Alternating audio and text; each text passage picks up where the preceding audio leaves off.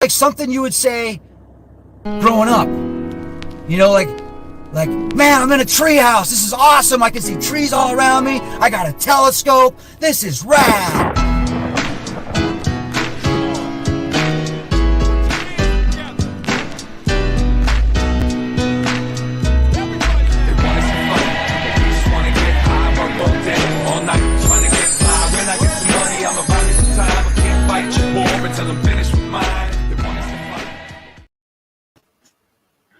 Good day, peoples.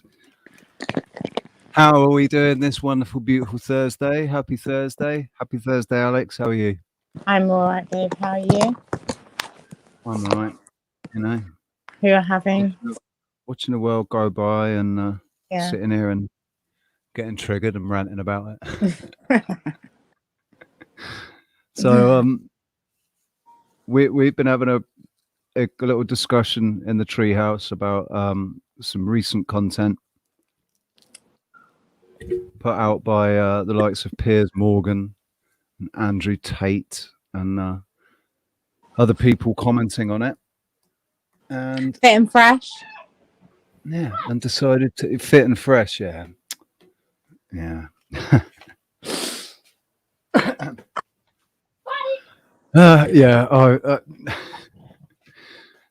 Well, you know how I feel about that channel, but they obviously they've been Andrew Tate seems to be the hot topic at the moment, and although I don't like him a little bit, I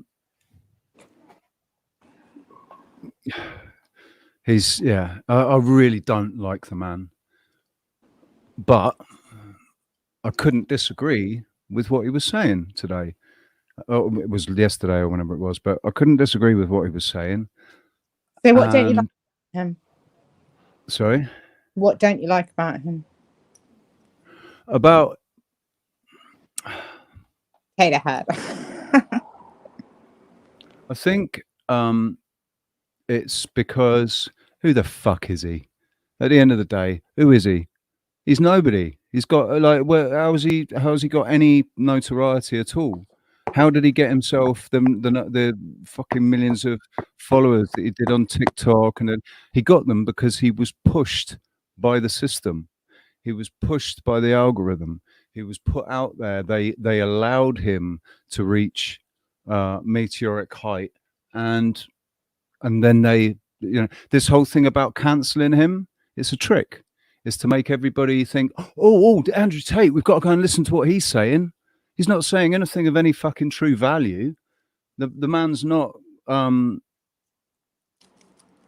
He's just speaking. He's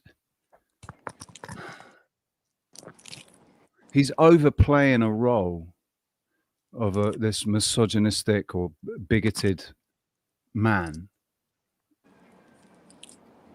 They call. I mean, I sort of. But you kind of agree with what he's saying. If he was doing it purely to troll the other side, I'd like him a lot more. But he's not. He's doing it for his own attention, and you can tell that the guy loves himself, really loves himself, really thinks he is the man, and clearly he's not, because he's overcompensating. But Piers Morgan, on the other hand, is he overcompensating? Sorry? Piers Morgan.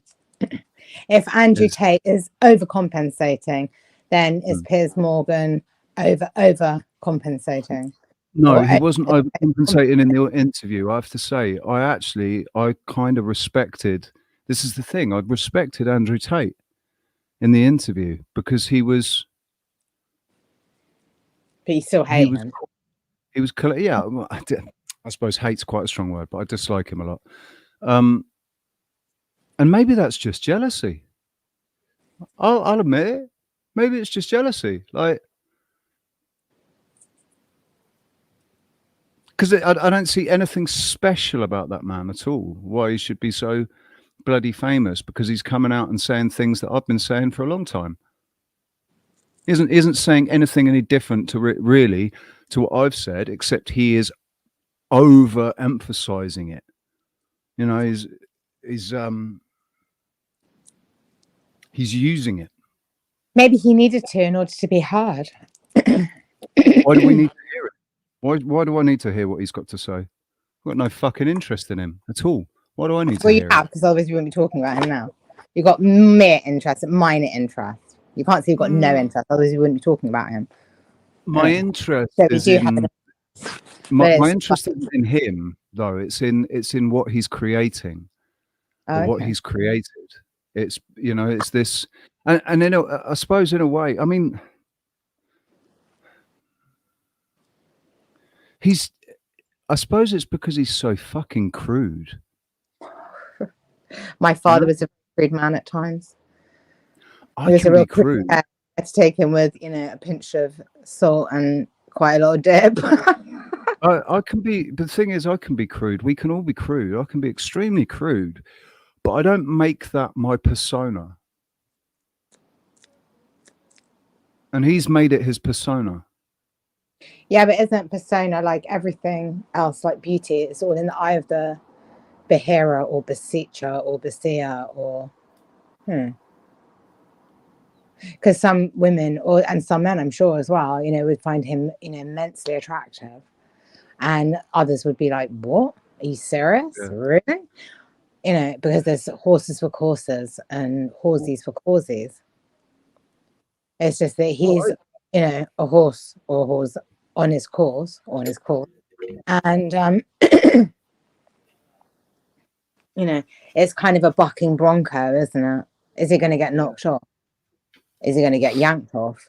Is he going to get, you know, no, we won't go there because that'd be very vulgar to say the next thing, which I'm sure everybody watching will know what I meant to say and be. Oh, he probably gets that every night. He's probably got a harem of girls that do it for him. Yeah, but can you imagine? What an effort. Ugh. I mean, I feel sorry for him for that. I mean, just dealing with one woman is just like, really? And now you want to deal with a load of women? Wow. You know, either fool or an angel. I don't know which, because I'm not going to be dealing with, and I'm not going to be dealt with because I'm too old for that sort of thing. But I mean, I wouldn't envy him for that. I would feel sorry for him. You know, I think like Muhammad said with the Muslims, you know, that you can have as many wives as you want, but my personal, this is what the Prophet Muhammad said, according to hadiths and everything, from what I've been told by, you know, my Muslim friends and my Muslim studies, you can have as many as you want, but my advice is just have one and do it properly. And I wonder if that wasn't just for women, but for children also. But let's stick with the women thing. So the Andrew Tates of this world, I mean, you can have as many as you want, honey, but you know, that's not the advice. As far as that's concerned, I think if all the women that are involved are all cool with that, then I don't really see why it has to be a problem. If all the parties involved are consensual, they're all, you know, maybe some of them don't like it, but they still do it because it's like, well, you don't like it, but you're the one that's there. You're the one that's, so, you know, it's basically the guy's just being honest and wants a harem. Put themselves that privilege, haven't they? Hugh Hefner had 3 wives at one point, you know. One of them really wanted to marry him, but he was not really going to have any of them. And you know, there's men who've had, you know, more than one. There was that program, do you remember? I don't know if you ever watched it. It was a program about polygamists, and I was actually invited to be a polygamist by my son's father. And I said, no, if I want to do it, I'll do it properly and I'll go to Utah. But that's a different story. I'm a Mormon. Exactly. But no, I watched a show on it, and you know, they all call themselves sister wives. And you know what? I was looking at them thinking, you ladies, you seem to know what you're doing, because this man is exhausted dealing with all of you, but you all look quite fresh. You know, they look like the fit and freshers, you know, and he just like, you know, he's like, you know, I'm doing what I have to do because that's what God told me to do. And you just thought, wow. I mean, you got to have a certain amount of respect. You got to Pardon? have a certain amount of respect for a Yeah. man. If he can keep 4 or 5 women happy enough to stay with him, or, you know, in that situation, you got to have a bit of respect for him. He must be doing something. Must be doing something right. He's obviously, you know, unless he's keeping them against their will, obviously. But if like I say, if everybody's consensual, they looked, you know, quite jolly actually. I mean, that's why I say they look like the fit and fresh, and he looked like the exhausted one. But he's the one who's being, you know, served. Oh yeah, baby, you're getting really served. Trust me, how. But he has to deal with the 5 women. One is hard enough, man. One is hard enough to deal with for most men. So I couldn't do it. I wouldn't be able to do it. I'm not against polygamy, but I'm not. It wouldn't be for me because I can't. I'm somebody that I don't know. I focus on one person, and to spread that out, I don't want to. I don't want to spread my attention. Thing, because a lot of the women that I knew, you know, when I was, you know, a young mum, I was a, you know, I'm not a young mum now. I'm quite an old mum actually, but you know, I was a young mum once.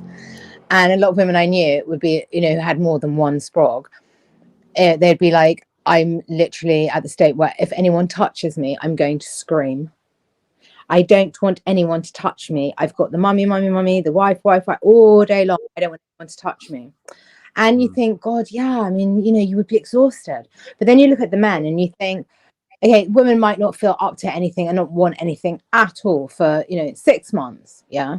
Should he go without for 6 months? Yeah, he could go without for 6 months.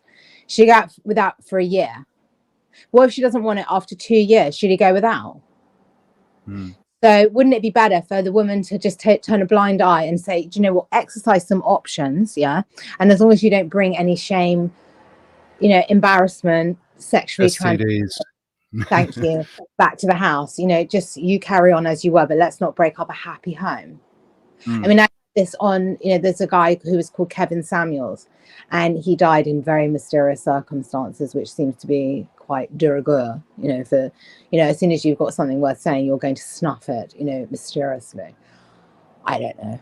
I'm not a mathematician. I don't know how many coincidences before it becomes a mathematical impossibility. It's not my thing. That's one thing I'm not an expert on, is the mathematics of such things. But when I was listening to him, I thought, yeah, I think you might be right. I mean, there was a lot of what he said that I just thought, oh, do me a favor. You've got some hope of that happening. You know, women be submissive. You can forget about it. Nice try, hon, but no cigar. Some women are, though. That's the thing, isn't it? Some women are, and are happy to be, and like to be, like and I don't know where that, you know, where that comes from. If it's because of the way they've been brought up, you know, the experiences that they've had that have made them submissive, or if they're just naturally submissive, or they're just waiting for their opportunity to, you know, cut a rug. Who knows? You know, because as Judge Judy said, you can't call to the state of a man's or a woman's mind. How would you know? I mean, if, you know, I've seen with a lot of Jewish men, you know, they first go for a good Jewish girl, then they get a divorce. Then they go for a blondie, and then there's a divorce. And then a lot of them go for an Oriental. Do they survive the experience? I don't know yet. Some do, some don't. I don't know. But, you know. Well, I think, you know, there's definitely stuff that women can do really, really well. But then, you know, you've got the same argument that a man could do it just as well. You know, would he like to do it? I don't know. If he does, then let him get on with it. And if he doesn't, don't bother. And, you know, whatever. I'm one of these people. I say, like, a woman can do anything a man can do, except impregnate a woman. And a man can do anything a woman can do except carry a baby. So yeah, but that's and I think there's definite there are definite natural roles, but by a woman, and they have a baby, even though there was 2 women and one injected the other with something else. That's called zygote. And then you have men or women who feel like they're men saying that they're pregnant.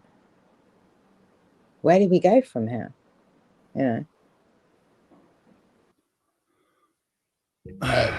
Thing. I mean, we've always had it, I'm sure, but it's just new to the likes of us, it seems.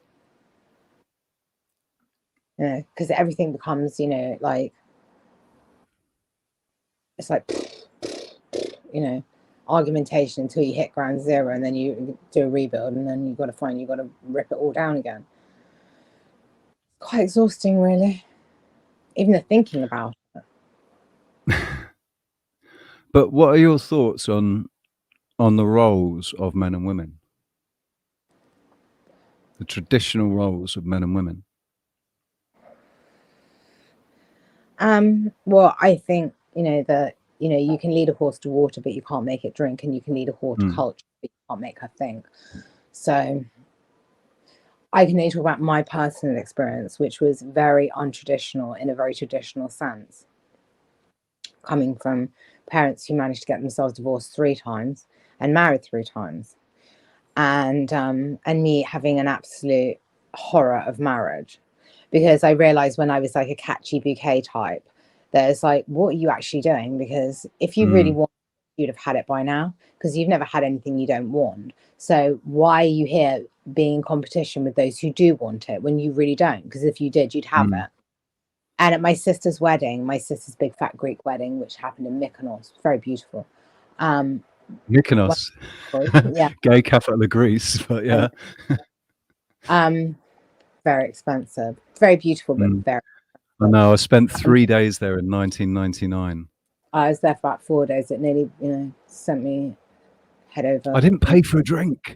I went out 2 nights, didn't pay for a drink, and I was on the 3rd day, or it was on the 2nd night that I left the bar that I'd been in, and I walked past this other bar that sort of the bar was actually on the on the front of the building, so the girl stood there, and she was quite attractive, and I went up and I ordered a drink and said, so I can't help noticing that there's a lot of men holding hands, and I haven't paid for a drink yet. The barman won't let me. And she said, didn't you know? Didn't you know? I was like, what? Yeah, this is like the gay capital of Greece, man. I was like, oh, and you okay, right. I just said, well, listen, where's the nearest heterosexual island? I want to go, and I want to, I've come out here to do some work and stuff, but this isn't for me. So she directed me to Paros, which was beautiful, absolutely amazing. But yeah, it's sorry, go on, carry on. Your sister's Greek big fat wedding.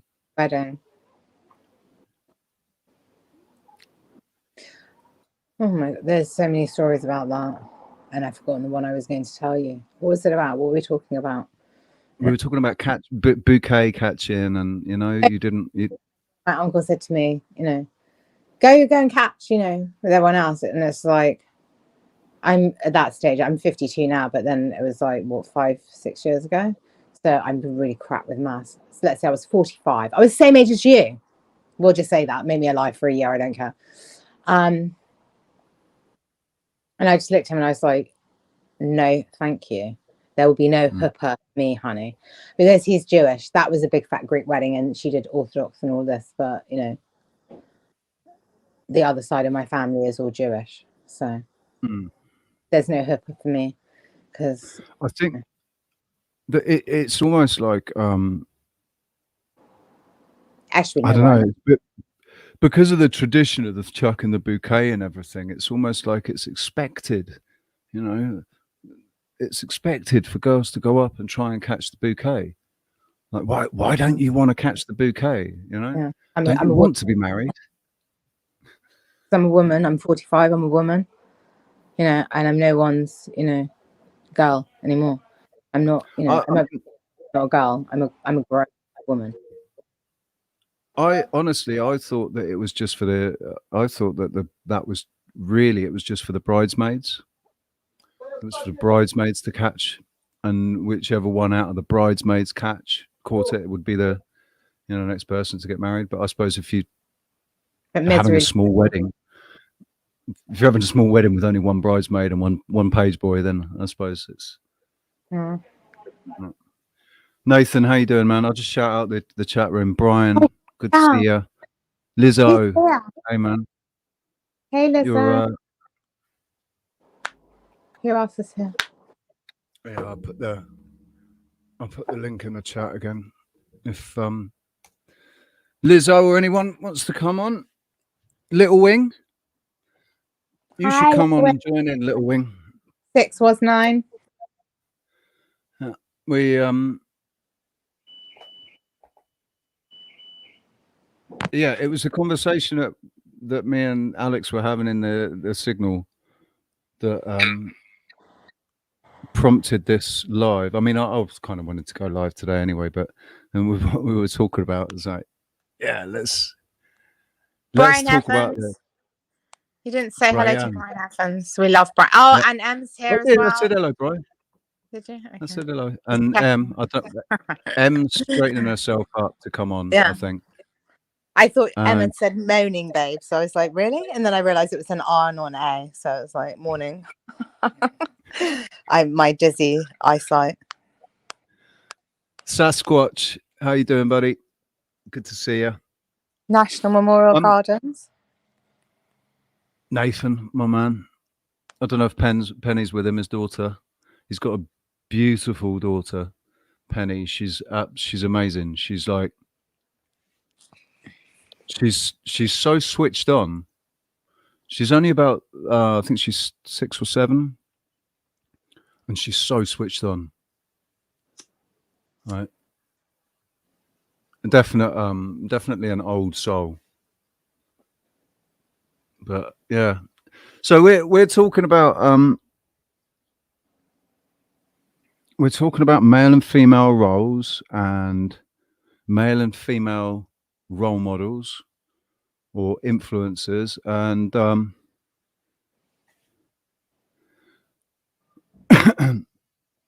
we were talking about Bono, weren't we?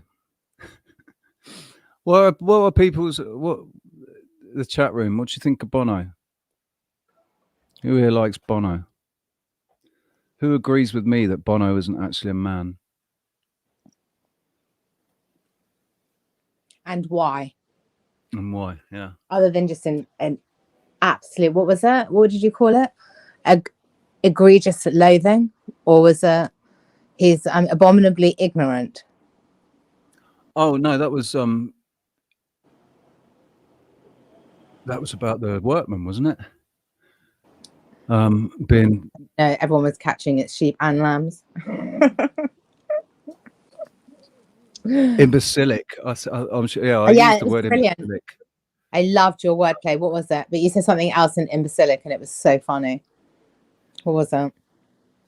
Moronic imbecility or imbecilic ignorance? Imbecilic ignorance. Yeah, it's fabulous.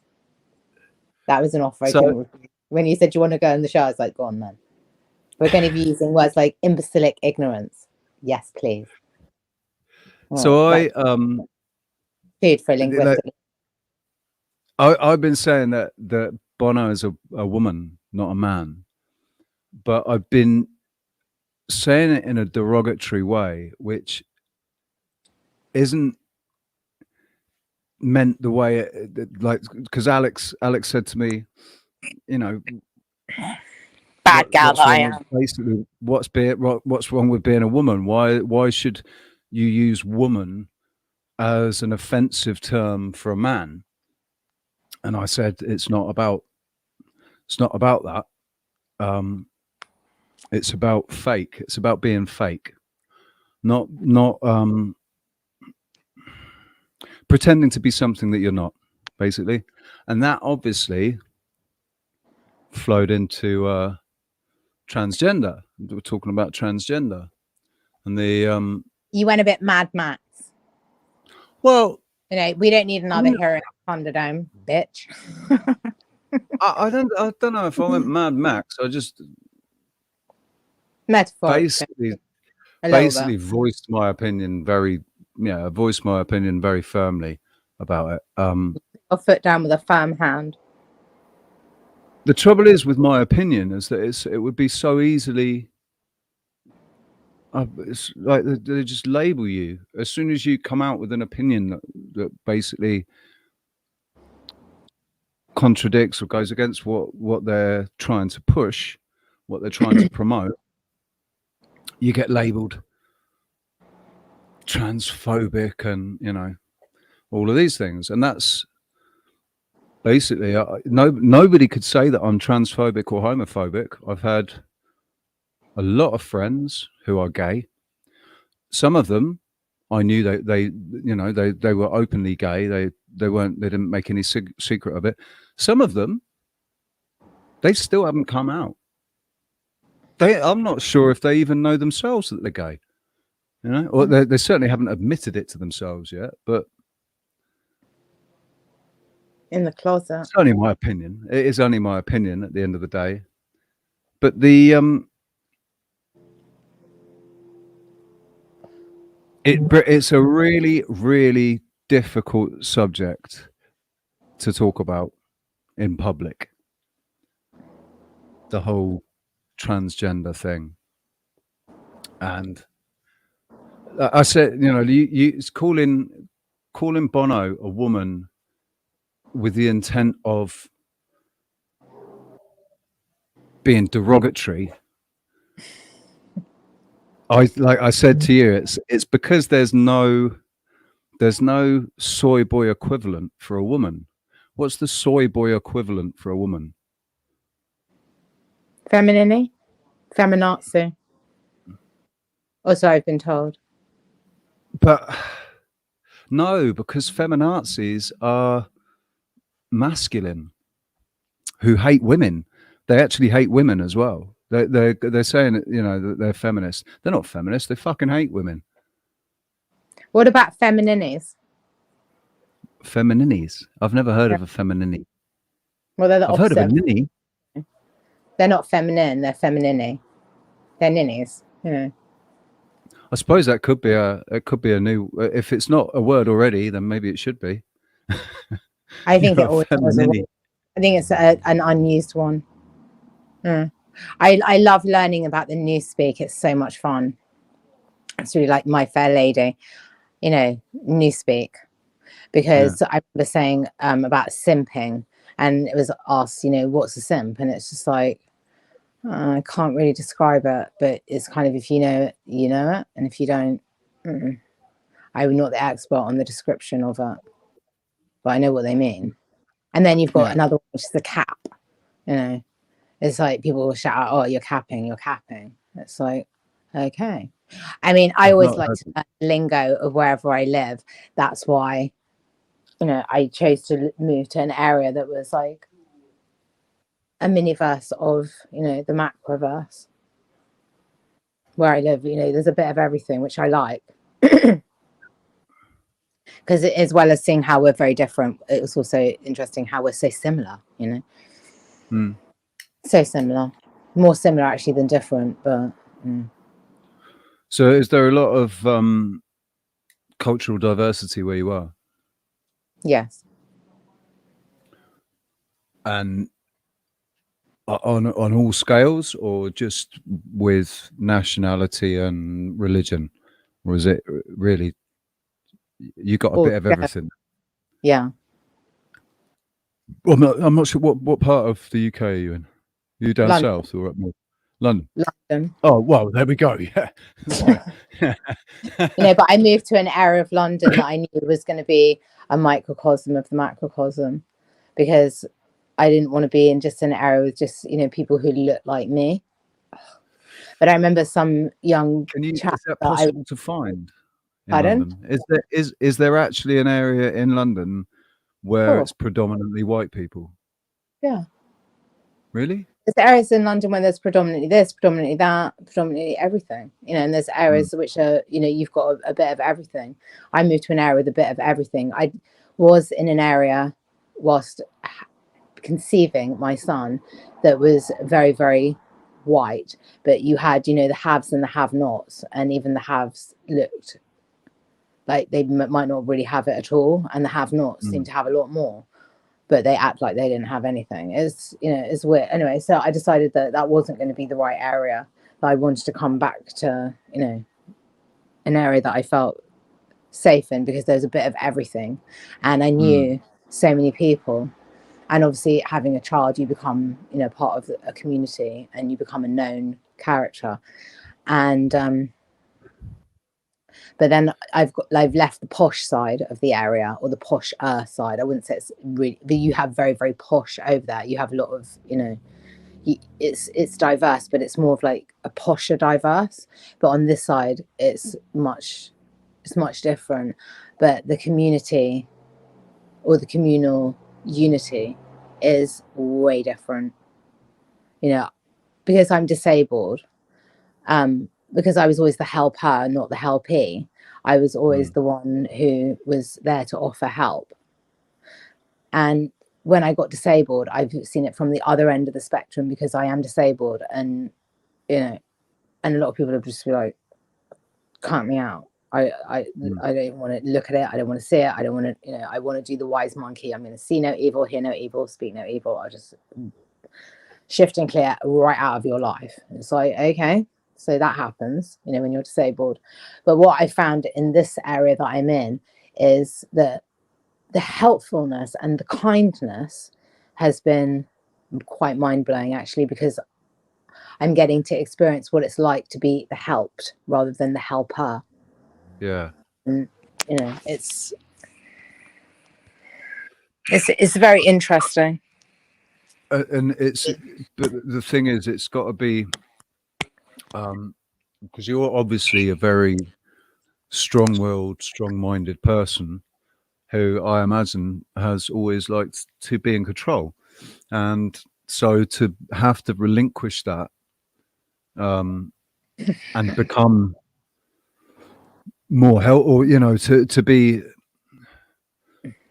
Well, it's to a be a matter more of helpless degree. person. Let's not, you know, say it's all of one and all of the other, because it really isn't. It's a matter of degrees of, you know, in certain things, I just can't do it on my own. So I have to, you know, I ain't too proud to beg. And on other things, it's like, get away from me, or I'll kill you if you dare to touch me while I, you know, I know I look like I really need your help, but if you touch me, you know, I'm going to turn into poison ivy. Yeah. And it's all about degrees, you know. It's not one or the other. It's just, you know, it's a minestrone. It's got all kinds of, you know, vegetation floating about in it. There's the odd dumpling, and there's definitely some pasta, letter pasta, you know. Oh, most definitely, you know, alphabetti spaghetti. Alphabetti spaghetti. I was just thinking. In the metaphor, you know, I'm talking about, you know, please, you know, I don't want recommendations or soup recipes. Thank you. Yeah, we're already in the soup. I remember when I had my accident and I was discharged from hospital in a wheelchair, and I got very I was fiercely independent. Like, people coming up behind me and starting to push my wheelchair. Have you been patted on the head? I don't remember being. Yeah, that, I think that would have. Yeah, if that had happened, I would have kicked off. Right, I would have really kicked off. But I mean, being in a wheelchair, though, self-control not to kick off. And you kick off with what? So your legs don't work properly. You've got no chance of kicking off. So, you know, you can go on a rant. You can swing your arms about, but God forbid they ban you, say fuck you and your wheelchair, I'm out. You're like, okay, now I'm really fucked, because now I'm here in my wheelchair, and I don't know if you had an electric one, but mine's not. So if I'm, you know, if I'm too feisty and too fighty and too monstrous, then you know, I risk abandonment in a wheelchair, which would be worse than, you know, if I didn't have.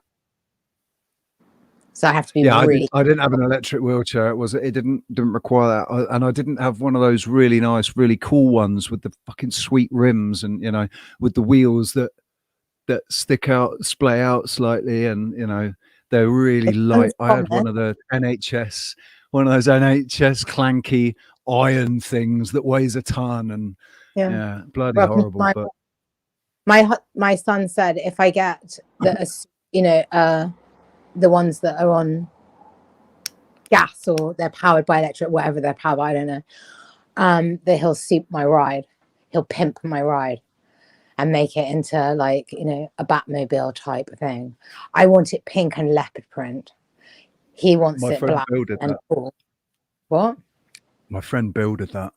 He had MS and he was in an electric wheelchair. He pimped this. Not with leopard. No, he didn't pimp the material. He souped up the engine basically, and his little machine was capable of doing something like 30 miles an hour. I'm scared of going to IKEA if they put me in one of those electric things and say just get on with it. I'm scared I'm going to kill an old deer. I'm terrified, or I'm going to knock down all the china, you know, and I'll have. They got electric things. Have they got electric ones in? Do they supply electric wheelchairs in IKEA? Yeah. Really? I didn't know that. And the path to IKEA's hell is paved with other people's good intentions of try the electric one, Alex. Just try the electric one. And then because I'll be, you know, bedazzled because I'm in IKEA, which is one of my favorite places because I really like simplicity. I like everything to be very, very simple. I don't want to be thrown loads and loads of choices because it's just like, it's too much for me. I just like everything. This is, you can have this, or this. That'll do. So I like IKEA. They do food, they do bedding, they do, you know, they just do whatever pretty much. Apart from clothes, they don't do clothes. But I like IKEA. And I'd be so overexcited because I've only been out of the house in the last year 4 times. No, that's 5. 6 times. 6. We'll go 7 times. The outside world got his teeth into me 7 times. But that's it. That's not even once a month, you know. No, not now, is it? Bloody hell, we're in the 10th month. Yeah, but for me, it's an ongoing thing. This is just in this house. I'm just talking about the last year. Never mind about since 2019, since I got, you know, since I had my collapse. After Christmas, after New Year, because I didn't want to cause, you know, alarm, harassment and distress to the residents in my boutique boarding house. So when did you, how long have you been kind of immobile? Since I collapsed, which was on the 2nd of January 2019. This year? 2019. Oh, right. 19, so just before the pandemic. Yeah.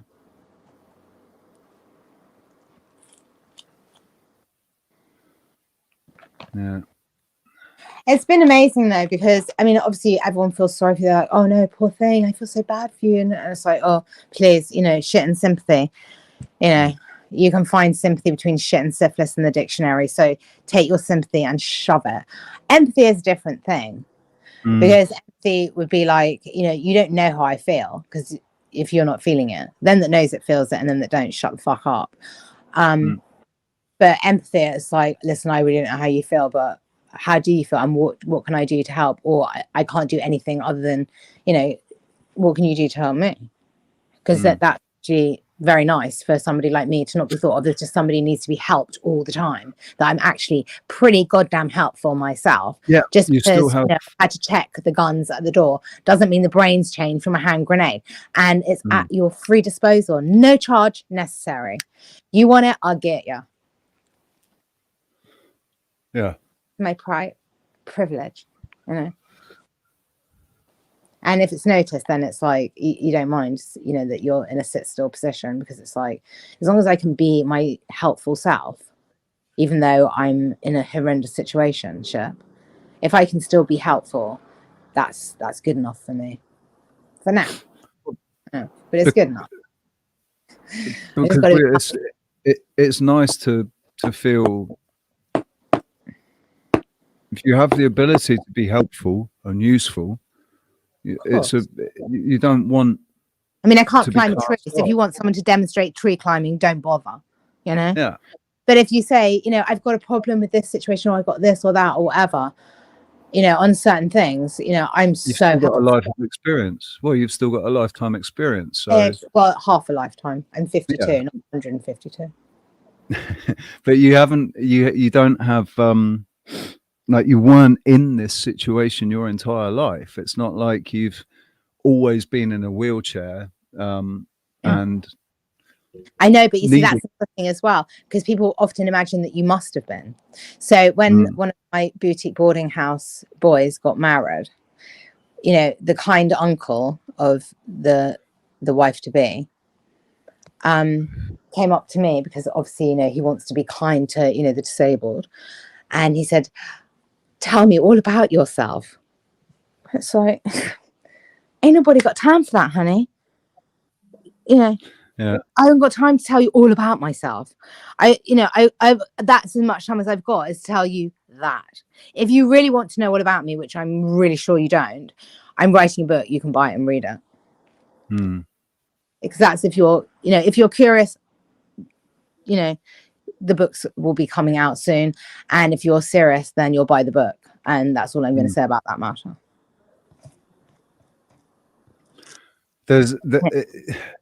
I hate that question, man. Tell me about yourself. Like, exactly. Where would you like me to begin? Fuck. Yeah, how long have you got? Really? Okay. Yeah. It's like, I get you're trying to be kind, but I'm not going to pave the path to hell with your good intentions and my life story, because anybody got time for that. And why do you want to know? What, so you can sit there and be all sympathetic? I mean, I think people just, you know, they're not really, they don't really know what to say, so they'll just say something, you know, and it's up to you how you take it. You can take offense, but that would be stealing. So I don't take offense. Unless you're giving it, I'm not taking it. If you're giving it, I'm going to give it straight back. But if you're not taking it, and I ain't giving it, then, you know, you can say what you like. You know, we'll just say that, you know, you didn't get a very good script, you know, and that's not your fault. You know, your script isn't good enough. But what I can do is I can actually help you develop your script. And if I can do that and it helps you, then hello, I'm very happy. Yeah. But I'm not going to tell you my script. How boring, you know. I think my first question would just have to be like, why? Why do you want me to tell you all about myself? Can you imagine them answering it? How long have you got? Sometimes you don't need to encourage them to, you know, look like a fucking idiot. Just know that they, you know, yes, you are. I know. I'm going to give you a get out of jail free card, because I need to shift and clear. I need to move past this nonsense into, you know, where I'm going to learn something else, because you already told me what you told me.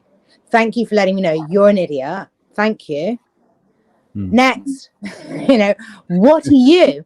Am I meeting the next idiot, or am I meeting, you know, somebody who ain't a sucker born every minute, you know? And how will I know if I'm constantly arguing with fools? You know? This is why yesterday when Em and you were having that whole thing, and I was like, no, don't, you know, clap back at them. You're just encouraging it, and you're wasting your own time. If they say, oh, I think, just be like, really? How was I? And they'll be so shocked. Yeah, they'll be talking like, about and then they'll just be like, next. And they'll be so grateful that you actually gave them the get out of jail free card, that they're now going to be your really good friend. And what we have to remember from Alien film is, my enemy's enemy is my friend. My enemy's enemy is my friend. And it's worth knowing these things. because people want to go, oh, it's all hidden. It's all hidden. Oh, it's not. It's hidden in the wide open. It's just, can you see it? If you can't see it, then I can't help you. But if you can see it, and I can tell you what it means. I don't subscribe to that. My enemy's enemy is my friend. I say my enemy's enemy is my potential ally, not necessarily a friend, but a potential ally. It's so Jewish. Always with the words. Words. You are sending me into a My Fair Lady tandem. It's your fault. You're bringing it on yourself. And if you want to sing song, then you're going to be the victim of your own success. Because I know the song line. Takes one to know one. Because I know that you know them too. I don't think I've ever seen My Fair Lady. Are you serious? Mm. Oh my God. You have to watch it. You're absolutely, you will. I mean, if I can get a black man, a real,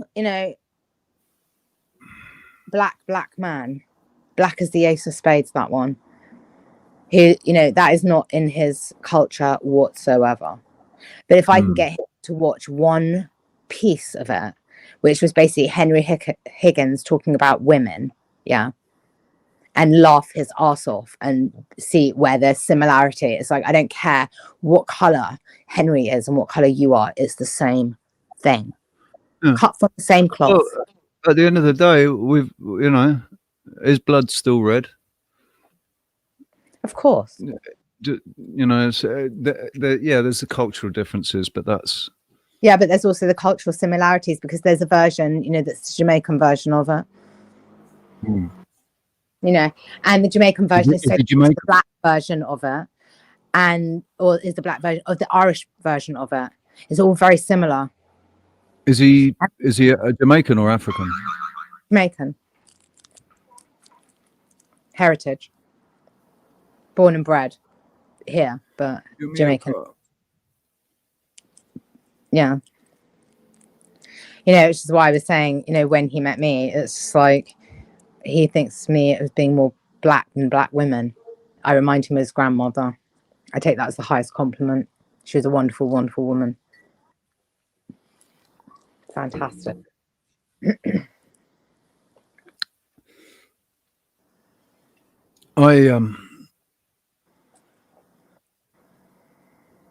I would love to go to Jamaica. I've never been, and I'd love to go. I've watched a couple of videos.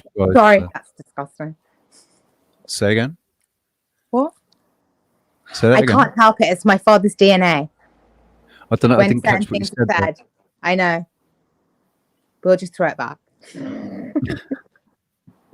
Where's when M? You think about it, you'll get it.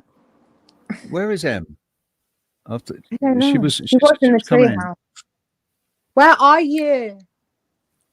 Well, that's what my phone was. It was M in the treehouse.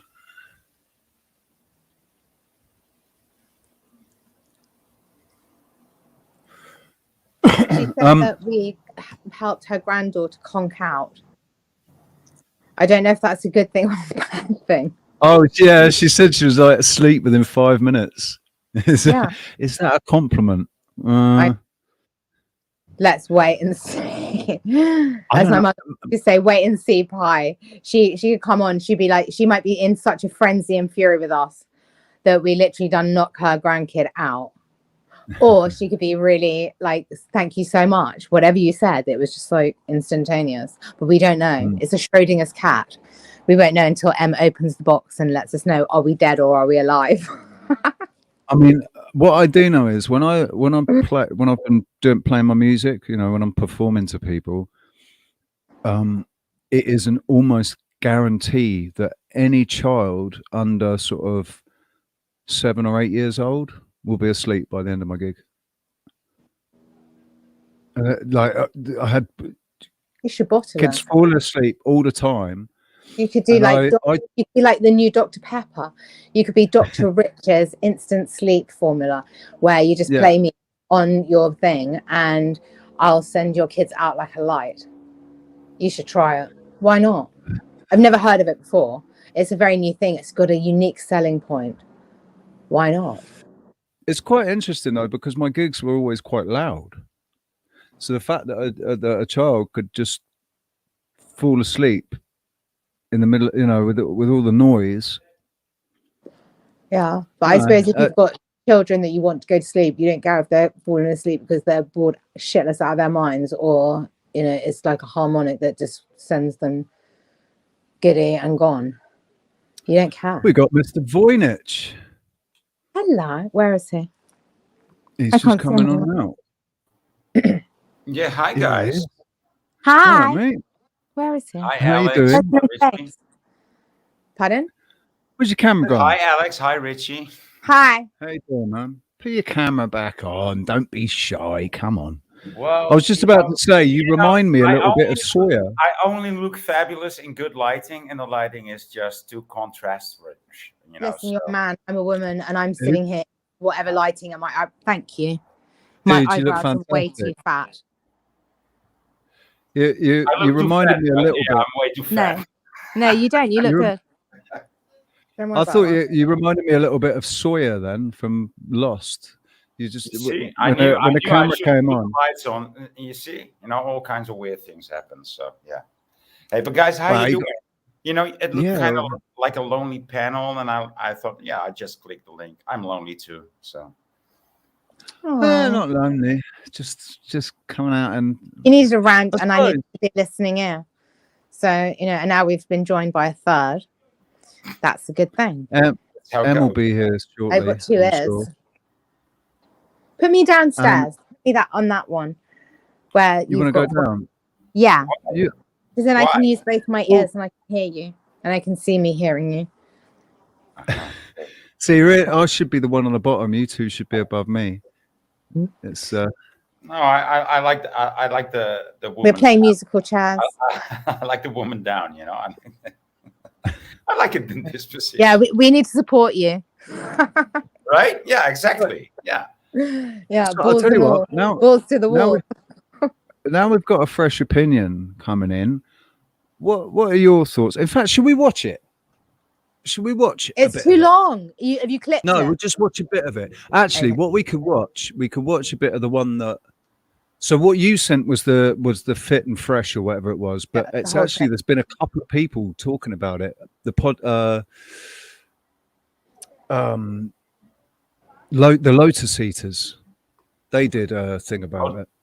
I don't know. That's a channel, I guess.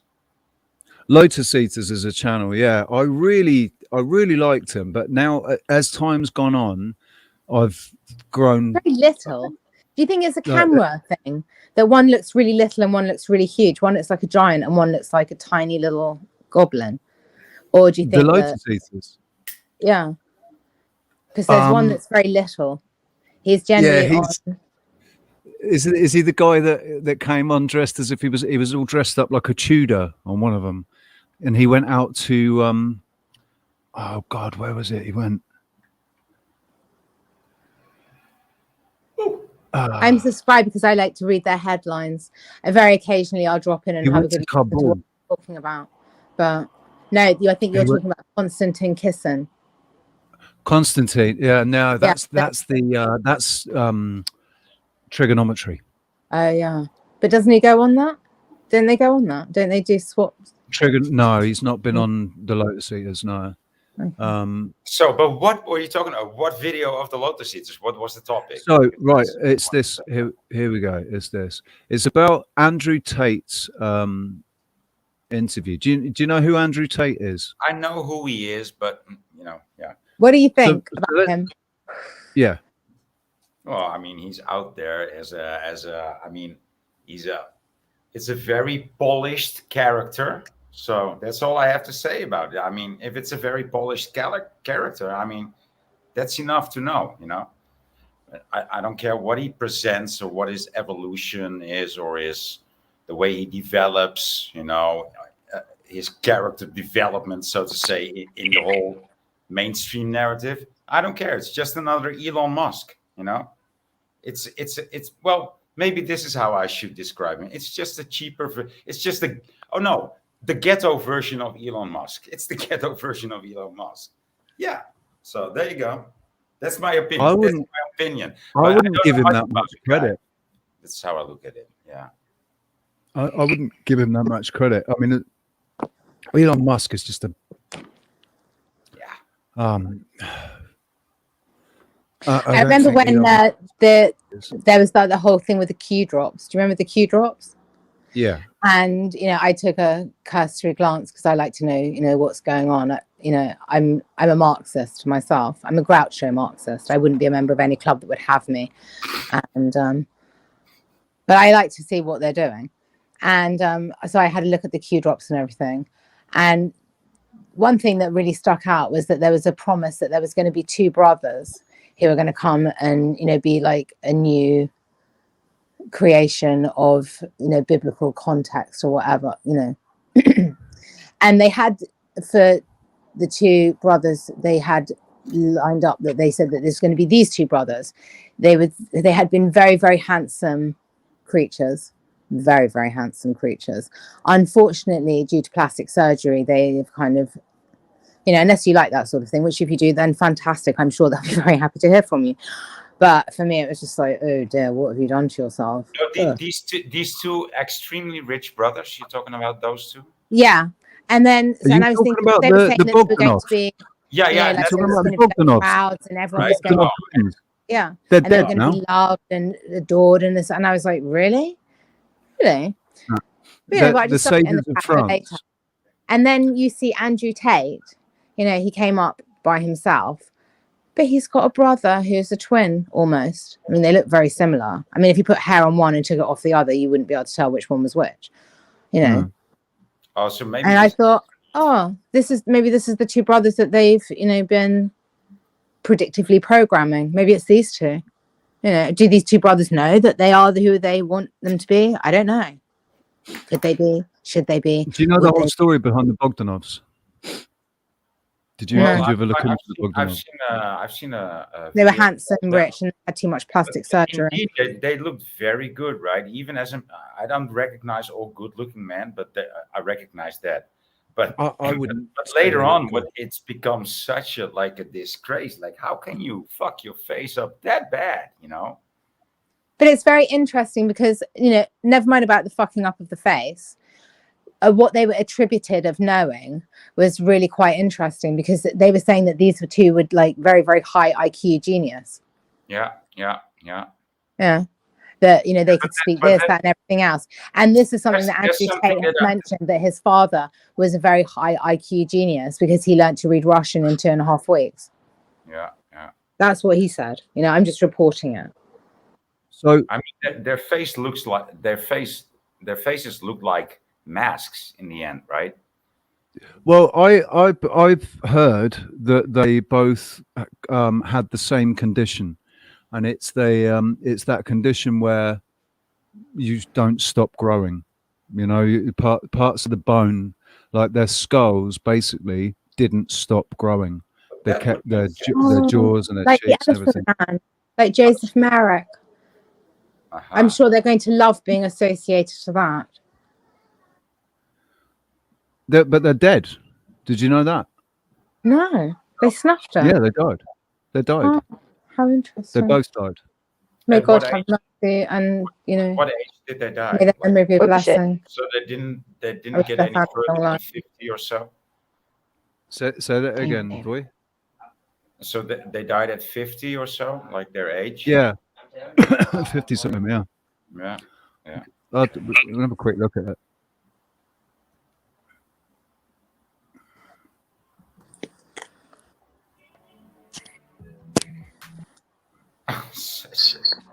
No, but I don't believe the story that they have a disease. The Bogdanovs are identical twin brothers, best known for producing the science fiction television series Temps X and their involvement in a theoretical physics dispute. On 4chan, the brothers are associated with a list of grandiose conspiracy theories known as the Bog Pill.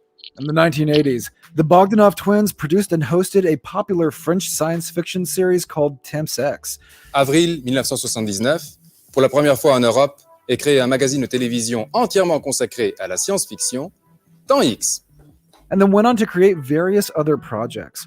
Other shows the brothers have produced include Project X13, Rayon X, Science X, and Science 2. In 2002, the twins were accused of fabricating information for their PhD theses, sparking an infamous academic dispute called the Bogdanov Affair. Rumors began circulating that the twins deliberately orchestrated the hoax to bring attention to faults in the peer review system within the academic community. The press began to comment on the brothers' altered appearances starting in the 1990s, suggesting that they had undergone cosmetic surgery. The brothers denied the accusations about implants, Botox, and fillers, instead claiming that they were the subject of radiation experiences in the United States. Some fans suggested that the changes in facial structure were related to a rare hormonal disorder called acromegaly, but many insisted that there had to be a procedure, or several, to warrant this great change. Journalists called them freakish and said they looked like cat people. They also pointed out that the twins' facial changes bear great resemblance to other celebrities who have admitted to going under the knife. The twins' presence online has largely been fueled by Reddit and 4chan users. A 2015 post to the WTF subreddit showed their plastic surgery over the decades. Starting in 2016, photos of the twins were posted to 4chan's politics board, and lists of conspiracy theories about the brothers made their way onto the site over the following years. Some examples are that the Bogdanovs know aliens, have psychic abilities, and will guide humanity into a new age of wisdom, peace, and love. Grichka Bogdanov was hospitalized with COVID-19 on December 15, 2021. He passed away on December 28th due to complications related to the virus, surrounded by loved ones at the age of 72. And just 6 days later, his brother Igor passed away after being hospitalized for COVID-19 as well.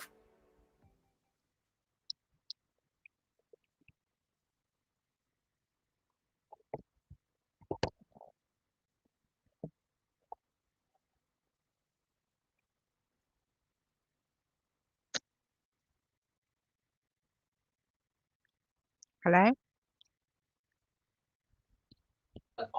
I'm here. I just had my mic muted while I was listening out to the and they're the twins, but that look, everybody that gets an extensive amount of plastic surgery. Hey everybody, by the way, sorry, I just jumped right in there and just blah, blah. But that look, they all start to develop that high cheek, what I call the cat look.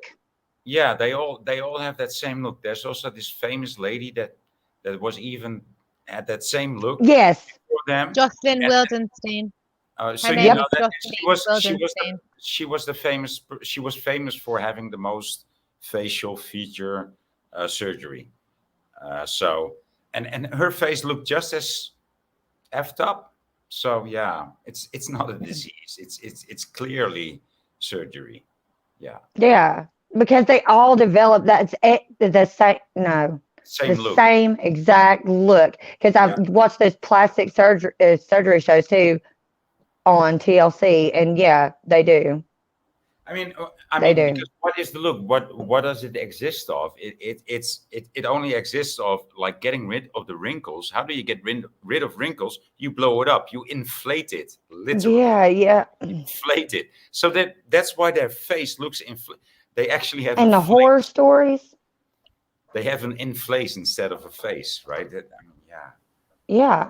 So, what did you say? So who knows? Inflated. But who knows about? There's a story that back in, I think it was in the 90s or early 2000s. Basically, France was going bankrupt. Was absolutely going bankrupt, and one phone call from one of those Bogdanov twins, they saved France. That was the story. The Bogdanov twins saved France. What year was that? I think it was in the 90s, the late 90s, early 2000. Okay. I never heard that, but Me neither. Yeah. That's crazy.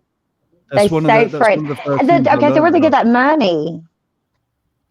Well, yeah, where did they get that money? And the thing is, as well, they said the Rothschilds were scared of them. They were bigger than the Rothschilds. That's what they were saying. They're saying everybody thinks that the Rothschilds own all the banks. They don't. We do. They do. Well, but But it didn't how come help we them never against heard of them? COVID, did it? Didn't help them with I mean, COVID. yeah. I mean, they probably went to a They were Rothschild unthinkable, huh? and then, if we want to go with a conspiracy theory, let's say they went to a hospital for the COVID. There was a Rothschild hospital, and the Rothschild And they got them. secretly infiltrated the nursing team, and that's how they got them. Sent the little nurses in there, the nefarious nurses.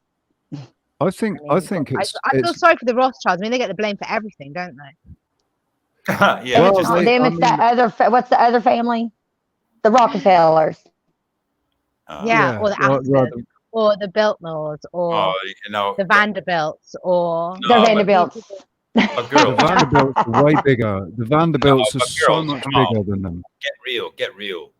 Of course, these are Don't not. get me started on the Vanderbilts, darling. No, don't think. Don't think that we know the names of the people that are actually in charge. That would be foolish. No, exactly. That's what I said. I was like, you think they're running around here telling everybody who the hell they are? Right. Yeah. And I'm sure the Vanderbilts aren't even the Vanderbilts anymore.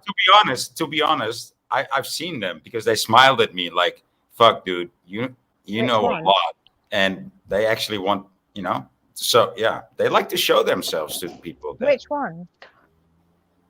They do not. They don't write you a card or a message like, "Oh, hey, it's me." They just look you in the Hi, eye. it's Anderson Cooper here, writing you from the estate. Money. No, it's not like that. The thing is, they're the same as all the rest of them. They're just massive, like oversized, overinflated egos, because they think that they are so much more than they are because they've got the money to allow them to do things. Yeah, well, Yeah, I was a multi-billion. Well, you know what happens? That's what they've got. It's not about the money. The rest of us don't need money. We have other things, other talents, other. I mean, look what happens, Richie. Look what happens. There's a form of flattery. I'm sorry. And you have to have a lot of money to make that kind of flattery. Lemma? Well, they have all. No, but I think it's not so much about the money, because the money is as much as I need it. I also know that it's an illusion, and do you know what happens when there's a war and people don't have any money and they need to survive? You know what people do? They team up and they survive. Yeah. What do you know? Yeah. That's what happens, and just as simple as it is to me. And how would those teams know how brilliant they were unless, they had the opportunity to prove themselves? Otherwise, it would just be a lot of chit chat, wouldn't it? I think a lot of that is to do with people telling them their entire lives that they are, they're different from everybody else and they're special and they're destined for great things and they're gonna just programming from birth. Yeah, but then you want to look at the increase, in like the popularity of girls' names. It used to be like an Agnes or a Dora, and then it was like a Charlotte, and then it was like a Louise or a Sarah, or now it's like a Chardonnay, a Champney, Emma, a Champagne. No, that's not. I don't know if that's a popular girl's name. It used to be, but nowadays Emma was a couple years ago. A couple years ago, it was like these things, they change. They roll. It's like a dime. They roll on. Maybe we're going to go back to like when the 80s. Amanda and Jessica's were really popular, because I went to school with a lot of girls named Ashley, Jessica, and Amanda. Me and my sister, though, we were the only girls in the whole school. My mom's name is Sharon. Exactly. But we were the only girls with our names. I was the only Emma, and my sister was the only Leona. And we're actually, people still do kind of know because of that. But our names weren't popular at the time we were born. It was from the era before, because we're named after our great grandmothers. Have you ever asked your mum why she chose two names that weren't popular? That's why. I'm named after my paternal great grandmother. So I'm named after my dad's grandmother. And my sister is named after my mom's grandmother, my mom's grandmother actually raised my mom. Yeah. My And my grandma is Emma called, is was, just was awesome. called Sylvia. My grandma's called Sylvia, that and name. my other gran was called Joan. So yeah, they're both getting. But if I'm I not have, gonna And if I mine- do know ever my have grandmother's children, names. You know, I'm gonna keep that for My dad. myself. well, if I do, if Oh, I ever that's have so a sweet. boy, I would like to call him Jack. My granddad was called Jack, and I'd like to call my boy Such a Jack. popular name. I think it's a brilliant Jack. name. My Was son it wants Cheap to name Jack? his son Arthur. Jack, be nimble. Jack, be Arthur. quick. Jack, come play with the candy. And I was like, why This- Arthur? And he's got a bearded dragon named Peter. My son's Arthur's name a is cool name. Tristan. I like Which I English thought was names, cool. traditional Yes. traditional English names like Cooper and Archer. I like Love Cooper the name and Archer. Archer. I love. I'm Sagittarius. I love the name Archer. Yeah, of course. Yeah. I love that. I love that name. And I did not So, name my son Tristan after that stinking movie. I actually had a female friend from childhood whose name was Tristan, and I liked it as a gender neutral name. So that's where I got his first name from. Tristan as a Tristan. Oh, I had a I friend thought, called Tristan. Tristan. I thought it was a male name. It's a It's Yeah, my but- son's name, but the first time I'd ever heard it when I was growing up was I went to school with a girl named Tristan, okay. and okay. it spelled the exact same. I like it. Though. spelled. I mean, yeah. I actually think that it's very charming when a girl or a woman has a man's name. You know, not all, I like not all the Taylor. time, but sometimes it's really charming. Like, oh wow, you're called Little. You are called Little John. You know, they say that in my country. Yeah, you're Little John. Where are you from? I Wyatt? like. The Netherlands. Oh, You Could you watch not the tell Planet from his accent? Sweden channel? Yeah. no, Yeah, they but I wasn't quite sure. it can only be Danish or Netherlands with this accent. Yeah. Now I hear Well, it. Now I hear it. Dude, it's definitely the Netherlands. Yeah. I bet Yeah, I you watch sound Sanity freaking for Sweden? hilarious. What's Do that, you Alex? watch the guy on Sanity for Sweden? Yes, fucking love him. Yeah. I do. Absolutely love him. He's brilliant. What about Age of Truth? Who? Age of Truth TV. Age of Truth TV Age- with don't- Lucas Alexander. Richie. I don't think I know that one. Rich. I might have come across it, but I've not gone. I am it's been a I'm long Marb. time. Okay. Oh, how you guys like my Freddy Krueger look? I'm dialing in some Freddy Krueger look today. And guess what? Is it Freddy Krueger got or is a it hood. Dennis the Menace? It's Dennis the Either Menace, one. isn't it? I don't know. Did he I'll wear go stripes? Because Dennis sometimes I don't know. I like Freddy Krueger, but I could be Dennis the Menace. Oh, you talking about my hair? It's because I didn't have time to straighten it. I got so excited about you guys. I think I said, fuck Dennis it. the Menace. I think Freddy Krueger based his look on Dennis the Menace anyway, didn't he? What? No way. Yeah, I Dennis think so. Krueger, Dennis the Menace. Freddy Krueger, Dennis the Menace. No, how? Explain. They did right. Me and him were like, how? It needs a lot of Make it make- explanation. It's like a snake Dennis and the it Menace. acts like a snake. It's a snake. And if it's a Dennis kid the snake, Menace. it's going to grow into a grown snake. So, you know, Dennis the Menace It's came out snaky. before was around before Freddy Krueger. That's why I say Yeah. that Freddy Krueger based his jumper was based on Yeah. Yeah, the jumper. Yeah. Okay. Yeah. The sweater. anything to cause a little trauma. Well, did you see my face? Like, psh, What I love is how they ended up. They used what film was it where Freddy Krueger was the one that actually comes and saves the day? They get Freddy Krueger to come. oh, into Freddy the dream. versus Jason. That's probably No. Freddy versus Jason. Yeah, but I That's don't know. him. I think it is Freddy versus Jason. There. Oh. Yeah. Yes. No, no, Freddy think so. versus Jason. I don't South have a Park. clue because I didn't watch that movie. Oh, South Park does that too. It was South Park. I like the It was cell South Park. Huh? where Jason Jennifer Momoa. Lopez has to go in. Yeah, into the dream state. Do you know what I'm talking about with Vincent D'Onofrio and Jennifer Lopez? And she plays some sort of agent. They're trying to catch a serial killer, but she has to catch him through like this dream state where she goes in and sometimes she gets trapped in there. It's a good movie. What movie? What's it Really called? good movie. The Cell. No, it's Jennifer Lopez and Vincent D'Onofrio. It's one of those psychological thrillers, kind of like The Secret Window with Johnny Depp. I think, I don't know, possibly the fact that Jennifer Lopez was in it might have made me steer clear of it. It probably was so, because I'm not a big fan of hers, but I love freaking Vincent D'Onofrio. Like I love that man. No matter what role he plays, I love him. What else? He's like Billy Bob Thornton, who's my super secret celebrity crush. Like, what else has he been in? Billy Bob Thornton. Not so secret anymore. Vincent D'Onofrio was on Law and Order, Criminal Intent. He did that show for a while.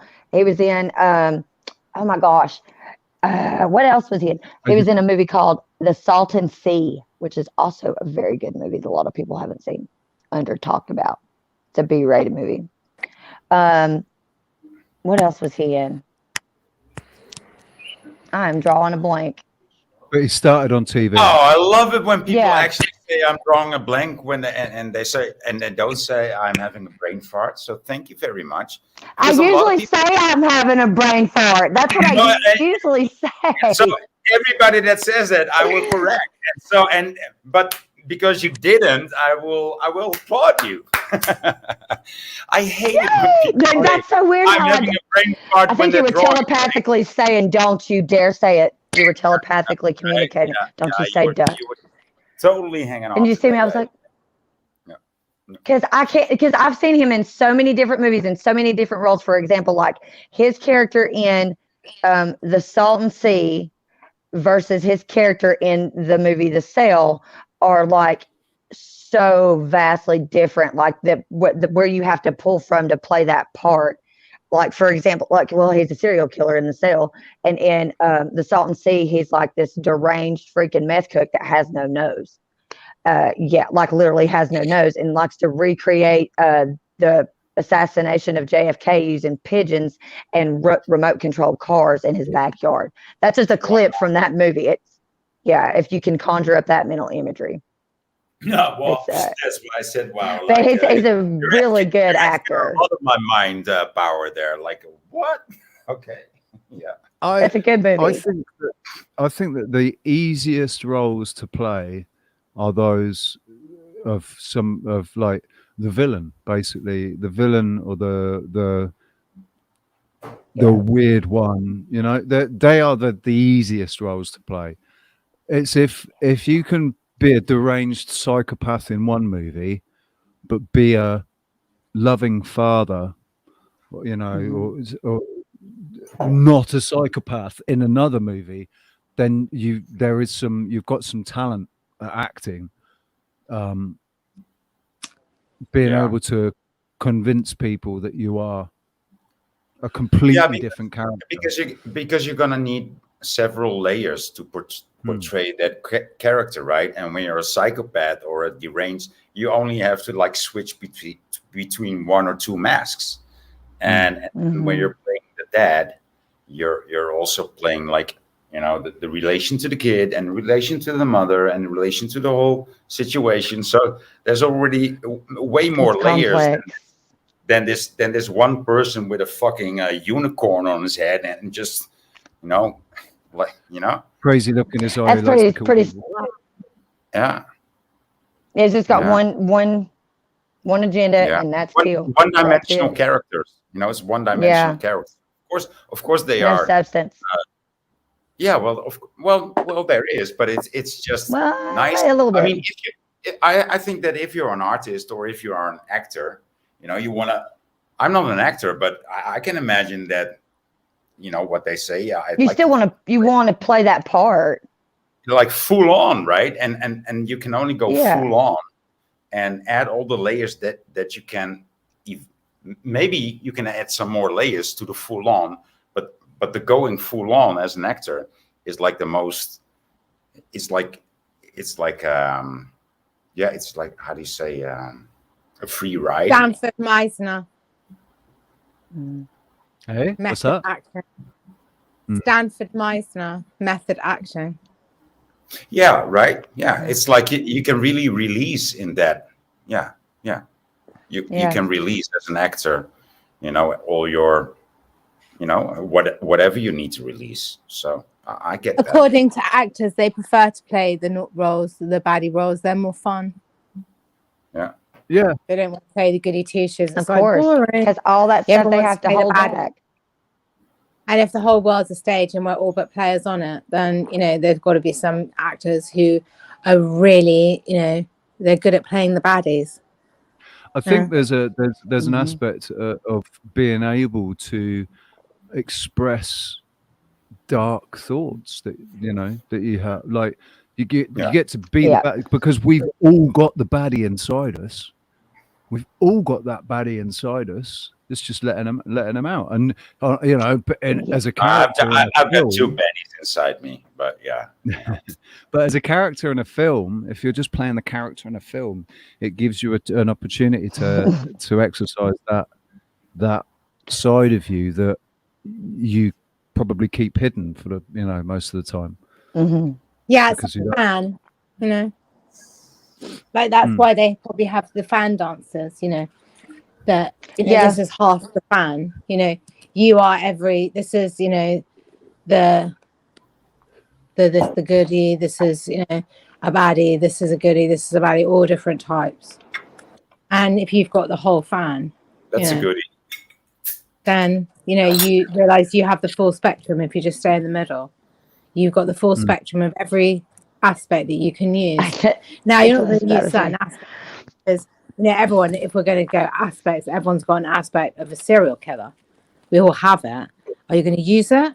No, that's not me. Well, it is you. It's just you're not going to use it. I don't have the aspect of a serial killer. That's just crazy. I mean, these things just.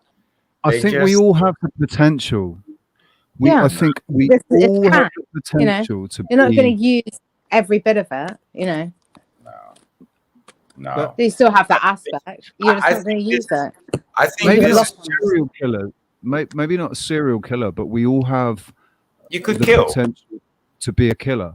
Oh, to be a homicide. Yeah. I would agree with that. There is one at a time, one after the other, and they shouldn't last too long. I agree with the killer, but not the serial killer. It's not like that's inside all of us.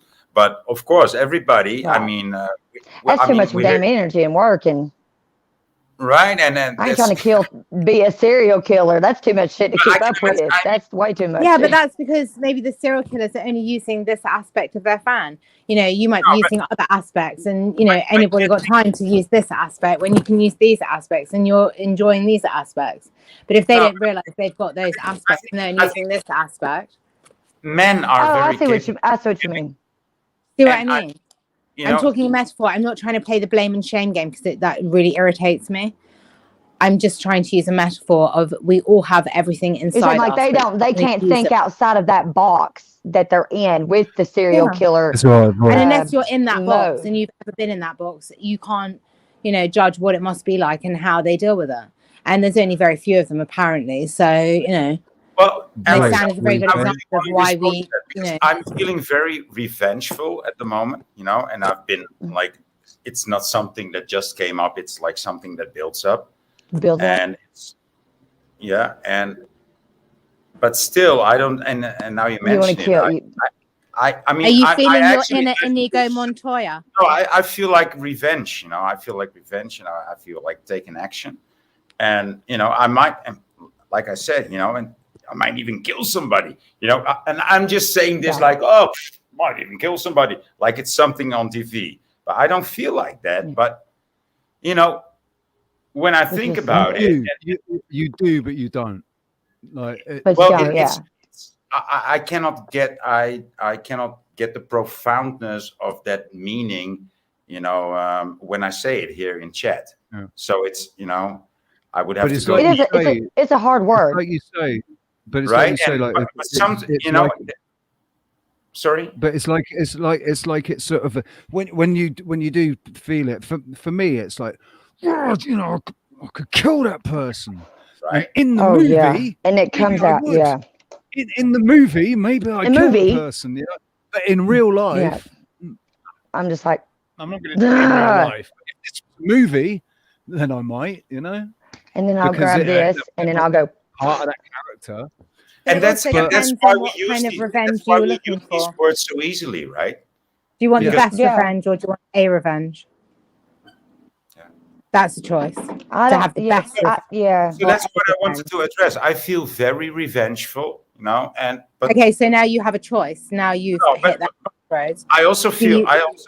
what I feel when I started feeling revenge, I felt like this is not me. Thank you. Right. This is not good. You know, this is Yeah. not good. Something needs to Thank change. you. Something needs to change. You know, something needs to go. Amazing. Thank you. But because this is the shadow. This is the shadow. This is our shadow, right? What the shadow work that we have to do is with that person that does want to kill. Right there. You know, whether it's a loud voice or a tiny voice, whether it's a strong impulse or a weak one, there's still it's something that attacks me from the outside, and that has hurt me so often and so much. So the next question to ask in that situation is, do I want revenge or do I want the best revenge? Yeah, well, What do you want? No, what not do you want? Do you necessarily. want? I want to change. You know, it's not. Why? You got I to don't- eliminate that Why? shit. If you don't know what the revenge- answer to no. those two questions is, do you know what revenge is? Yes, you Revenge, don't want it. revenge So would do you be. know what the best revenge is? Because the Revenge best would revenge, be a you might remedy. decide, actually, I'll have that instead. No, but Yeah. I get. No, it's definitely a remedy. Definitely a remedy. But do you know what it is? Do you know what the best revenge is? You know what a revenge. A solution would be the best revenge. You know. Do you Right? want the best? Do you know what the best revenge just is, let or do you just go. want to keep talking round and round in circles? Sorry, I get really What is impatient. that? The best revenge is living well. Yeah, I've heard that one before. And letting them see you live I that know. way. I'm only here to remind you of what you already know. I'm not here to tell you what you don't Yeah, know. With the best, I'm here the to best remind you of what revenge you know. is to essentially disconnect from, you know, so it doesn't matter any. Like not needing to take revenge is the best revenge.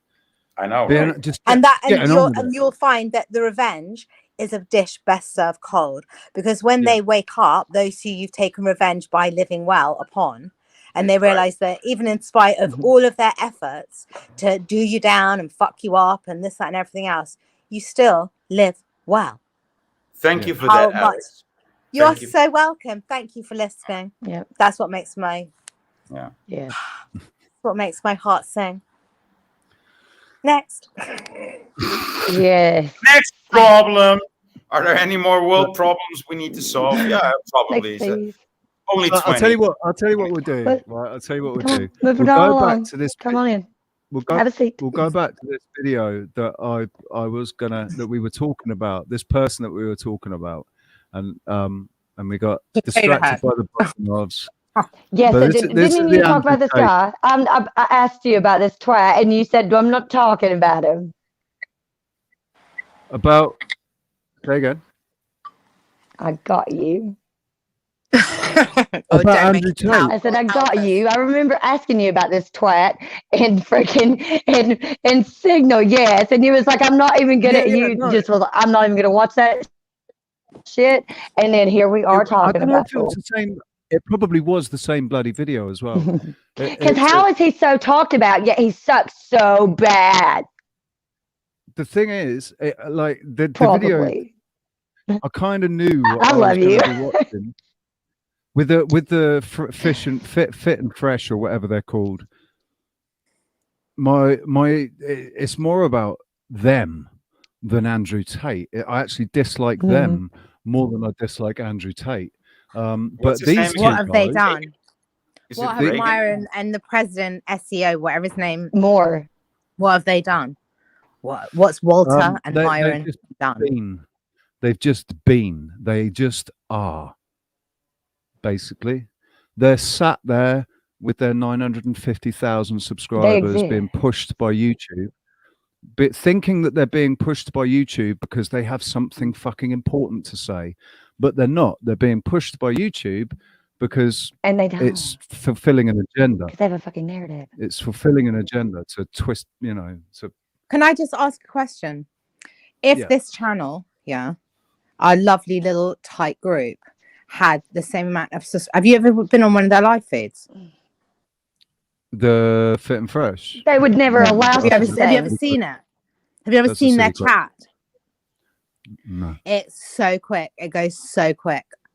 Mm. But when you compare it to the chat that we have Mm. such a nutritious, wonderful, fabulous chat. We bring up all kinds of things and sharing, you know, we're totally, you know, like a pack of wolves in such a way. I bet there's, You know, and I bet there's they, you know, I wouldn't necessarily think it would necessarily be a good idea right now for this channel to have as many subscribers as their channel. So, Right. you know, thank God there's somebody's keeping the other people who need a channel busy. So I'm so like, thank you so much, because you are keeping them busy. And, you know, 80-20 rule, you know, the 80% of what they say is absolutely sensible and 20% is just like, oh my God. But it's ever been thus, you know, ever been thus. And you know, but with us, you know, 80% is, you know, also really, really fantastic. But we only have to deal with the likes of us right now. Yeah, I appreciate having only like a few hundred subscribers, or when I, you know, only having a couple of thousand subscribers, because see, they might envy you. They may be like, oh my God, that guy's so lucky because he can really get down with it and really have like a proper conversation. He hasn't got to show off the whole time. Whereas we have to show off the entire time and constantly come up with this, that, and everything else. And, you know, they must be exhausted.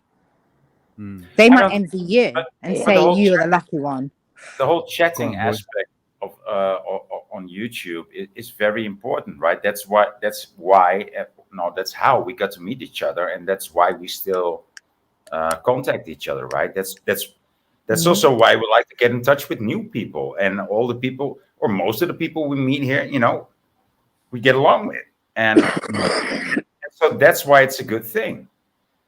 And but let's appreciate the slowly aspect of it, because I'm sure it's going to speed up at some point. But whilst it's going slowly, it did in 2017 and in 2018, and then they shut it down. I mean, we've all been there. But I also want to address the fact that their chats run so fast, right? And you can react, but it will only get lost in the stream. You know, nobody will be able to read it. It's a river. I don't bother chatting when the chat goes like that. I don't bother chatting because it gets lost. There's no. But that's the whole. That's the angle that I want. That's my angle of attack. Like, why would you want to place something in that chat, right? Like, why? Because could I tell you why I did? I went into the chat and I kept putting hashtag BBH, hashtag BBH. And I just kept copying because I just wanted to see if the law of percentages for advertisement were correct in a Tesla type experiment. So I kept doing it, and I thought, even though it's really boring for me now, I'm just going to keep doing it until the end of it. I didn't realize they went on for that long. Fucking spammer. Carried on and on and on. And what I noticed was that you spammer. Spammy little troll. Yeah, well, you know, it's done, so that's fine. So basically, you were spamming like a troll, right? So you were spamming like a troll. Okay. No, I was just saying BBH, hashtag BBH. I just wanted to see if anybody would pick up on it and say, what is a BBH? Yeah, and two that's out it. of I was their about to say, what the hell is that? Did. What? Only two What is it? out of their however many thousand were watching them at that time. Only two actually picked up on it and said, what hashtag BBH? So it proves the law of advertising that you'll get a 2% return on your 100% investment. Right. So it just proves to me that don't advertise. Best products don't have to, and that proved it. So, you know, as a Tesla experiment, it was fantastic because it proved my point. I mean, I remember when I was watching. So that's a good reason. That's a good reason to actually chat in those river chats, right? Yeah, I mean, I wouldn't do that in this chat because what would be the point? You know, I remember Unirock. That's so right, funny back that in you said that. 2016. In 2016, 2017, I was a regular contributor to the chat room in Unirock, and he went from like 10,000 subscribers to, I forget how, it was up somewhere around 100,000, I think. But the difference when his channel suddenly grew, had this meteoric rise, and then the chat room changed. You know, it's like you couldn't just chat with the other people in the chat room that you knew, and you know that it's constantly putting it on slow mode, but it'll still be chat flying past so quickly. You don't have the interaction with the channel creator that you do when there's only 40 people in the chat talking. And, you know, that's how we got started. That's what. That's how me and you got started talking. Yeah. Because of Rex. And Rex is such a big channel by the time I found him. And what happened is I like Rex. And I was in his chat one day and somebody was in there talking smack about him. And I told him to F off. And one of his moderators timed me out. And then Rex was sticking up for me. And then he made a comment on my channel. And Rich was kind of being like snarky. It was just like, oh, I'm surprised to see you over here interacting. That's really, you know, I can't even remember how it was. I have it screenshotted somewhere. But then that's how we got started. Because then immediately after that was when the Brian Harvey troll showed up on my channel trolling me. And he was just like, real quick, he was like, don't even let him get to you. That's a troll. Don't even respond. And I was like, I like this guy because I already had a feeling that was a troll. And that's how I started following him. And then we've been together ever since. Brian I saw Harvey. Rex. Yeah. I watched Rex. British I think it was Brian yesterday. Harvey. Yeah. Mm-hmm. Yeah. Brian. So Brian, Yeah. a couple of years ago, Brian was putting out all his videos about, because Brian's got enough evidence to take down the British government. Huh. But what he's gone and wow. done is he's put it all on fucking YouTube and wherever else. He's put all of their evidence up there and he's compromised his own case. So he's an idiot, but you can see why he was doing what he did. But the trolls. Do you think anyone's going to help him in his attempt to take down the British? Yeah, no, that's the thing. His only what law choice. firm is going to do that? He did go. The thing is, he went a little bit over the edge with it. You know, he said things and showed things that it would compromise. I don't think he would have done because he knew that he couldn't succeed doing this, and so he just you know. You cannot release you can release just a bit and make the people curious, but there's also a level like if I make the people curious about this, they're gonna kill me. So I want to spill it all. I want to spill all the beans just at once, and I know I'm not going to be successful, but you know, there it is. I mean, at least get it out there, get the information out there. Yeah, dangerous times call for dangerous measures, and people who've got nothing left to lose make a very dangerous enemy. Exactly. Yeah, exactly. So you know, is Brian Harvey a dangerous enemy to the guy? I don't know. Going back to Rex, right? I have my opinion of Rex because of the sorts of things that he entertains on his channel. But I watched him yesterday or the day before yesterday, and he was I forget who it was he was talking to. But he actually sat there and said, well, I really need to think about who I'm bringing on. I need to know more about the people that I'm bringing on because he realizes that he's made mistakes with some of the people that he's brought on. He shouldn't have brought them on. He shouldn't have even entertained what they were talking about because, all right, it's a possibility, but it's not. And he's been shitty to others. He's actually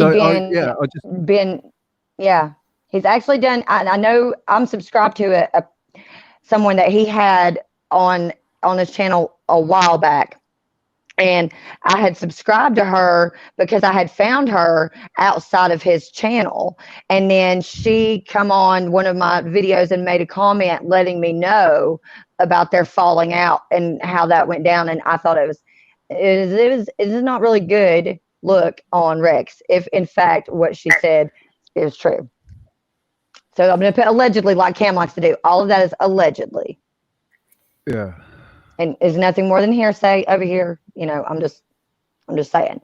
But as far as I'm concerned though, he's been nothing but respectful to me in the minuscule, and I mean very minuscule, minute exchange that we have had on my channel, because Rich and I have interacted far more than he does with, I think, most of his subs, which I feel like is just such a loss when you have a channel and you have a platform and you're able to do what we do. When you do get such a huge sub count, you are not able to interact with your subs, and then to me that kind of just like, what are we doing this for anyways, if we can't even interact with everybody that is following us? And I'm sure a lot of people sub because they like that interaction.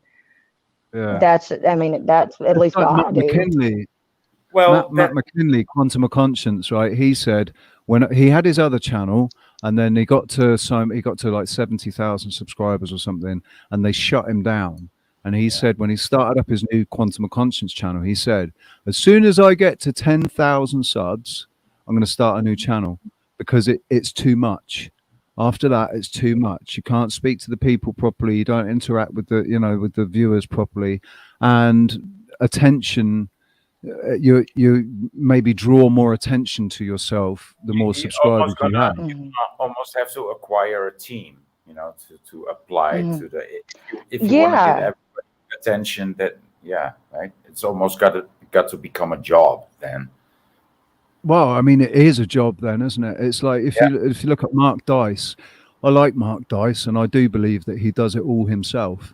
He is a one-man band. He's just a man sat there with his laptop, and that's I love Mark Dice because he does have he's got a lot of subscribers. Yeah, but he can't interact with them. He doesn't interact with them, and you notice that, they just start. I can see why it happens as well, because. Of course, dude. Yeah, but of course, you get so big. You cannot react. You cannot react personally to 1 million or to 100,000 people. There's no way. There's no way. It's the same with my music. I much prefer an intimate gig with 5, 20, 10, 20 people, just less people, because it's more intimate. You're able to connect with the people more. You're able to Dude, the only reason why they play gigs in stadiums is for the money, not for the artist experience. They need all you these. can't even see them, right? I mean, I know. Yeah, and that's why like there's the bands and the artists out there that they appreciate it, and they'll do a small gig. They'll do a small gig for only 200 people, and they'll enjoy that so much more than playing to 60,000.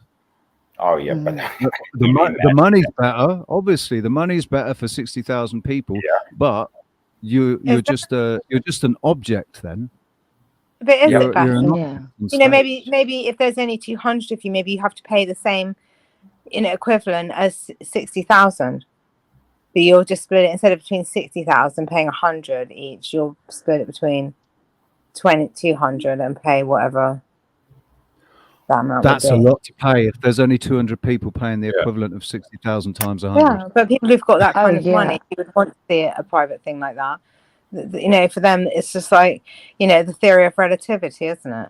Well, it seems a lot to you, like, a couple of hundred quid for them. It seems like a lot for you, but it's not. It's nothing for them. This is the thing. People think that everything means the same thing to everybody, and it doesn't. But some people 50 quid is like, a fortune, and some people 50 quid is like, they drop it on the pavement. What's quid?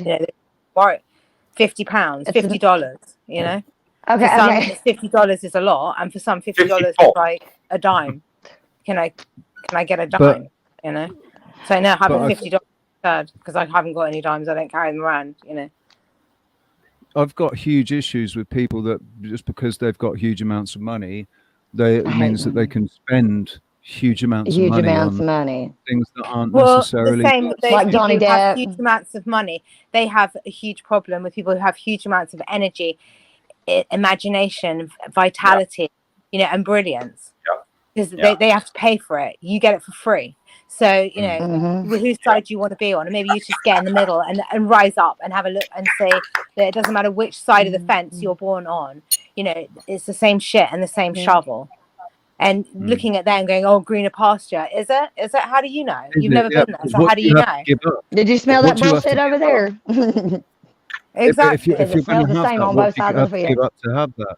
Like if I ever, you know, if I were to be discovered and become famous, and blah, blah, blah, oh, fantastic, great, but then Dude, you're how do you know that you haven't already been discovered? You're famous on YouTube. Would make you famous, and they've looked at you and they've said, we think this is such an amazing talent, but we can't get past the fact that he won't fuck anyone over. Maybe that's why you have to pass it, because you won't fuck anyone over. And so you're not that type of person. You know, that's a huge compliment to be the passed reason I've over. never been, the reason I've been to three different you know, I went to Fame Academy, X Factor twice. Oh, yeah. I've seen those clips. And the Voice. I did the Voice once as well. And I did not even know that. But you're not for sale. That's the difference. Didn't get past the. You're not. I didn't get past the first. I didn't get past the first interview, the first audition, and I knew when it was the X Factor one. I knew when the guy stood in front of me.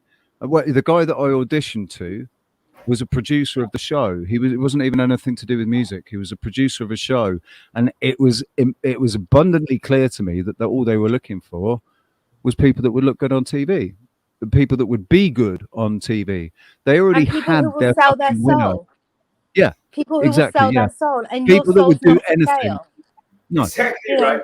You think these people aren't experts? They can't tell whose soul can be sold and who'll sell their soul. Oh yeah, no, I don't even bother asking. Just next. I completely If agree. they say next to you, then you know that you are.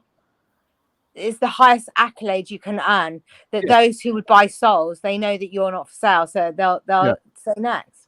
So just take it as, they know that you you'll be trouble. Yeah. Exactly. And who wants trouble? I've had so many people say to me after my gigs, coming up to me and saying, "Oh my God, you should go and do X Factor. You should do this.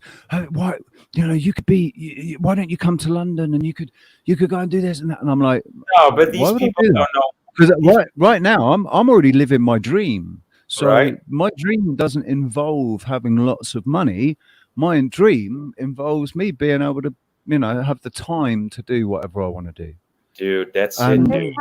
I mean, so you're living the dream, and not have to worry about somebody watching me do every single thing. Like every single thing, you have to worry about somebody peeping through the bushes and shit. Like, I ain't got time for that mess. No. Every time you go out, having to be on your best behavior, just in case there's someone with a fucking camera that's gonna. Yeah, this bitch be on her or your worst behavior.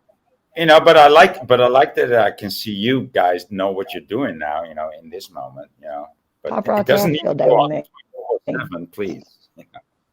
So they did a very interesting experiment, and it was involving the scientists and the lawsuits, and they had what are called phogenes and theogenes, and they're all housed in tiny little pyramids, and they're like a whole spreadsheet of these tiny little pyramids, and they want to keep everything really, really, really separate. And one of them is just like, we'll just stay in its pen, and one of them will just be like, no fucking way, and they creep out and they link up. Maybe they both do. I noticed that they link up. Yeah, the phogenes and the theogenes. That's us. It doesn't matter how much we're trying to be separated. We always find our way back together. Always. By any means necessary.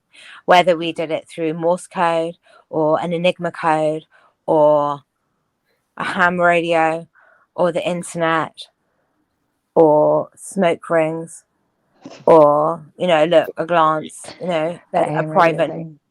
We'll always find a way. Can you imagine having us as the enemy? And there's more of us than there are as them. Why else have they come out? Sympathy for this devilish type, really. Why else do they want to inject everybody with the, with this stuff and make everybody, because they're trying to dumb us down, make us less than we are, because we are the and exactly because ultimate enemy. they're already dumbed down and they're already less than we are, and you've got to feel sorry for them. Oh yeah. We need to stop all this divided et impera. They're here, we're here. I don't though. I got to, but I don't. Don't what? Don't feel sorry for them. And they don't want me as their enemy. You have to have a look at it from their aspect. It's imagine not feeling sorry like for to them. be them. But it's funny having that you pity. Because I indeed I started to develop some pity for them. I did. I did. I hate that. I'm guilty. Yeah, but you see, the thing is that because then when I pity them, then I start to empathize. One or the other, you feel sorry for them and you let them carry on, or you feel, if you feel pity for your children when they burn themselves on the fire, you do feel pity for them. But the first time they go there and do it again, I don't. And if your children, exactly, if they're smart, they won't do it again, and if they're stupid, they'll keep burning themselves, and it's like, oh God, it's not pity, is it? So you've got to create some form of protection for your Amber, what are you saying? Pity. Pardon?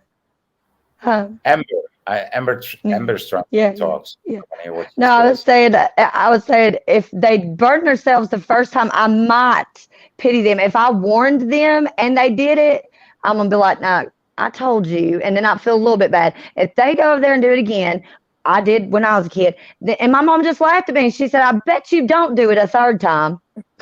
I didn't. I didn't. I did. She just looked at me laughing, and I was like, damn, that woman's savage. Okay, Amber, I want to propose. I want to propose the next script to you. Like, okay, you have a child that you say, don't do that, and the child says, okay, I won't do it. And then you said, don't touch the knife, and the child, everything that you will say, he will obey everything, or your child would obey everything. Would you like that? I mean, when I think of that, I wouldn't like that. No, I wouldn't like that. I know. I thought about. I know. Yeah. No. I thought about that. I started thinking about that. Yeah. No. And then that's the 80-20 rule.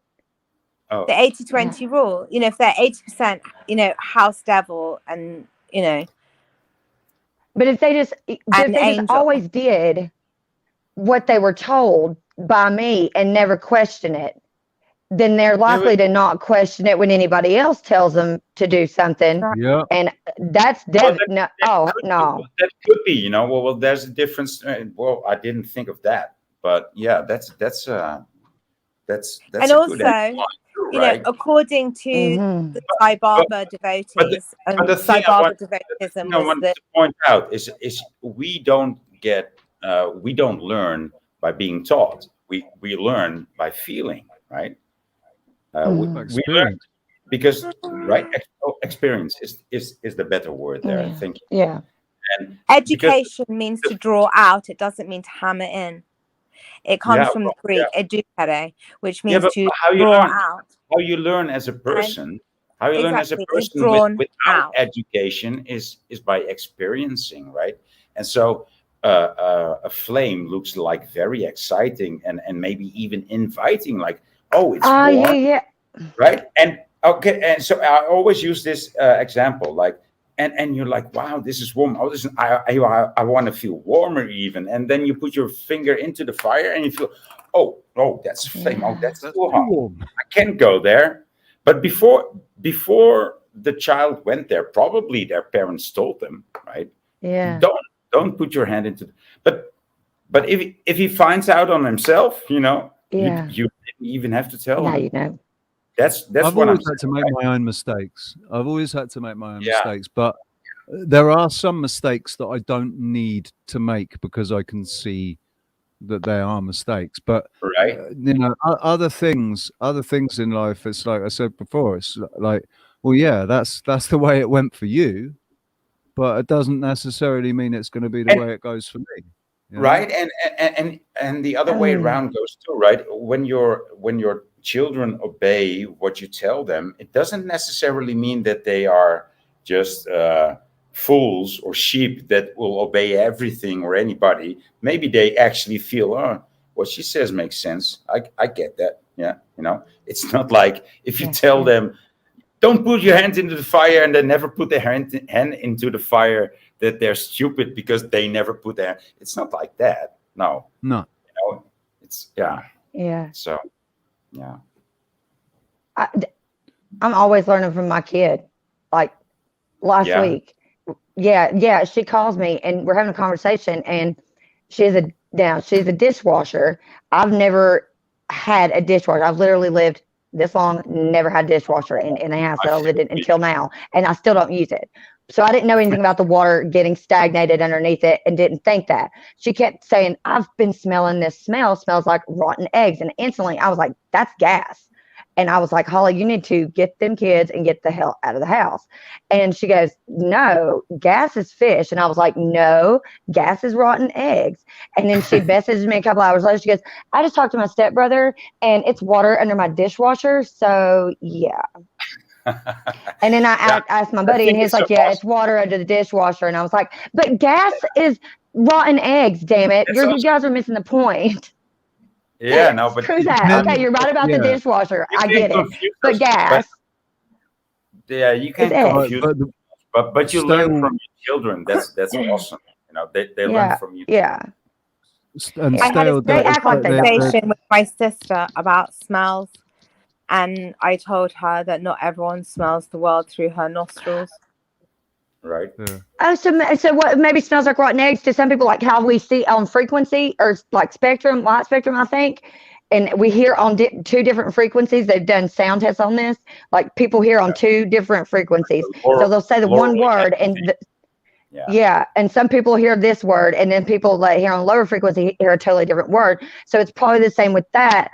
And it's probably also the same with smell. So like what some people think it smells like bacon probably don't smell like bacon. Of a smell. Okay, not bacon because I'm Jewish, so let's not go there. That's why let's do the durian fruit. Yeah. You know when you go to Chinatown and there's sometimes this really disgusting odor. It's really filthy. And for different people, they'll smell it a different way. They'll say it's trash or it's, shit or it's whatever. It's not. It's a durian fruit. The durian fruit smells absolutely disgusting. It smells like your worst smell that you've ever smelled. And it will be different for different people. But the smell is so foul until you eat it. After you've eaten it, I want to. Where can you get this fruit? But you will smell it before you've eaten it. And you will love it. And you will love the smell after that. Yeah. Well, let's not get too carried away. Not necessarily love it, but it certainly won't repulse you. It certainly won't repulse you. It won't repulse you, Richie. Thank you for offering such amazing clarification. It becomes no longer repulsive, but it's not like the most delicious thing. It doesn't suddenly turn into doesn't. Yeah, where my brain just went, bless it. Didn't for me, And I tasted it, and I wasn't particularly keen on the taste either, but at least the smell went away. The smell was absolutely foul. Yeah. To be honest, I don't think I've smelt it, but I've smelt other. I don't think it was durian fruit. You might have. You might have. You wouldn't know. You'd think you'd smell a drain or a sock or a dog crap. Or I just can't fathom smelling something that horrid, and then neither could I. And that's why when I worked in a crystal shop in Kew Gardens, the owner of the crystal shop, because I was, completely in the Emma camp of like, what a load of rubbish. That's I can't imagine that can't possibly be true. One day he came into the shop and suddenly there was this absolutely vile smell, and I was just like, oh my God. His name was Jungle Eyes Love. It wasn't his given name. His given name was something else, but that was his, chosen name. Jungle Eyes Love. And he's the one who made the thing that showed you the pendant. Anyway, he brought in this thing, and it was just like, I'm going to be ill. We've got a gas. There's something that is just, what's happened? And he was like, And he took out, because he was a fruitarian, he only ate fruit. And he would bring out boxes of cherries and boxes of strawberries and boxes of, it's always fruit, and mushrooms, but nothing, he wouldn't eat anything else. And he lost his front tooth.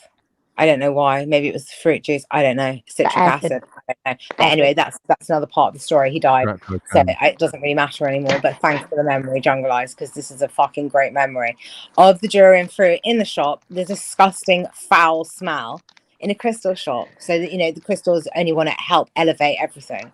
Can you imagine how bad it was? It was vile. Yeah. Until he cut it open and made me eat it, and then the smell went away. Wow. I think like I'll always try anything once. I'll try something. I'll try anything Food, once. yeah. Like, Rat. Will so you try rat?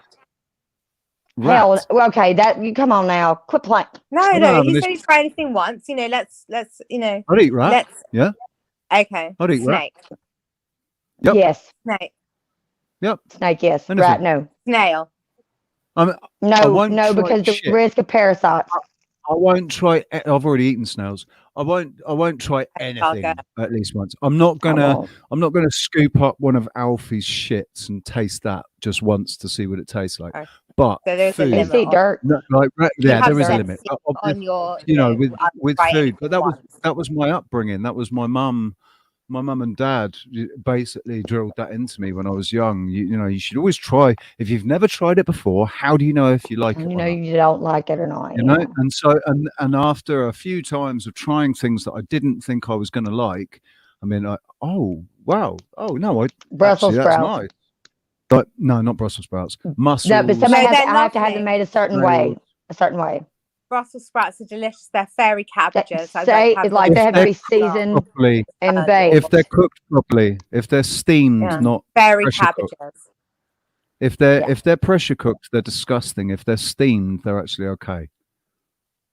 I don't mind them when they're steamed because there's like an amazing thing called herbamare. She grills them salt with all these herbs in it, and it's a rock salt, and it's got all these fabulous herbs in it, and you sprinkle that on anything. It's fairy dust, and all smalls will eat whatever is put in front of them as long as you sprinkle it with the herbamare fairy dust. How do we know we're not all sprinkled with the same dust? Have you bought herbamare? No, I'm talking about a thing that you. Where's mine? It's somewhere here. No, I'll show you. Come on. I'm from southeastern USA, honey. I'm there not it is. even you can that get it. Anyone can get it. internationally cultured. This is stuff. It contains sea salt, vegetables, and herbs, including celery, leek, cress, onion, chives, parsley, lovage, garlic, basil, marjoram, rosemary, thyme, and kelp. It's certified organic. And this is what yeah, exactly. It's more than a celery salt. It has celery in it, but it has every other thing as well that I just listed, and I'm not going to go over it again. We love celery salt though. But if you sprinkle this on food, sensible food, I always use it for greens. I'm not sure about all that now because there's so many different stories coming out that you should eat your greens or you shouldn't eat your greens, or I would never eat kelp, or I only eat kelp. And it's just like, oh my God, is there anything left that somebody hasn't, given, the slings and arrows were outrageous theories. I'll go back 50 years. I sprinkle this, and I never had a child that wouldn't eat it because I'd be like, in my house, the rule is you have to eat your broccoli. But what we do is we sprinkle it with fairy dust and some butter. And then it becomes very delicious. It's like a magic thing, like a Mary Poppins type thing. And then you get pudding. But if you don't try it, how can you have any pudding? Pudding if you don't eat your meat and your broccoli. My mum didn't bother with that. My mum would just say, "We'll sit here until you've finished, and if you don't finish, you'll have it for breakfast tomorrow." I had that boarding school, and the girl got a lump of fat in her bolognese that still had the hair growing out of it, and she was told by the dinner ladies that if you don't eat it, you'll sit here and it will keep being given to you until you do. Can you imagine? At a very, I know what I would have did. I would have walked right up out of the cafeteria. She never did that. But you don't get the opportunity to do that. Vegetables. Girls' boarding school, you don't know what you're dealing with. Yeah, I don't. Yeah, I was a terrible child in elementary school. Like literally, like I've been this way my whole life. Yeah. Have you seen Scarlett Johansson when she's being like the Black Widow and she has to go to the ballet school? Mm-mm. Yeah. No. Well, yeah, and that kind of give you an idea of where I was. So, you know, and I was 8 years old, and I know I'm no one's sure going to that be that. I'm sure they would if they could have sent me to boarding school. My parents probably would have. Had the school been able to recommend it and refer me and get me on the first flight or bus out, oh, they would have. By the time I was in kindergarten, because Yeah, it took that's time I for me to came get out of the myself womb fussed knowing out. that something was wrong and I was being lied to. Oh, were you Period. born incredulous too? I just knew. Well, first of all, my parents, like, I didn't see them the way the outside world did because they were mom and dad. I didn't, and they don't talk about the color of their skin. Like my dad is Native American, he's brown, but I didn't see him as brown. He was just dad, and mom she's got Scottish Irish in her. She's very much white. That's where I get my blue eyes from.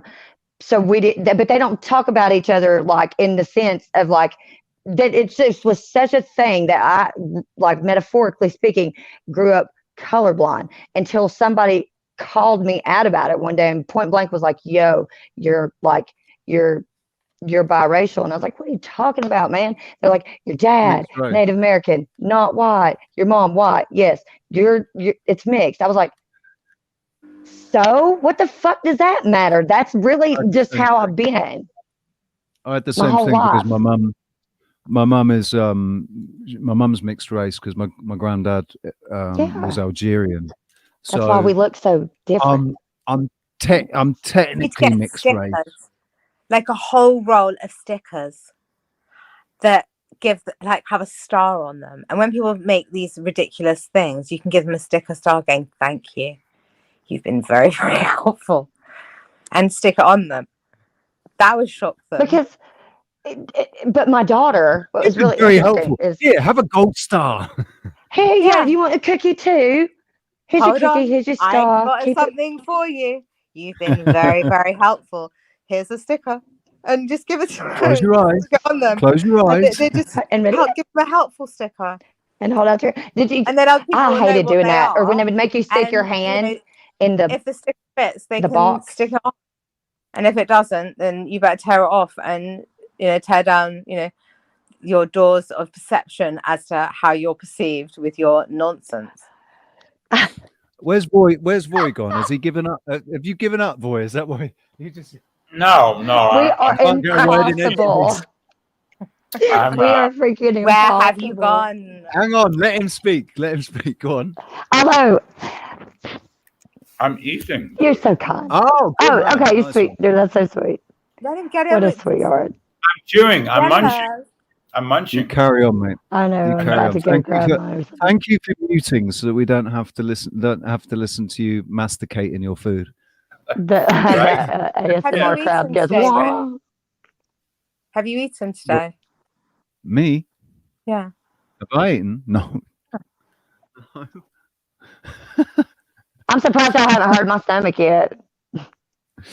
No, I wasn't sensible with it's 12:30. I get a small amount of money every 2 weeks, and I wasn't sensible with it. My birthday and everything, I spent it too quickly on fucking cheeseburgers from next door and a bag of weed, and so it's all. I got a little coffee and weed. I got a tiny bit extra because of the exchange rates, so I ended up getting a little bit more, but I just blew that on burgers. So I did eat 2 weeks ago. 2 weeks ago. 2 weeks ago. Nearly, That's when his 2 weeks birthday was almost 2 weeks ago. Well, actually, I'm no. the same way though. The last food that I had was last week. See how many formaldehyde fries last night. Formaldehyde fries last night, and they were cold. Yeah. No, well, actually, no, that's not strictly true. That's not strictly true. I have had half a packet of chocolate digestive biscuits because but Manuel came round. He knocked on my door early in the morning. I hate it when my door gets knocked.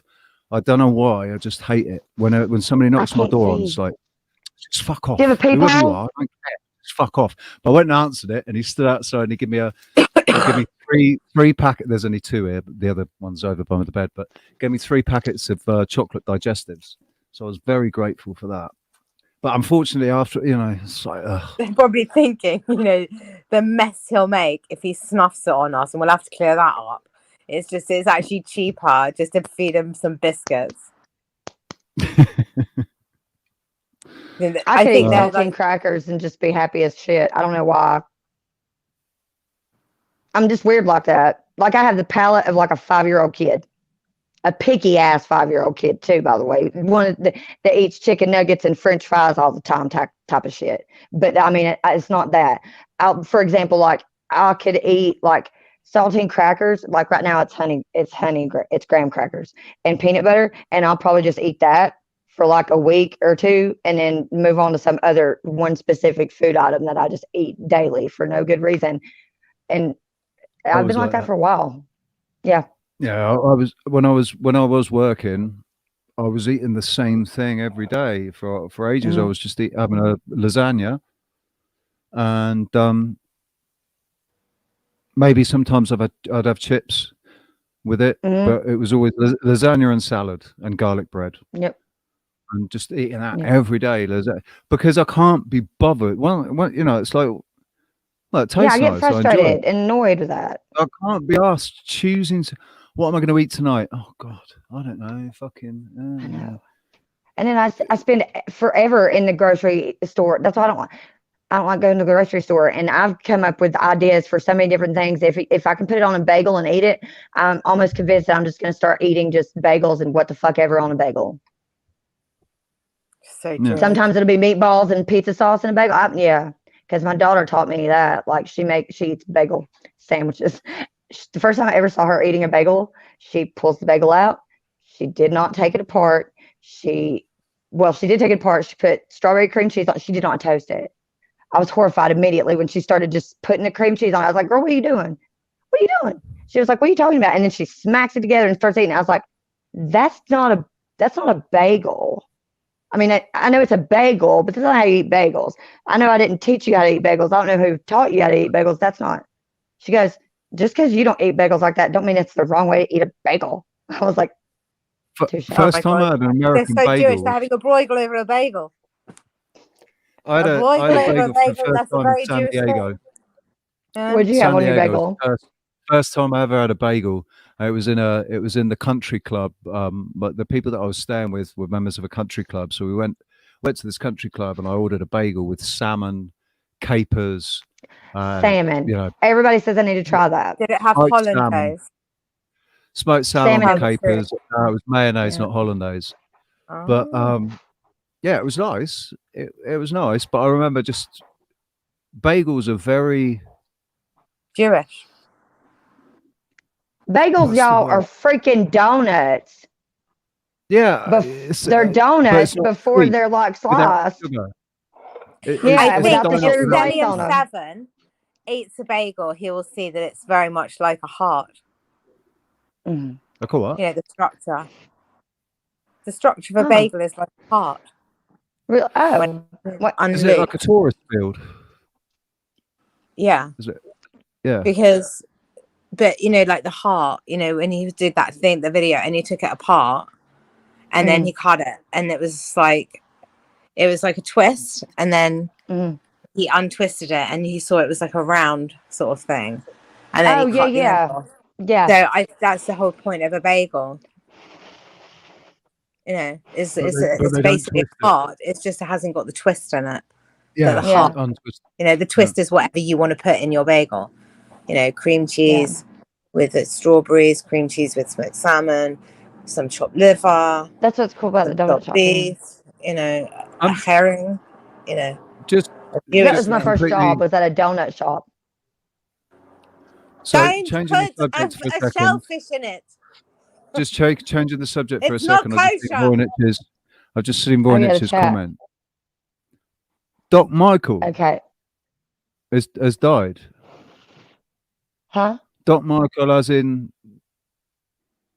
like the legendary Doc Michael. He died a few. Doc Michael. Doc Michael. No, Doc Michael. Michael Miller. Doc Michael. Yeah, Doc Michael. Michael Miller was his actual name. He was very well known since the 60s as Doc Michael. And yeah, so he went by that name on YouTube, and I think he was found Dang. about 2 weeks ago. You know, he was, yeah, well, most of the people in chat will know about him, and Oh, that's so sad. it was a guy who lived through the 60s and the 70s and the 80s and the 90s and everything like nobody did, you know, or just like Yeah. you might, or just like you might imagine, like how that Yeah. would be Yeah. actually that kind of life. So yeah, I mean, it's not like he missed out. Yeah. You know. Well, Yeah, but it's sad to be found. You know, it's a sad situation when you're only found after 2 weeks, dried up and everything by your neighbor. You know, so, yeah. But then again, I think he had a very complete and a very complete life. You know, so I'm not sad for. I'm sad His that death won't be missing forgotten, him. will it? Sorry, He won't be forgotten with a death like that. You know, that's a legendary story. You know, it wasn't just like, oh, very nice, you know, sing a Kaddish for his immortal soul, whatever, oh, very nice. You know, no, he'll always be remembered because of that death. Found by a neighbor after 2 weeks or dried up. It's not only Did he have a dog? Had the dog eaten any part of him, or a cat? Or was he completely petless, childless, friendless, neighborless? No, Right, so I'm just trying to petless and childless. Yeah. I'm just trying to ascertain if this is Doc Michael that used to come in the chat room. Like, It's there's three doctors. No, it's Doc Michael. Michael Miller was his actual name. I talked to the guy. We talked on the phone. I know who I'm talking about. Yeah. Yeah, no, I'm trying to. The legendary Doc Michael. I'll be right Yeah. back. Michael, what's his surname again? Michael Miller. Yeah. I'm going to go get cookies. I'll be right back. It's going to take me like 10 minutes because I've literally got to jump in the car and run to the store by my house. I've got to go get cookies. I'm dying. And I think somebody's about to take off with the car for the whole entire day, which is awesome because then I can do this all day. But I've got to go get cookies. So I'll be back. Okay? I'll be back.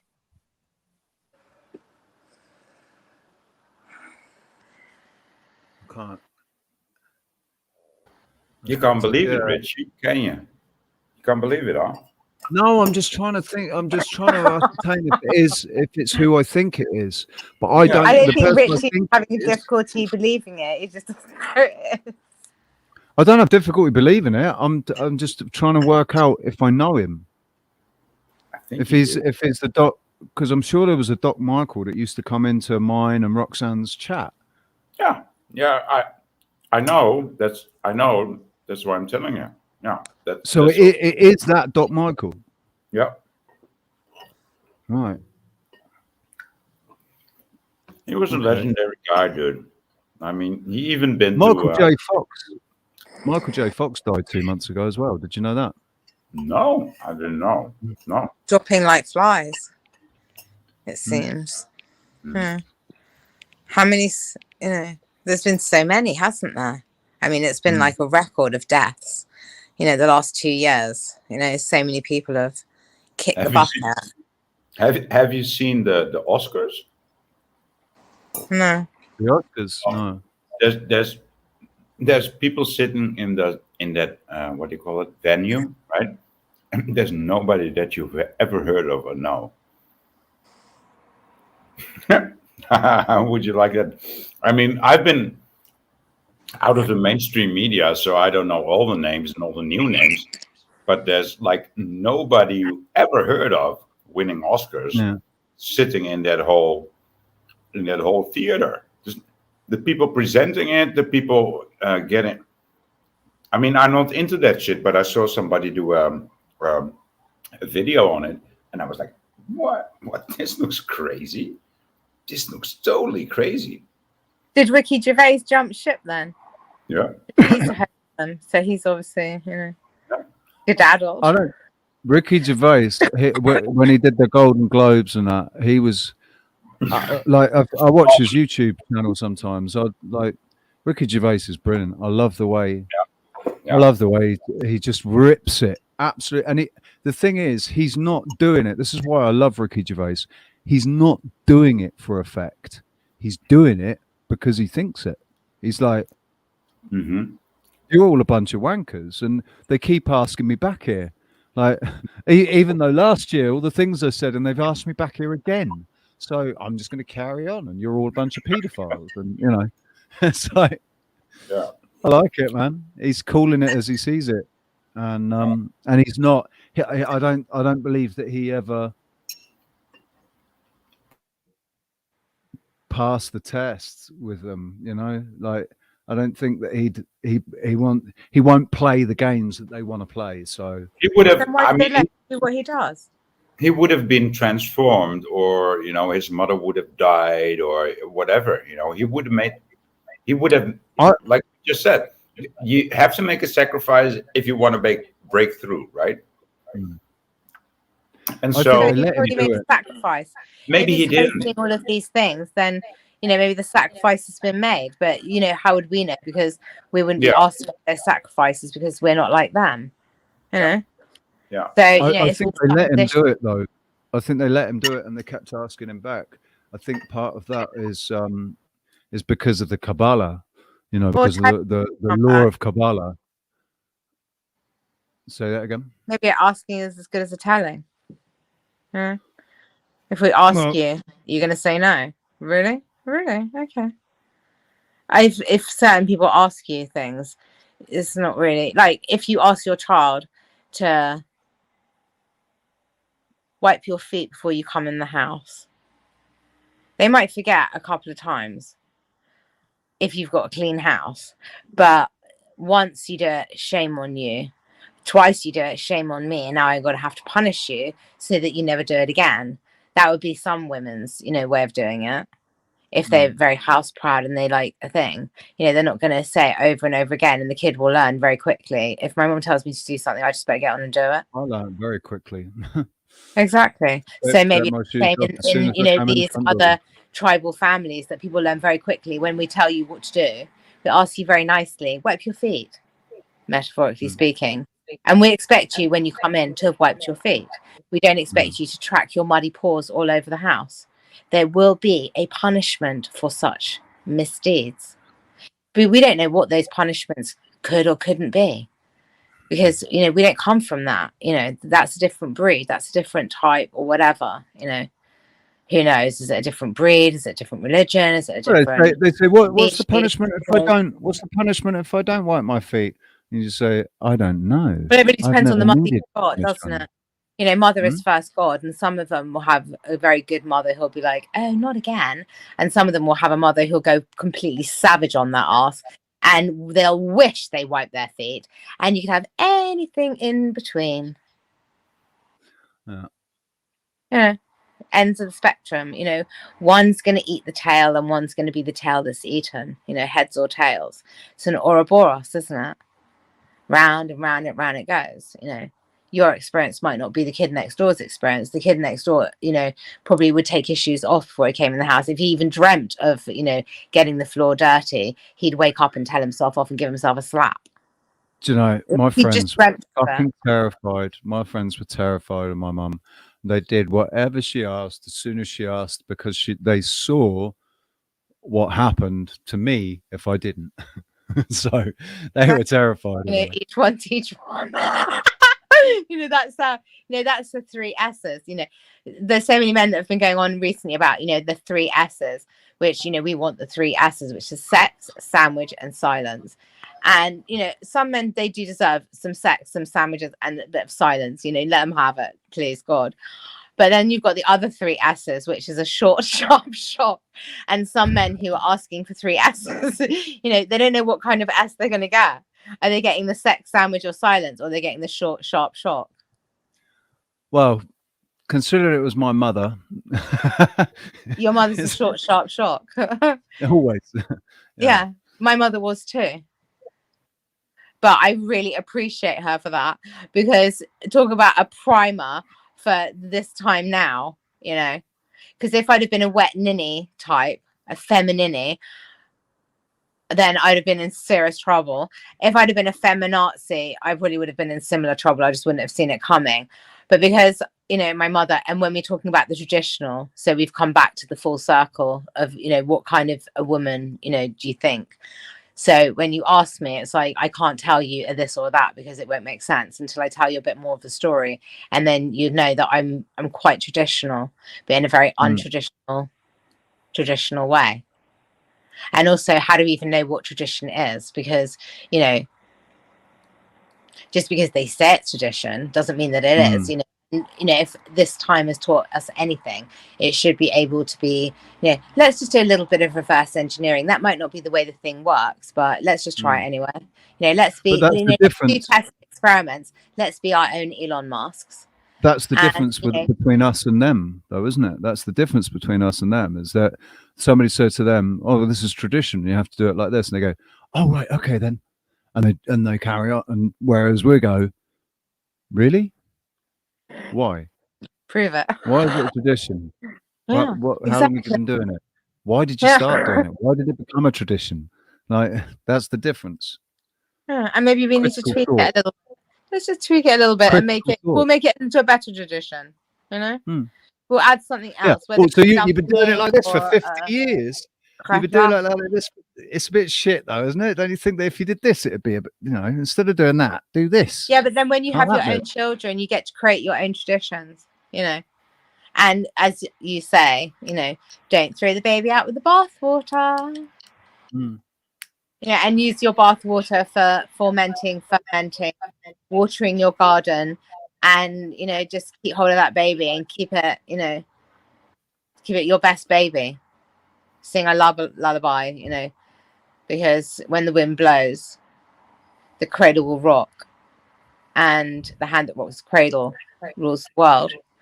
And if the bough breaks, the cradle will fall, and down will come baby cradle and all. So all you got to do is just, you know, keep your bower up and stop bowing.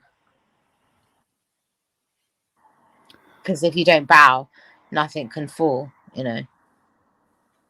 Right?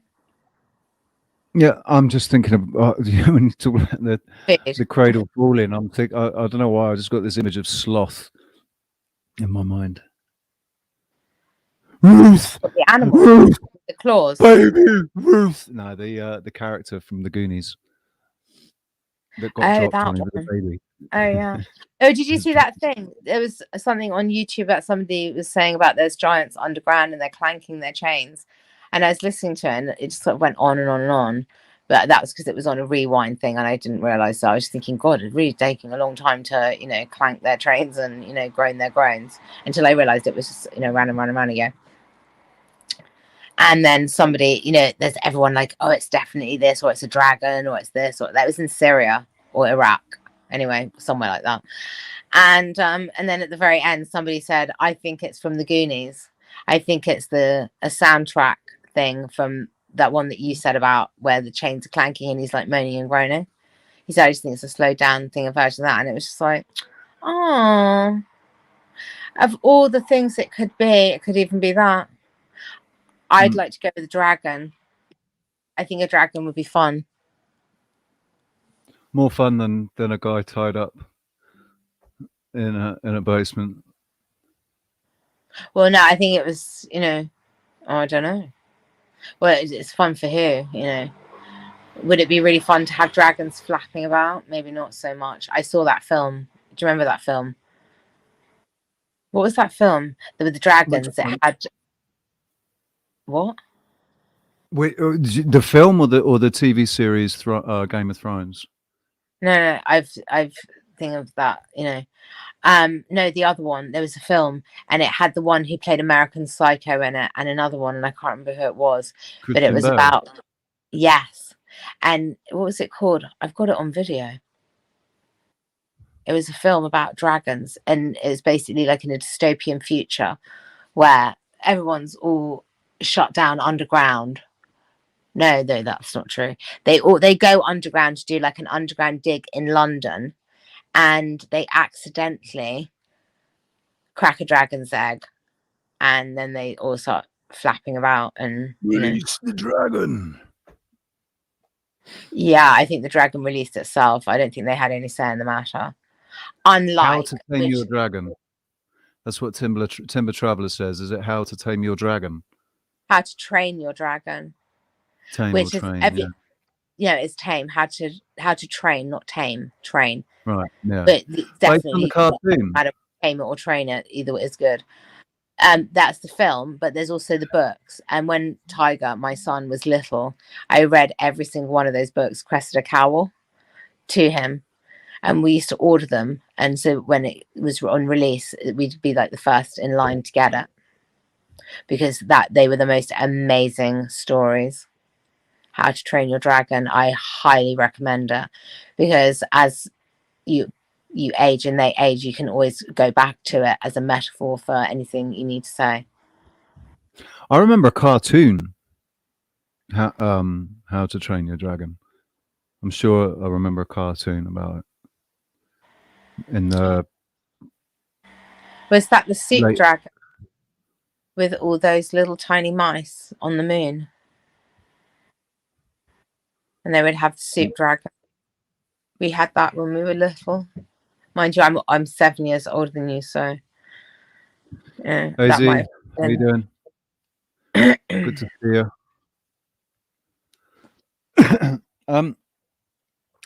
So we never watched that Andrew Tate thing in the end. Well, you never know. You could be watching us saying, bloody hell, you know, they're talking about us. Quick, listen, what the normies, or, you know, the errants, or whatever the new word for the likes of us. I just get the impression that Andrew Tate would think that he's too good to watch a channel like this and to listen to chat like this. I really do. That's a challenge. You know, he might, you know, pick that challenge up and run with it. You know, you've literally just thrown down the gauntlet for him. He might not even have the time. Tell. It's a Schrödinger's. He might not have the time to watch, you know? He might not, but then he might make the time. You know, lots of people Wouldn't it be have wonderful time for that, and then when Andrew they want to, they'll make time. And what would I do if Andrew Tate were to come into the chat room and say, "What are you saying about me?" I'd say, "I don't know, mate. Why don't you fucking come on and let's have a little chat about it." Well, he is on, so what are you going to say? Well, he's not on though, is he? I can't No, talk to him. Okay, if he was, practice run, dress rehearsal. What would I say to Andrew Tate? Yeah, let's set the scene properly. Okay. We are sitting here having our conversation, and suddenly Andrew Tate flashes up, and it's like, I'm here. So obviously you're going to open the door for the tater head. And or the head tater. And a brother, the two Tate brothers, Andrew and Tristan. Let's go just with Andrew. Let's not double it up because it's just too complicated. So he comes on and he says, "What are you?" And you said what he was saying because you're a man, so you'd know what he'd say. "What have you been saying about me?" And he's on. What are you going to say? I say exactly what I've been saying. I don't. Why? I'm being Andrew. I'm Andrew. For anyone who doesn't know, I'm Andrew. Why? Should I do an American accent? Then you'll know if it's me or him. Okay, cool. Go. Why? You got a big mouth. Yep. Yeah. So do you. So can you tell me why? Well, you know, Andrew Tate. I'm gonna channel Andrew Tate. Yeah. Well, I got more money than you, so. Okay. You're doing Andrew Tate voice. You be Andrew Tate here. I'm glad I turned you in. Because you've got more money than me. See your picture, because you're the extreme opposite of Andrew Tate. I want to see your picture. But no. So do you think that having more money? Do you think that having more money than me makes your opinion more valid than mine? Naturally, yeah. Naturally, Why? Culturally too. Why? Well, because I can influence more people. I buy more people. I pay more people. It's pretty. It's pretty. There's truth in that. Do you think that you did that on your own merits? Oh no, they're just gonna like me because I pay them money. Why? That's so you need to pay people. You need to give people money to make friends. No, to have it's not like that. It's like there's stupid people that I pay, and then there's good people that I pay. I mean, it's not like that, you know. It's like, but when you got more money, you know, I'm just Alex Tate, dude. I got to remind myself that I'm Alex Tate, you know.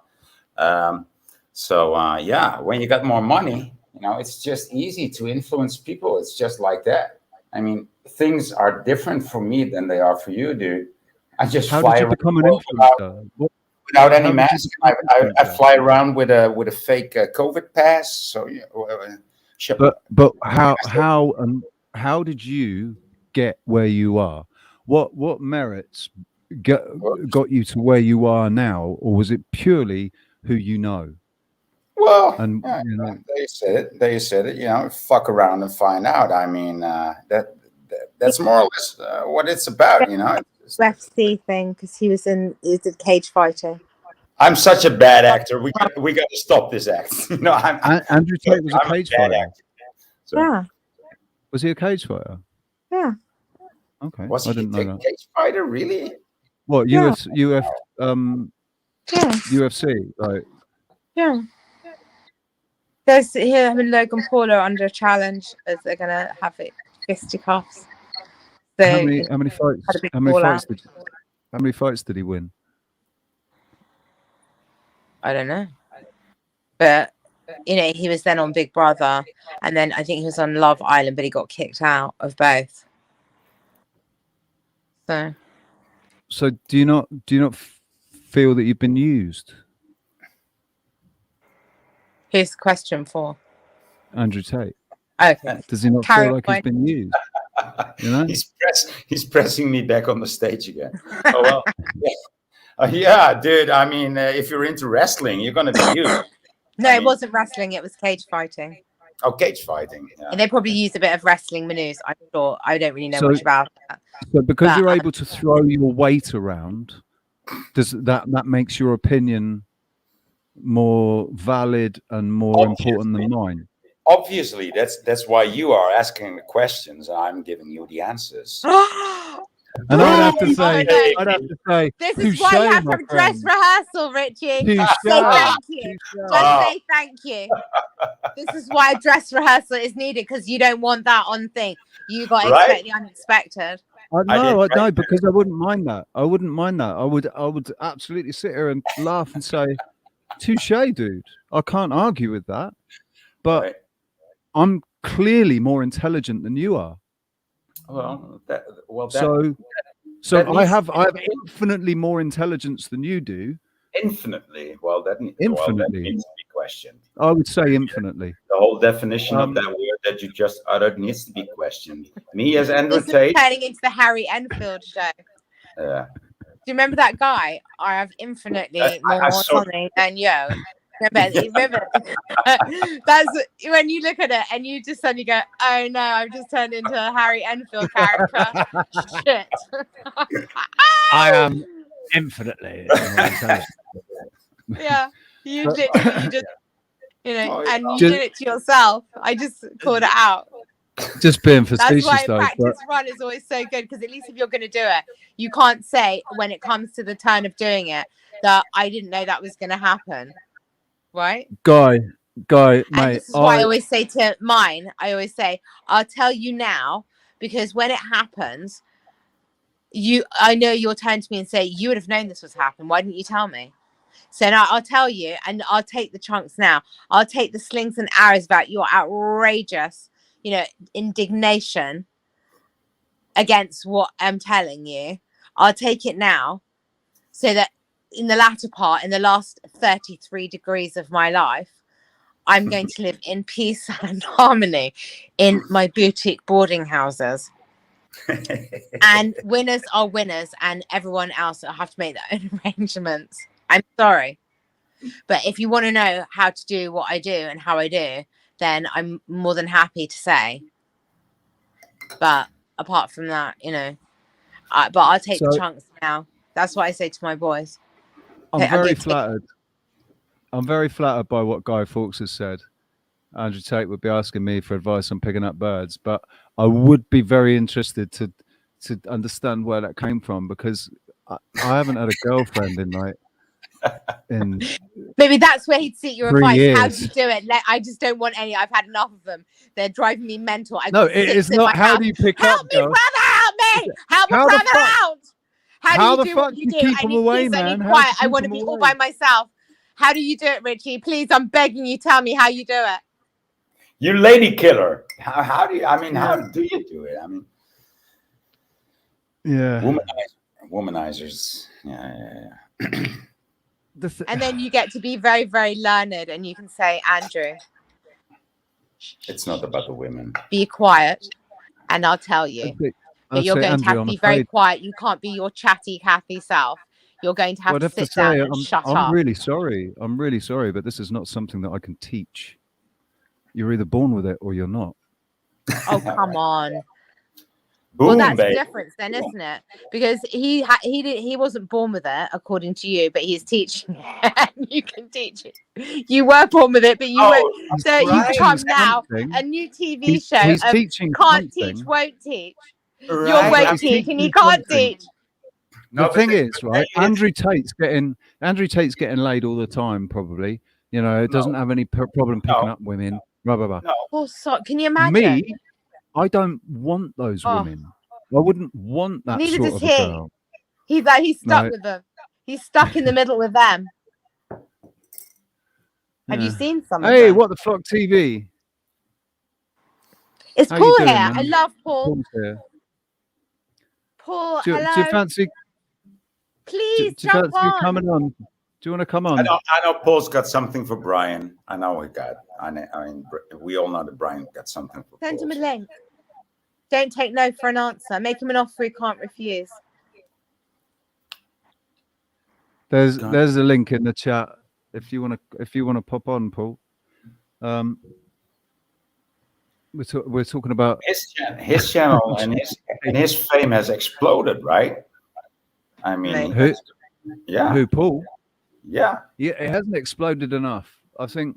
Well, not enough, but it has certainly like took on like a more growth than most of us, right? Yeah, but we want to actually suck good... all the information out of Paul before we share him out with everyone else. Don't expect, and please don't, pray for him to do a massive explosion before we've, had our chance. Yeah, exactly. This in is a couple what I was of going to months, say. then this let is him what explode. we were talking Definitely. about earlier. But let's get him ready, for a massive explosion. We're in there nice and early, where we're able to actually talk to Paul. And we're able to talk to each other in the chat room. But once in 6 months or a year's time, when he's got 200,000 subscribers and his chat's been, we're not going to have that connection. They're not going to have that. So, well, hopefully we will. We're going to keep our connection, And it's not like we'll need to know so much of what he's saying because we'll already know it because he will have taught us, and he will be a kind friend.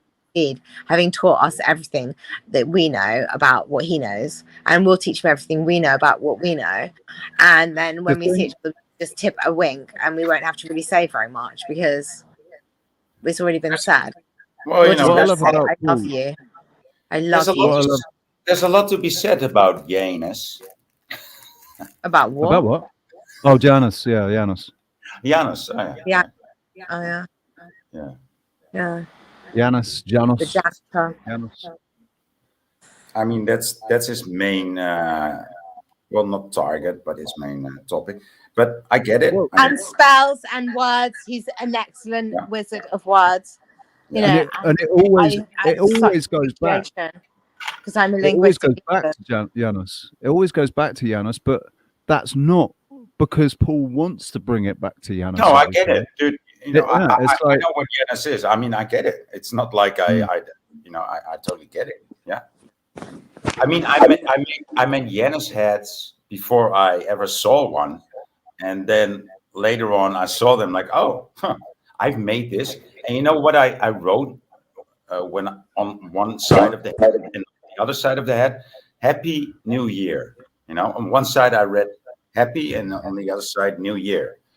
And I didn't even know that I was making a Janus head, right? So, but I totally got it. So it's like, yeah, it's inside of me. And later on, I learned about the god Janus with the two heads, and about the one side and then the other side, right? The same thing. Yeah. Brad. Can't hear you. What's happened to your microphone? Is it Where's me? your mic gone? No. Alex has Okay. mic's Was switched the off. hat or- red? No. No, Was the it hat wasn't red? Well, I don't remember this. No, it had red lips though. Yeah. Sorry, my leg's trapped under a pillow. I'm fascinated by this thing about Janos because it is it's in everything. Yeah. It's coincidence doesn't you know, if coincidence does exist, it doesn't exist a million times over.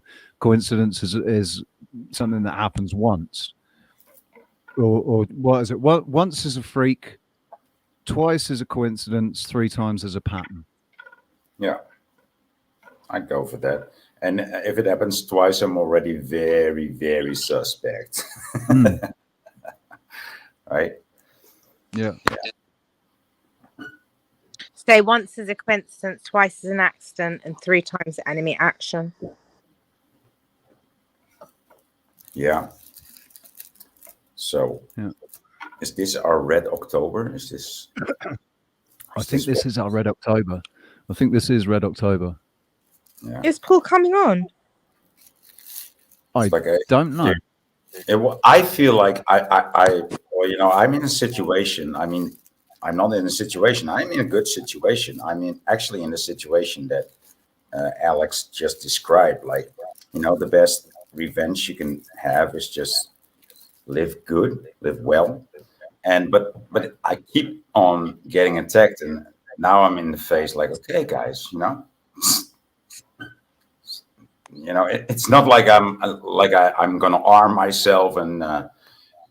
You've been attacked in your Oh. 3-dimensional life, like in your. Yeah. And I'm just saying no. You know, I'm gonna try everything possible within the system to stop this, because this is just completely unacceptable. And I don't care what it takes. I know the system won't cope with me, but I need to lie and to cheat because it's what they do. So I need to start lying and cheating, even though I hate it. It's a war. Just as little as I like to shoot somebody in the head, but if you know, if you know, if they come towards you and it's about you or them, you better shoot first, right? So, and they've already shot me like several times. So. That's a I've thought about that. I've given it a lot of thought about, you know, how far would I go, and I always end up questioning, you know, in that situation, like, there's a guy stood in front of me, and or you know, there's somebody stood in front of me, and they want to kill me. Am I going to let them kill me, or am I going to kill them? Yeah. Well, you know, what's the right thing to do? One-dimensional, but it's maybe it's better put in that one dimension, like to get the. It says in horror, it doesn't say she, but let's pretend it does. He or she who saves one life saves the whole world. So, you know, stop yours. If somebody's coming to kill you, then it's a compliment in a way, as to they think that you're a good foe, that they'll, you know, get something out of it. For me, it's like, anyone try. You might kill me. You might. I'm more dangerous dead than alive, but good luck with that. Right. But if you're going to take me out, I'm taking someone with me. Don't worry about that. If you, I mean, I know if the one is going to take me out, I'm going to be with that one for a long time. You know, well, maybe not such a long time, but I'm going to be there. Yeah. No, I just say to them, I wait forever. You're every time, you know, you go to the toilet, you look in the mirror, you think, I'm going to be there. Every time you close your eyes, I'm going to be there. And then when you die, I'm going to be there. Yeah, too. Okay. I'm going to be still going to be there. Rid of it. And also because I'm a very, very, you know, ancient soul, let's say, Are you? It's going to Really? be a version of me. I It won't be wouldn't. exactly me, but it'll be a version of me, and it will be just like me, and it will look like me, talk like me, walk like me. It'll be like me, but it won't be me because I ain't got time for this shit. I'm gonna send someone of my souls to take you on. There's no escape, or you can just back up now and say thank you very much, thanks for the warning, and walk away. That's the choice. I've always felt the same way, Alex. Like, come on, you really want to kill me? You know how bad that's gonna be. You know, I mean, I don't know. Hey, somebody threatened to kill me once. They said, "I've got a gun." I said, "If you've got a gun, hun, because if I had a gun, all you'd hear is the bang." Right. And I was killed. All you'd hear is the bang. And if I didn't hear the bang, then bugger off. Well, now that you mentioned, I was in the army, and we were done practicing. So and I have a very good gun discipline, right? Because I was taught at a young age, and the people that got into the army, nobody was taught. They were just given a gun. So, but that's besides the story. So we handed in our guns at the end of the mission, right? You've been on a mission for 2 weeks. And finally, you get handed in your gun, right? Into the. Was it a live fire? Yeah. And got out of the gun room and walked up the stairs, and this guy, this ghetto kind of guy, comes walking towards me, and he pulls out a Magnum, his own Magnum. It's not an army gun. He pulls out his own Magnum and he puts it on the front of my head. And I don't remember what he said. I just looked at him and he just pushed the gun away. But this guy was insulted that I pushed his gun away. He said, "How the fuck do you put?" And I just walked through, and I was like, these people, it probably wasn't even loaded, but that's the thing. It just it was for the effect. It's like if somebody did that to me, I feel like I don't know what would happen, but I feel like if somebody were to put a gun up in my head, I'd look them square in the eye and say, "Go on, then, pull the fucking trigger." I dare you. The funny thing is, what my dad said. I wouldn't know what I do either, but I know what I do because I've been in the situation.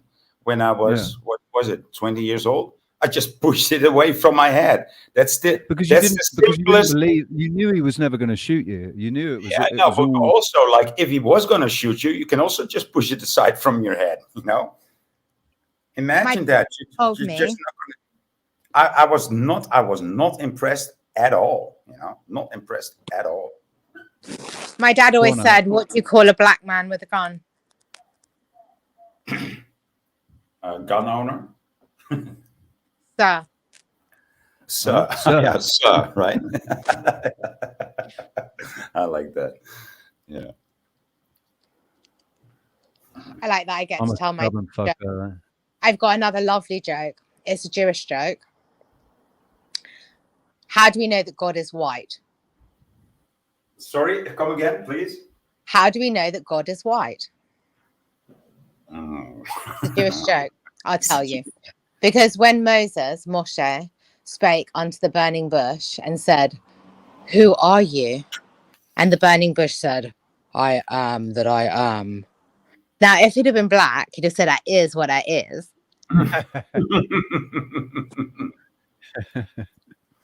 Yeah, I've heard that one actually. I've heard that before. It's funny. It's an American Jewish joke. Yeah. Oh yeah, we love a good Jap joke. Yeah. So what Paul says, he's just busy at the moment, but if we're still on in 20 minutes, hopefully he can pop on. Hey, now that you mentioned, and Guy Fawkes is saying that as a young lad, he said, Guy Fawkes said, "It's kill or be killed. Best believe I'm going out windmilling." Saying that as a young lad, I once had a gun pulled on me and I shat my underpants. I like that. That's a nice, honest answer, man. Because in all honesty, we're probably, if like in your situation, boy, it was a little bit different. That happened to me too as a young boy. I didn't shit my pants, but I pissed my pants, when we ran because we attacked somebody's front door, with just some tiny arrows, nothing nothing bad or anything. And this guy came chasing us, and he was such a good runner. So I lost, and I just totally peed my pants. Like, you know, I just stood there and my pants. So, I mean, I've been there too.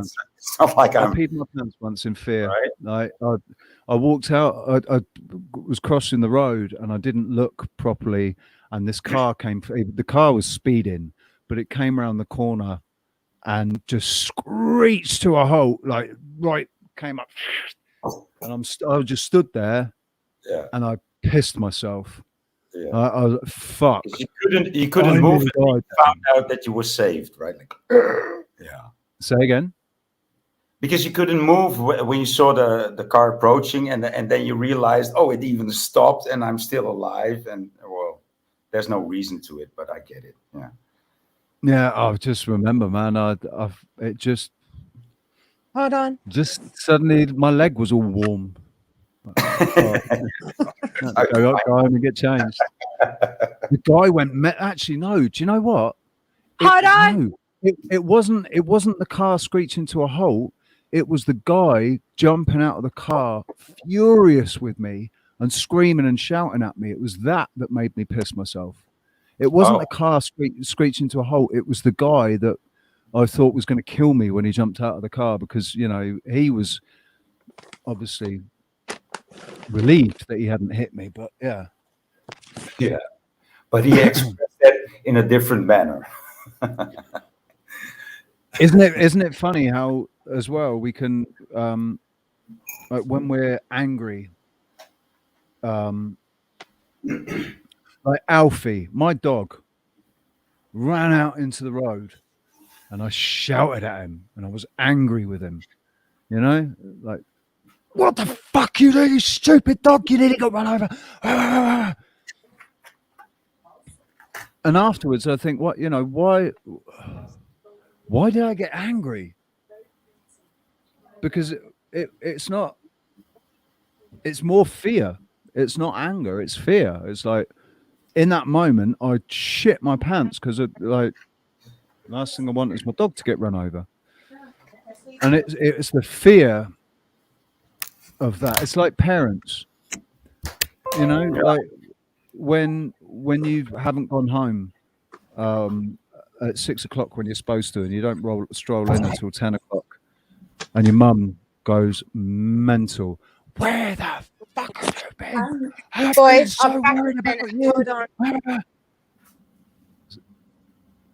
Oh, I'm not sure what Alex said then. Something about the camera. I don't know. But yeah, it's weird how we express ourselves in certain situations. Yeah.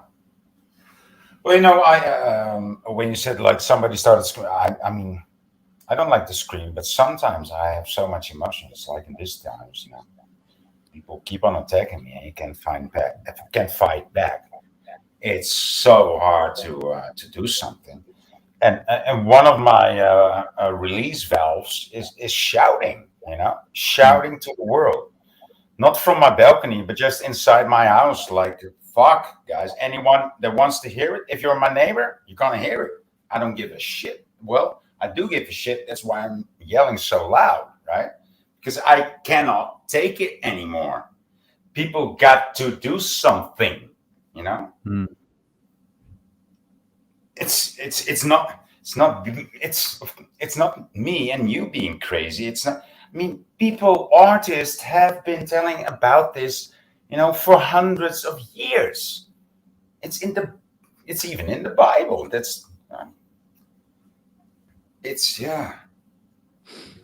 And even if I've been through 2017, and by 2018, I said goodbye to everybody. So I've been alone for 5 years, and I've never been attacked so hard by the outside. Yeah. I didn't want to have verbally. You're being verbally attacked. Verbally and physically, dude. I talked about this the other day on a panel. Like, if one day I wanted to pen it all down, right? Like write it all down. Like, how much it actually were you actually have I actually been through the last 5 years, like physically, mentally, you know, people gossiping and hearing about it's, dude. And I told people, and they said, "No, God, no, boy, we know, we believe you. I mean, I believe you. We've all been there, right?" And well, a lot of us been there, and yeah. So that's why I say, you know, sometimes you gotta just get it out. And some people go in silence, some people play music, some people listen music, some people share, some people, and streaming is also a big healing. It's a good release. Yeah, it is. It's a release of that energy. Yeah. That's building up inside and a transformation, rather, right? Hmm. But I also scream online. Sometimes I just have to also shout, even, you know, and I shout in my house and online. And yeah, well, you know, it's what I do. People so need to one wake of the up. that was one of the things that that we were talking about earlier before that me and Alex were talking about earlier. And she the Fit and Fresh or whatever this channel is that was discussing Andrew Tate as well. Yeah. And because Alex wanted my opinion on the guy's rant about Andrew Tate or about this Andrew Tate Piers Morgan interview. Yeah. And the fact that he was shouting, so I switched off, you know, because there is a time to shout and get angry and get, you know, be loud and aggressive and passionate, and that wasn't it, you know. Like I don't, it's good to release. Well, you know, when I get loud and passionate and aggressively loud and speaking out loud, it's not like I'm in a bad, you know, sometimes I surf on that wave and I'm actually amazing like myself, like, wow, I didn't think I was going to say that or I was going to go there. It's like, you know, I'm just rolling without an audience, you know, but I know I have an audience because all the people that don't want to hear me, they need to hear me. Yeah. Because I live in the Truman Show, you know. I live with all kind of sheeple around me, so I don't. They're gonna think I'm crazy anyway, and if they don't think I'm crazy by now, they will think it by 12 a.m. tomorrow. You know. It's like, no, I just say that.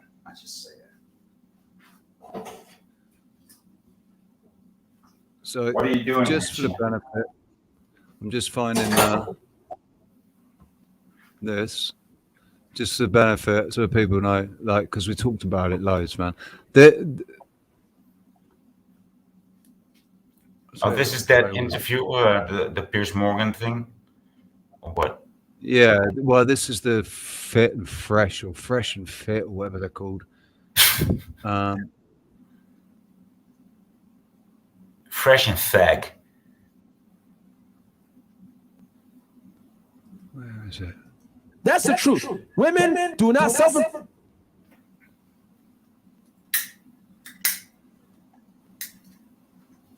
I agree. Women do not suffer. Women on the internet that's taking as much heat alongside Andrew Tate as your boy right now talking. Chasing that ace and want to take time on proofreading. No woman, no cry. On several interviews as well. And this is what these, libtards do all the time. These SJWs, these virtue signalers, they're going to sit there. They're not there to interview you. They're not there to ask questions or actually understand your perspective. They're there on a crusade to virtue signal, make you look like the bad guy so that they can look like the good guy. Here's the thing a lot of the times as well.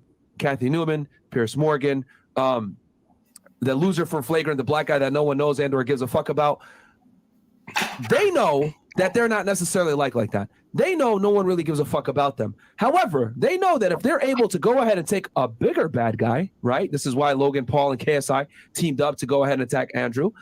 what's going to happen is they're going to be able to align all the people that hate this individual to go ahead and come on their side. So even someone like Piers Morgan, who a lot of people dislike, by the way, right? He's not really a respected journalist. A lot of people dislike him. They can go ahead and corral behind him because Andrew Tate is the bigger enemy. And that's what the internet has effectively been able to do. They've been able to crucify the guy, demonize the man, and then go ahead and use that to say, I don't like Andrew Tate. You should like me. And then bam, all the bimbos, all the idiots, definition of misogyny, guys, okay? It goes, the guilt, I can't see that, Chris, because it's way too, okay, it goes,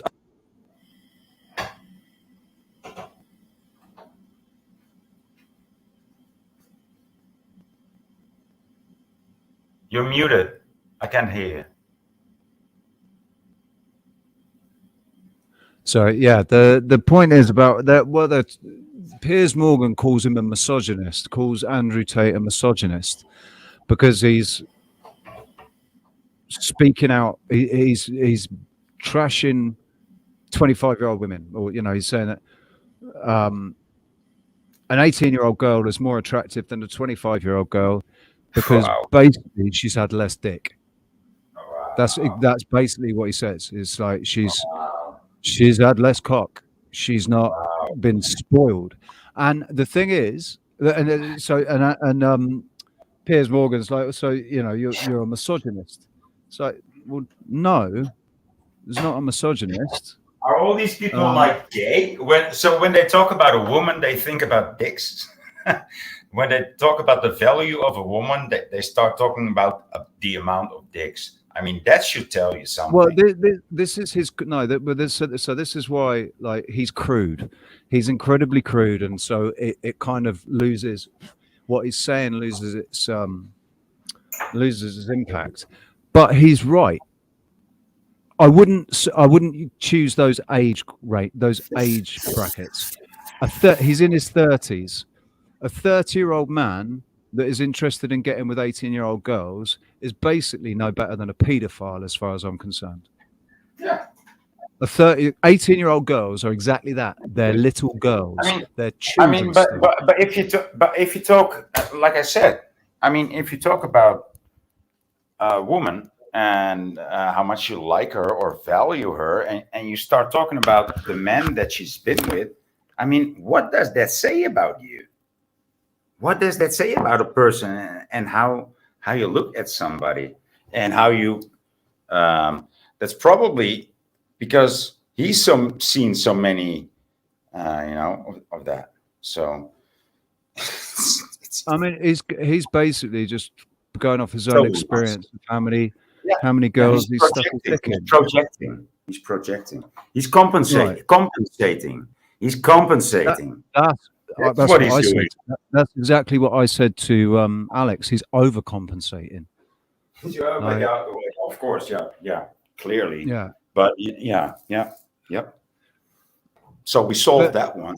but like the thing is, the only reason he's wrong, because of the ages that he's talking about, but just the how crude he was about it. He's lost.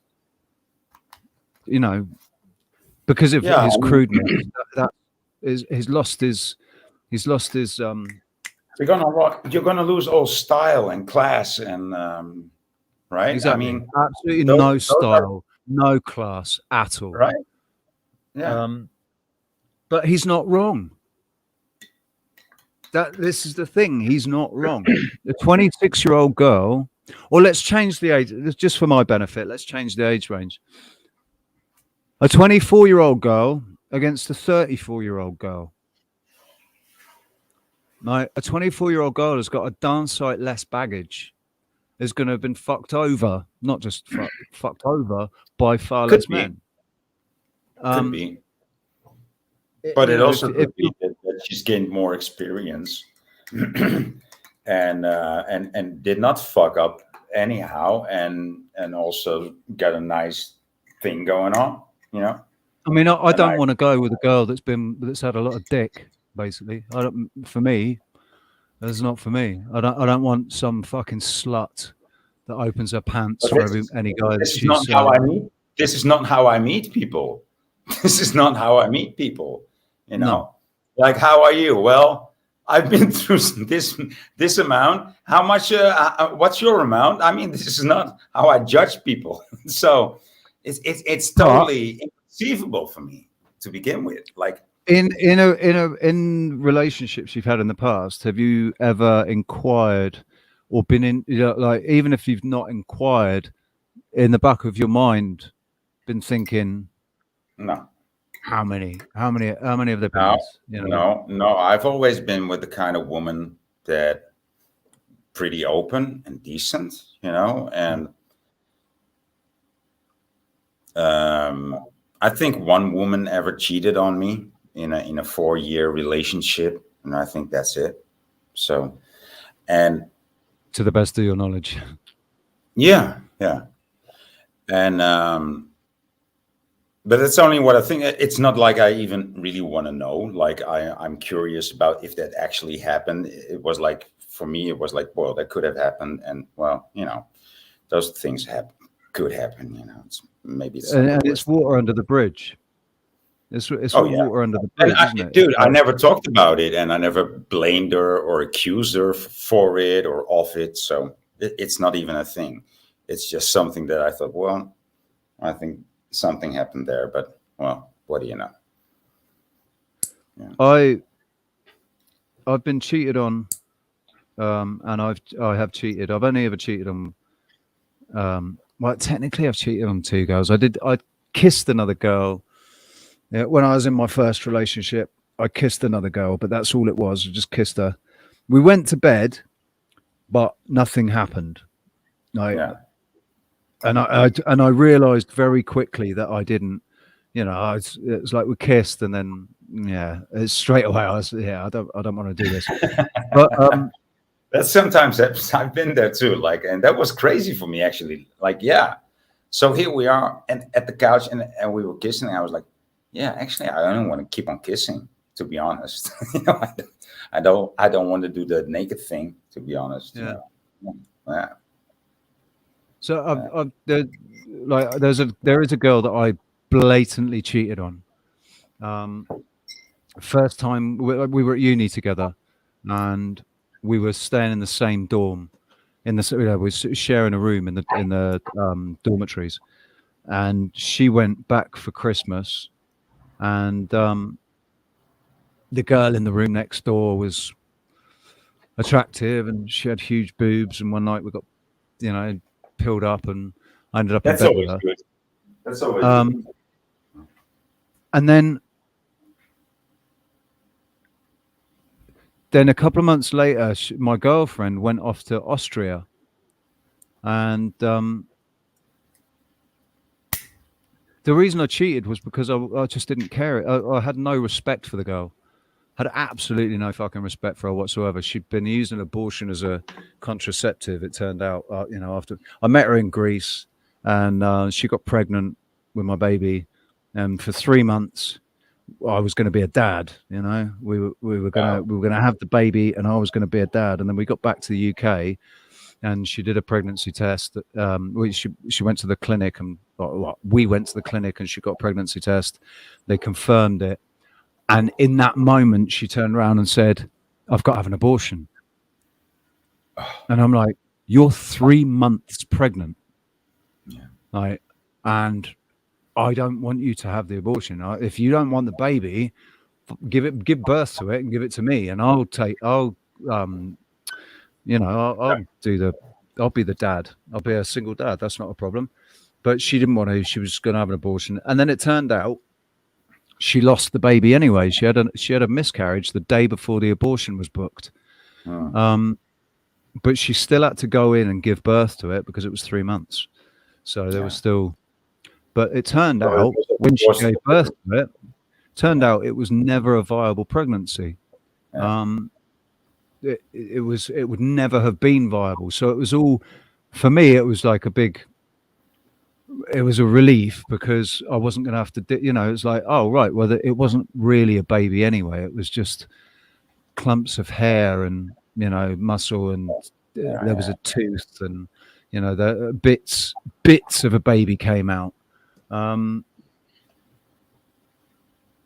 but because it turned out she'd lied to the doctor and said she'd only had 2 abortions, but it turned out she had 4, and this was going to be her 5th.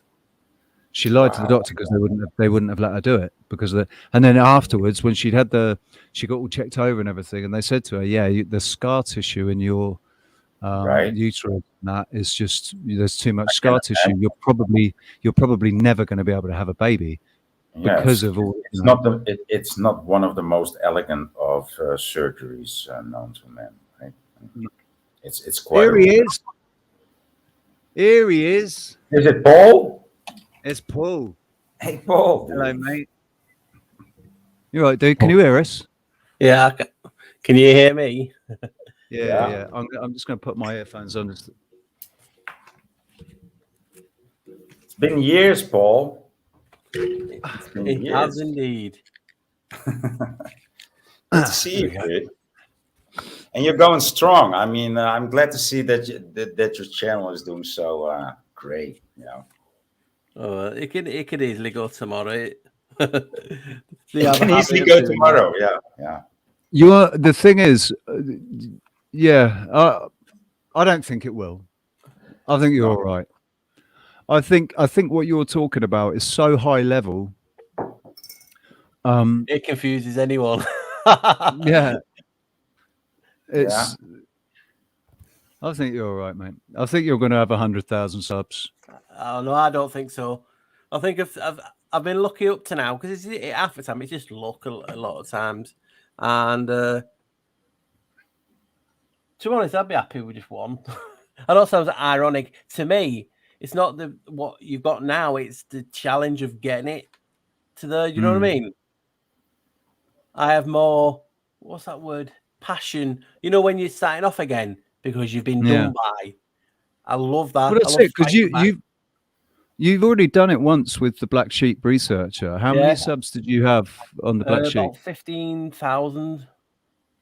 And they were going to terminate it, and I thought, you know what, I'll do it myself. I'm not giving them the satisfaction. So I said, everyone, I'm going to create a new channel. I'll start again. I'm not giving them the satisfaction. And boom, went. People were like, you're crazy. He said, I'm not giving the satisfaction because it was they were just going through the videos for some reason. I don't know why, because I don't use copyright anything because I get it all from free music. But they were giving it copyrights, and I'm like, how can you give me all stuff copyright? So it was going copyrights. Like I've seen it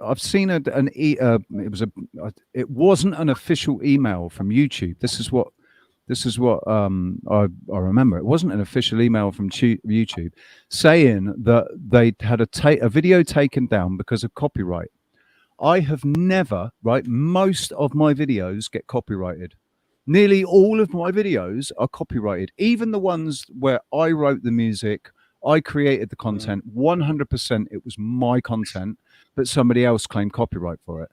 Right. Yeah. And as far as in my experience, copywriting, when people are claiming copyright, they either block the video or somebody else claims the financial, benefits from the video. They then puts adverts on it or whatever. Music, but they never delete anybody for copyright. They never delete anybody for We're just going through the videos. I mean, to be honest, some of the videos that did get the first strike was on adrenochrome. So I can assume that was going to be one. And I can't remember what the other one was. And then he was doing me for copyright, and it's free music. Now, obviously, when you use free music, it's free music archive. That's where I get my music from. So fair enough, if people want to, it's their music. If I was using someone's music, fair enough, that I've got no problem with that. But that's what they were doing me for. And I'm sending them, this is from a free site.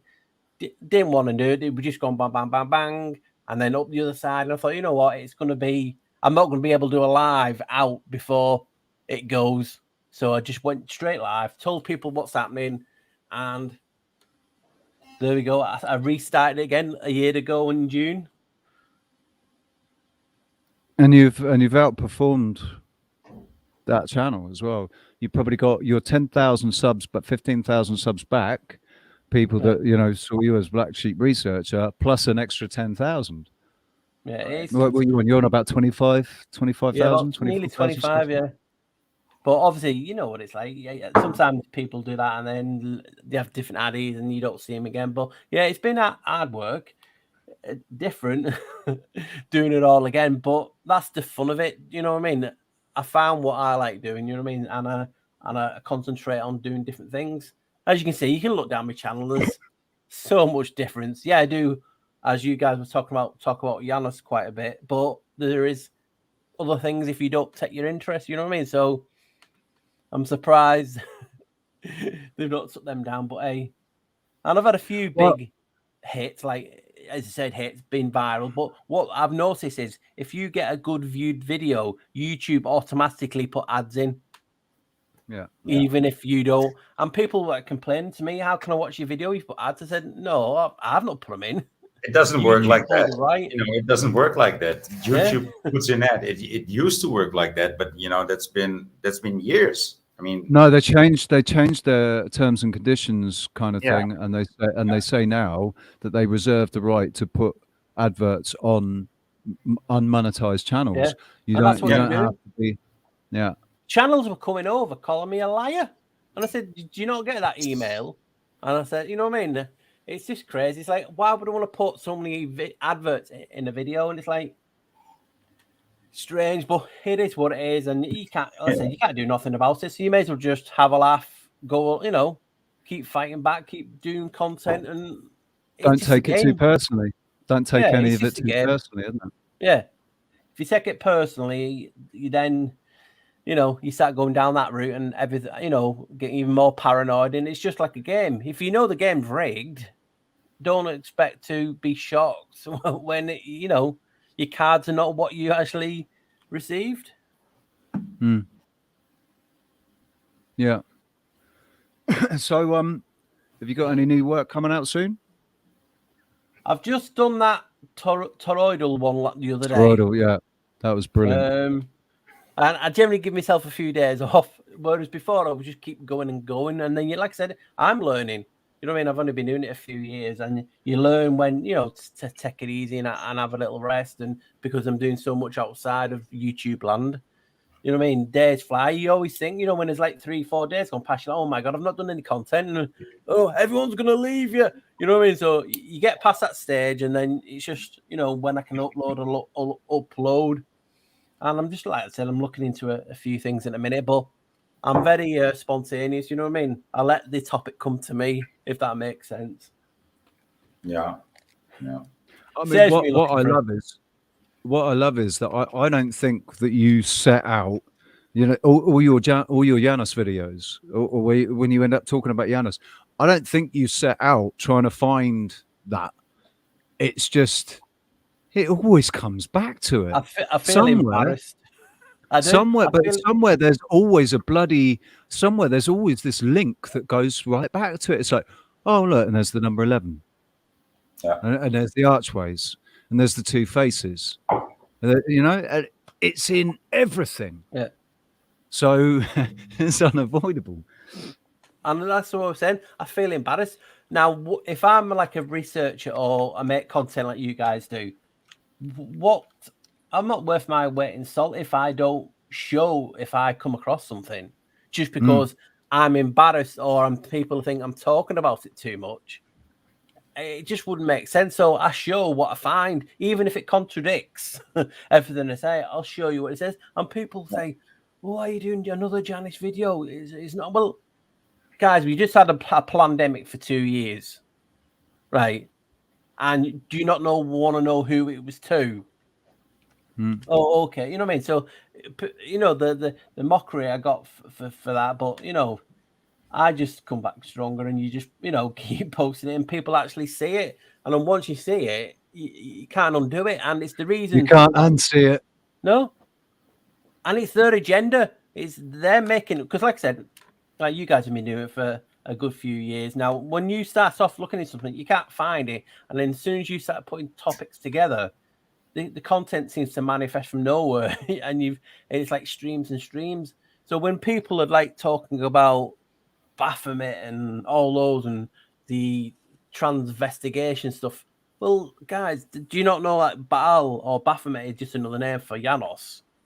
Yeah. And he's a god of transitions. Wouldn't that not make more sense that I tell you guys there's another connection to look at? Or if you're a big flat earth channel and you're looking and talking about, oh, there's more land outside the ice wall. Well, guys, did you not know there's 2 islands either side of the map called Janos? So if you believe there's gateways and doorways to other land, is that the reason why they've called these islands that? And it's like, well, I have to tell people whether they take it on board or not. It's up to anyone, isn't it? It's just information. That's all we're posting. So what you're saying, I saying that they're actually guarding of the North Pole and South Pole for a good reason, like one might be heaven and one might be hell, and just to give it a name, or both might be hell or both might be heaven, but both the North Pole and the South Pole are bad places, and they're actually keeping us away from it for a good reason. Is it something like that you want to say? It could be anything. I always say in my video, as you know, I know absolutely jack shit. Yeah. Do you know what I mean? That's why I'm asking. That's why I'm asking. Yeah. So all it gets my my juices flowing is it's their god, and they've stated it in books. They call him the Deo Deus or something like the god of gods. They've called him that, and they've called 2 gateway, possibly islands at either end of their so-called map, Janos for a reason. And he's got doorways and portals and transitions. Yeah. To me, it makes more sense if there is more land, or just put something there that you would put the significance to this god. And if you think about it, he's known as the beginning and the end. So if the so-called bottom or top or whatever way you look at the map, it's at either end. So he's beginning and the end. He's the Alpha and the Omega. And doesn't that Jesus reference being the Alpha and the Omega, the beginning and the end, and you've got you've got a question, haven't you? Like, oh, isn't that strange? Jesus said that as well. Jesus, Janus. I've always thought about somebody's at my door. Hang on. ISS and Jesus, how much they sound the same, ISS and Jesus. I'm like, why don't any? I mean, what do you think about that? Have you ever noticed that? Like, it's got. I think it got actually that abbreviation, or how do you call it, for a reason, because it sounds like Jesus. Yep. You've only got slightly changed the orientation of one of the letters, and it's the same. But what intriguing thing to me is, in Latin, Janos is Ianos. So you have I in the J, which appears on all maps, coins, calendars, buildings, and you have the same with Jesus. Jesus or whatever it is with an I, and you have with Jesus with a J. Yeah, but that E, if it's spelled without an I or a J, that E, just like in Russian, was the letter yeah. It wasn't the letter it was the letter yeah. Just like in Russian. Like that, yeah. And that's why the beauty of it is that's just his Roman name, you know what I mean? It goes by or it or she or whatever you want to call it, entity or whatever. It goes by many names. I've just found more evidence for this being significant than in any other name. See, once you find the key, it's like, for instance, when you're code breaking, once you find the key, the cipher everything just opens. Yeah, you tell me. Cipher, yeah. And it's even in one of his names. Who holds the keys when you go anywhere? The janitor. Yeah. The janitor, his name is Janos. Yeah.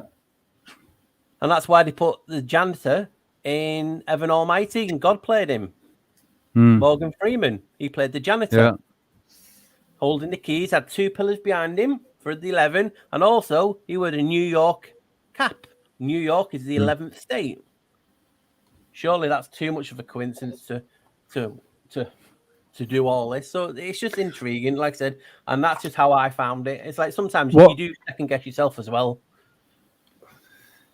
What gets me, Paul, though, is when you take all the names and you take statements and stuff, you know, and put it in the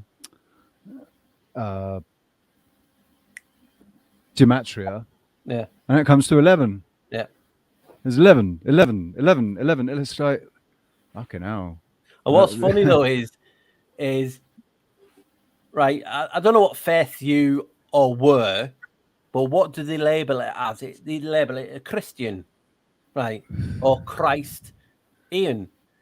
Another name for Janus is Ion, but also in another language, Ian is a derivative of Janos. So you have a word called Christian, basically saying Christ Janus is Christian. And what did we just have? Hurricane Ian. Yep. We just had Hurricane Ian in the US. Oh wow! Yeah. Like why would they call it Ian? Because Ian.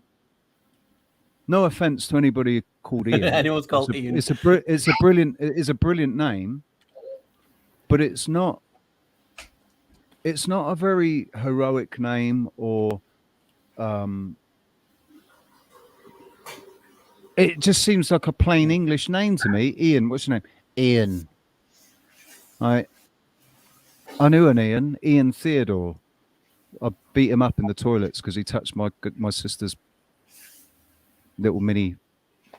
He touched her where he shouldn't have touched her, so I beat him up. But that's the one Ian that I've come in contact with in my life. But it's not a very impressive name, you know. No. You think that a hurricane would have an impressive name, but do you remember a few years ago, Hurricane Avery? Hurricane Avery. My surname's Avery. I'm like, Avery is not a very common name. It's certainly not a very heroic name. Why the fuck would they call it Hurricane Avery? Like, where do they get these name choices from? Why do they? Tex. I know Tex Avery. Something to do with cartoons. Yeah, Tex Avery was cartoons. Yeah, and Warner. What I know about Ian, because you said it's such an insignificant name. It's such it doesn't sound too well. I never knew that about the name, but I guess when you speak English, you're more well into the sound of the language, right? And but I know about this Ian Smithy, that if people direct a movie and they don't want their name under it because it's such a bad movie in the end, they will say it's directed by Ian Smithy. So if you ever see that name of a director, then it's directed by somebody else who doesn't want to be known for directing the movie. And if you look out for it, you will see it once. And why? But why choose that? That's the thing. Why choose that name? I don't know. I don't know. Especially in movies. If it like Paul said, Ian is a derivative of Janus. So are they just basically saying this is another film, you know, that's inspired by or well, if they say Ian Smithy, they are saying I was smithed by Janus, right? That's what they're saying. I'm the Smith. You're not the Smith. You're the Smithy, and you're Smithy by Janus. So that's why they let it go. They say I'm defeated. You know, I think that's what their message is. And don't forget, a Smithy makes iron. It's a creator as well.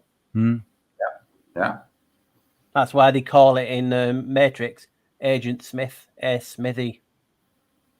Yeah, just part of the plan. So it just. Hey, dude, I mean, that was my judge. You know, the judge, my final judge in the third serving of the case was AJ Smith, and I was like, well, that's not a good sign. AJ, I mean, that even sounds a little bit like AJ Smith, Agent Smith, AJ Smith. Yeah, dude, you tell me. I was like, what? No, really? Okay, guys. So going back to I'm trying to remember the video about the toroidal fields, man.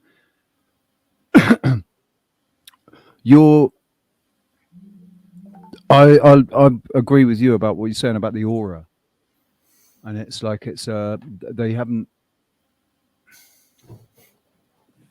they've not given us the right name for it.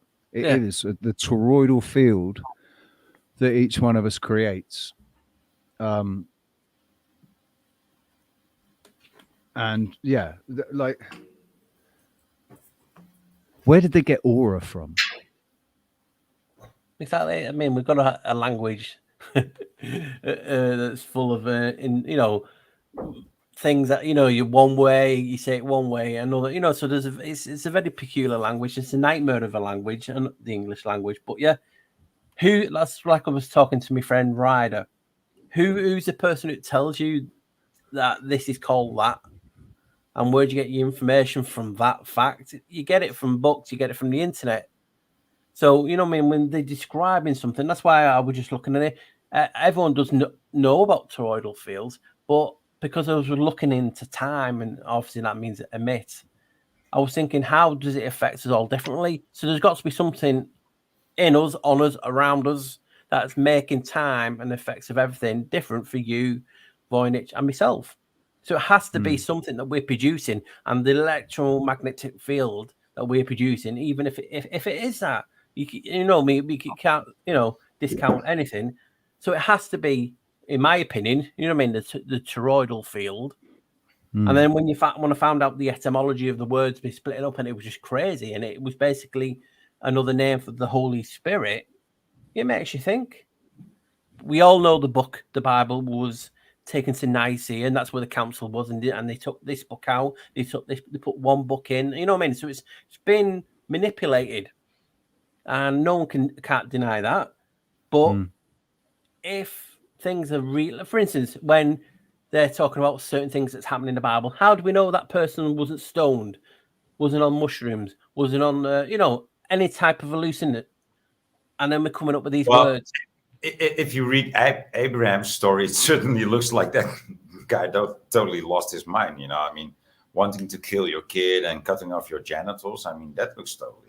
Well, what's interesting, Voynich, is in that time, they were all using the bicameral mind.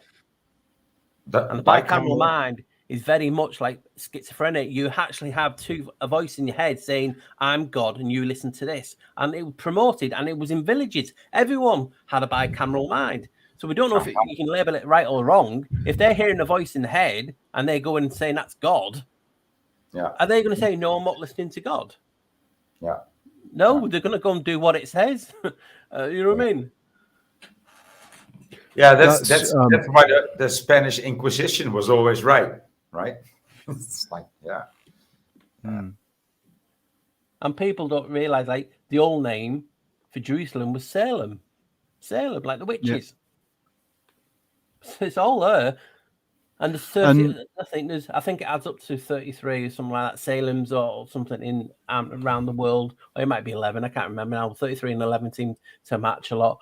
But yeah, it's just intriguing that we're talking about things happening in the Bible. And this is not a slant on anyone who reads the Bible. It's not. I'm just giving my perspective on what I see. And if there was a thing called a bicameral mind, when people thought it was God speaking, he's telling you go out and kill your kids or whatever, which is in the Bible. The stories of telling you to get kids and smash them against the wall. Who the fuck does that?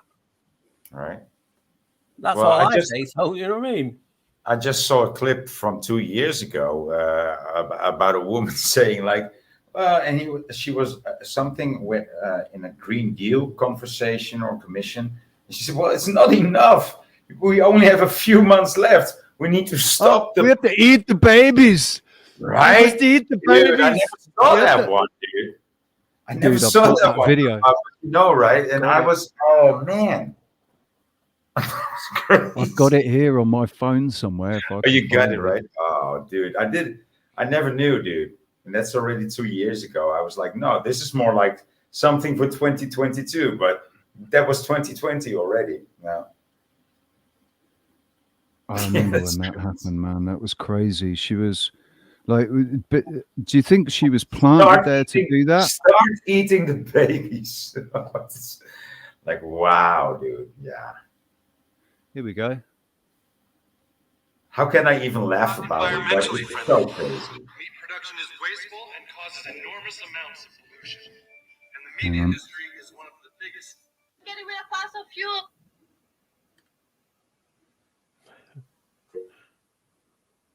Getting rid of fossil fuel is not going to solve the problem fast enough. So I think your next campaign slogan has to be this: we got to start eating babies. We don't have enough time. There's too much CO2. All of you, you're pollutant. Too much CO2. We have to start now, please. You are so great. I'm so happy that you're really supporting the Green Deal, but it's so not funny. enough. Even if we would bomb Russia, we still have too many people, too much pollution. So we have to get rid of the babies. That's a big problem. Just stopping having babies is not enough. We need to eat the babies, and this is very serious. Please give a response. The babies are the problem. It starts with the babies. You can only. It's so horrible. You can only. It's beyond. You can only laugh. You can only laugh, can't you? But if that's the crazy thing is, there's probably people out there that are thinking it. Yeah. And the only reason they're not doing it is because they're worried about getting caught. It's Was she unhinged? Was she unhinged? Was she programmed? Was she MK Ultra'd? What? I think she's just an actor. I think she's just an actor. A very cheap young actress. And not necessarily what will grow into Hollywood, but just a very cheap person. Yeah. It has a desired effect, though, doesn't it? People get angry seeing that, and we just laugh. But some people would get angry at seeing that. Yeah. Supreme. What would you do? What would you do if you were in that room? Like. Oh yeah, that's a good question. We'd all do the same thing. We'd all stand there and stare at her in disbelief until she's removed from the room. And then we'd all sit around and talk about, can you believe what she was? Eat the babies. She's crazy. She's mad. But, yeah, it's the world we live in. And someone will joke and say, what sauce with that would be, what sauce? You know what I mean? So, someone would do that, just for a bit of laugh. And then you think, shit, that was a bit too tacky there. Like, you know what I mean? So, we all have that humor. But yeah, unhinged, actor, and that's all of the above. But that's the shadow. That's the shadow side of us that finds it funny. Yeah. And would say, yeah, this is okay. How do we cook them? What's the best way to cook them? What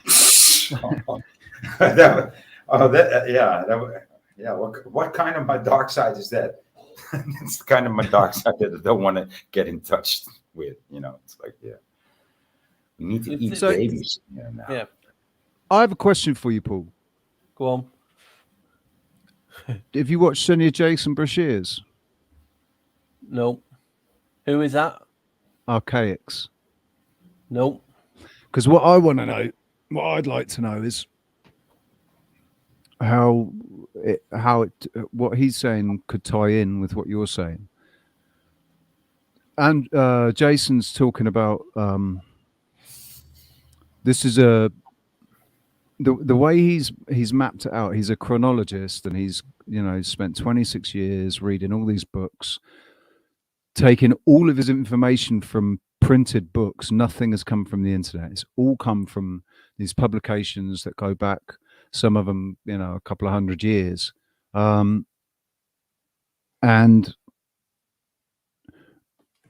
it's all too mathematically perfect.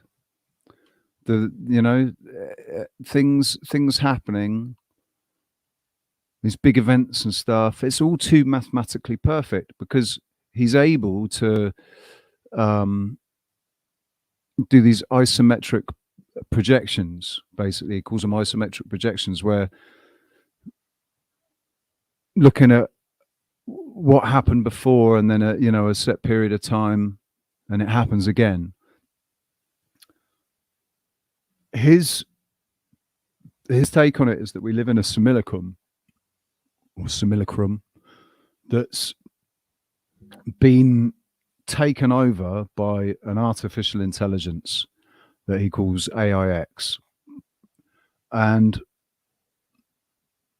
there's a phoenix cycle, 138-year cycle, where every 138 years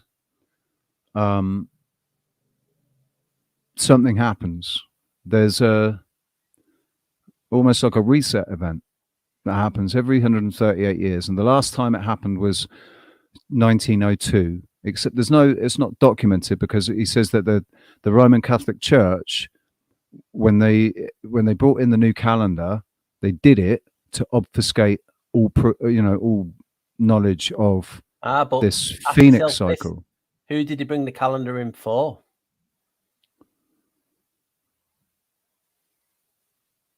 What's the is it the Gregorian calendar, or that we it was use a now? Julian, and they moved it to the Gregorian, but they brought it in and they lost 11 days straight away.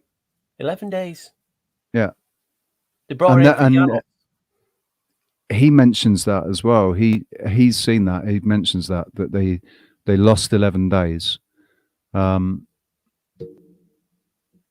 it's all to obfuscate this 138-year cycle. So the last time was in 1902. The next one is going to be in 2040. And there's all this. There's evidence that shows that something happened in 1902, and that's when all the big names, all the big corporations popped up. It was in 1902, 1903, 1904. You also and had then when was the Spanish flu? That was about that time, wasn't it? Yep. Yeah. Oh, and yeah. To me personally, the resets happen constantly because, in my opinion, we're in a cycle. You're always going to have a big in and an end because they're trying to get in the linear time of.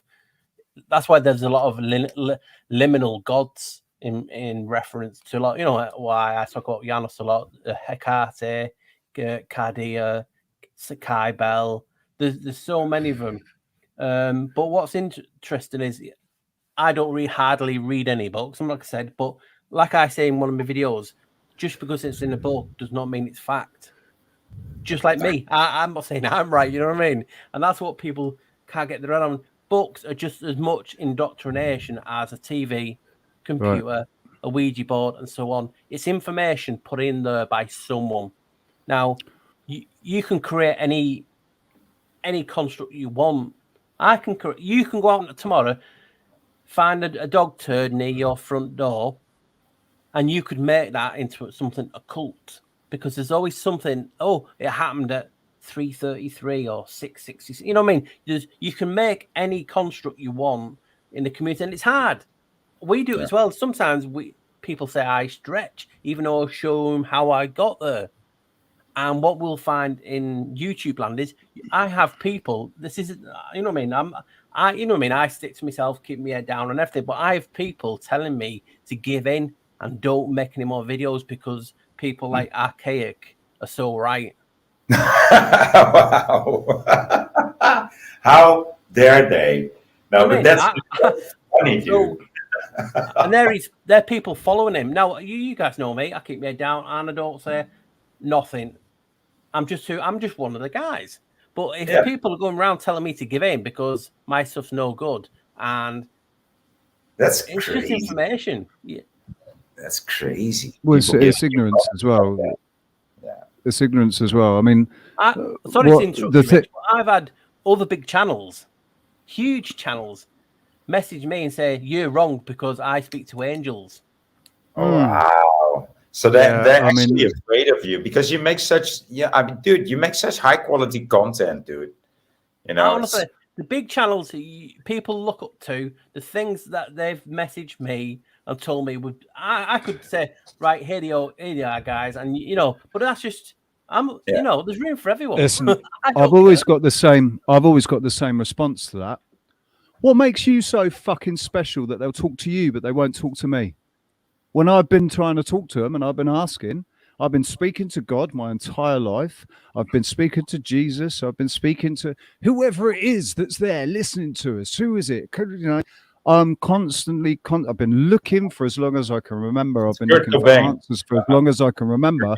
So, what makes you more worthy of being communicated with than me? Sorry, anybody that's saying they're speaking to angels is full of shit.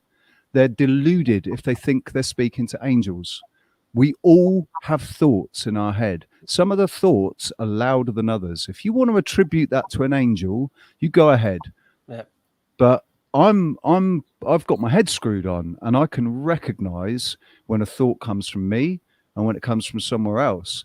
And it's not a fucking angel that's talking to me. It's like you need a gimmick. And I'm not gimmick. I'm just like you guys. I'll look at something and I'll see a pattern. We all see a different pattern. Yeah. The truth is unique to us individually. That's why it's so different. What is truth at the end of the day? What is truth? You know, truth is actually only something that's agreed on by two or more people. That's all truth is. That's what I keep saying. And what it is, it's like this life is like you could describe as like a kaleidoscope experience, right? And you might say, well, a kaleidoscope is very confusing because it keeps on changing, and you might see like a star, but somehow it's made up out of patterns, and everybody of us, you know, one sees the yellow pattern, the other sees the azure pattern or the red pattern or whatever, you know, and that's how we get along, and that's how we get to understand a deeper understanding of this whole thing that we're looking at. Because, you know, it's not so much of a enigma anymore for us, because we can already name it like a matrix, or like I just said, a kaleidoscope, or just like a movie. You know, it's like we know there's something just doing this to us. You know, we know that by now, and we all give it to do what I want to do, how I want to do it, and people are telling me what to do all the time. It's like, why are you telling me what to do? You know what I mean? It's just my perspective. Well, it's just like, really? You think that's what? Okay, why don't you go and make a channel and you do that? If that's how you think it should be done, you go and make a channel and you do that. When I first showed my collages out to the people, people told me, you know what you should do? You should do Photoshop. Like 3 or 4 people told me that, and I was so sick of exposing them, because people thought, you should do photoshopping. And I was like offended by that fucking reaction. I was like, no, I shouldn't do anything. This is what I did. I'm showing you, this is what I did. And the first thing you say to me is, you should do something on a computer. Like, I'm like, no, I did this, you know, I did this on a piece of board. And so, this is how people react when they see something. They want to tell you how to do it better. It's a human reaction, though, you know. Yes, yeah, that's what I was going to say. It's whether or not you're the sort of person to voice that opinion, to say, because I'm sure there's loads of people out there that sit there and they have the thought, oh, maybe you should do it like this, maybe you should do it like that, but they don't say anything. They keep it to themselves. But there's, like you say, there's other people that feel they have to tell you how to do things. You're not doing it right. Yeah, you're not doing it right, man. You should be doing it like this. They don't really think. They just react in a. Well, you know, they don't really think what the reaction is going to, or what the result of their reaction is going to be. They just react. Yeah, that's me. Hey, how you doing? That's me. You know, Paul. Just reacting. This is Embers, the crazy M. That's exactly what took me so long getting back. The whole quick to react and not think about it first. Like, I was gonna go get cookies. Got in the car, saw the gas, tire was low. Said, "Fuck this." Turned around. Wanted to have a meltdown, decided not to have a meltdown, and come over here to do art. Yeah. And listen to you guys. But that's what I said to you, isn't it? It's like that's what the trolls want. They want a reaction. They want a reaction back. And if you, rather than reacting, if you can just step back, maybe respond later, but not react in the heat of the moment. And I'm really bad at it, man. I reacted this morning, right? I reacted this morning when the little hombrecito next door, he was making, little man, the little man. Yeah, I get it. He's I never heard the word though. Yeah. He had 4 people stay over last night in his room, and like they didn't get in until about 3 or 4 o'clock in the morning. Woke me up playing a fucking music and banging around and making a load of noise, and I managed to get back to sleep. But then I woke up when I got up about 9 o'clock or whatever. They're all sat right outside my window, like that. The other side of my window here is the sort of courtyard, and they pulled the table right up, and they were sat right outside my window, talking. Like they were next to you. I just reacted. I went out, opened my door, and as I opened my door, this other guy, don't know who the fuck he was, comes out of the room next door, and he's obviously just got out of bed, and he's got the duvet wrapped around him. And I just looked at him and said, "Who the fuck are you? Like, who the fuck are you? Who the fuck are all these people? Like, what the fuck?" And I reacted because I was tired and I'd just woken up, and I'm like, right. And then they turn the music up. They turn the music up, and I go up, "Turn the fucking music down. I'm trying to fucking work." Come back in here. And then later on, when they left, one of the girls just said to me, "Oh, I'm sorry. Sorry about the noise." And in that moment, I was like, oh, I felt bad. You know, I was like, nah, I'm sorry. Yeah, but only in that moment. But only in that moment. After she, acknowledged that you. Once she acknowledged, yes. Because we want that affirmation. Yeah. But as soon as that we were right and justified for blowing up. Yeah, exactly. It's like, thank you. You see why I was pissed off, right? Well, I'm not pissed off now. It's okay. I was just reacting. Yeah. But I do it. I do it too much. I react. I mean, but you're right there. Yeah. I mean, you said that you went, a bit too far there. But what you also saw is that if they would have left without her saying that, it might still have left like a little. I'd still have a bad taste in my mouth. I'd still have a bad taste in my mouth. Might have happened, right?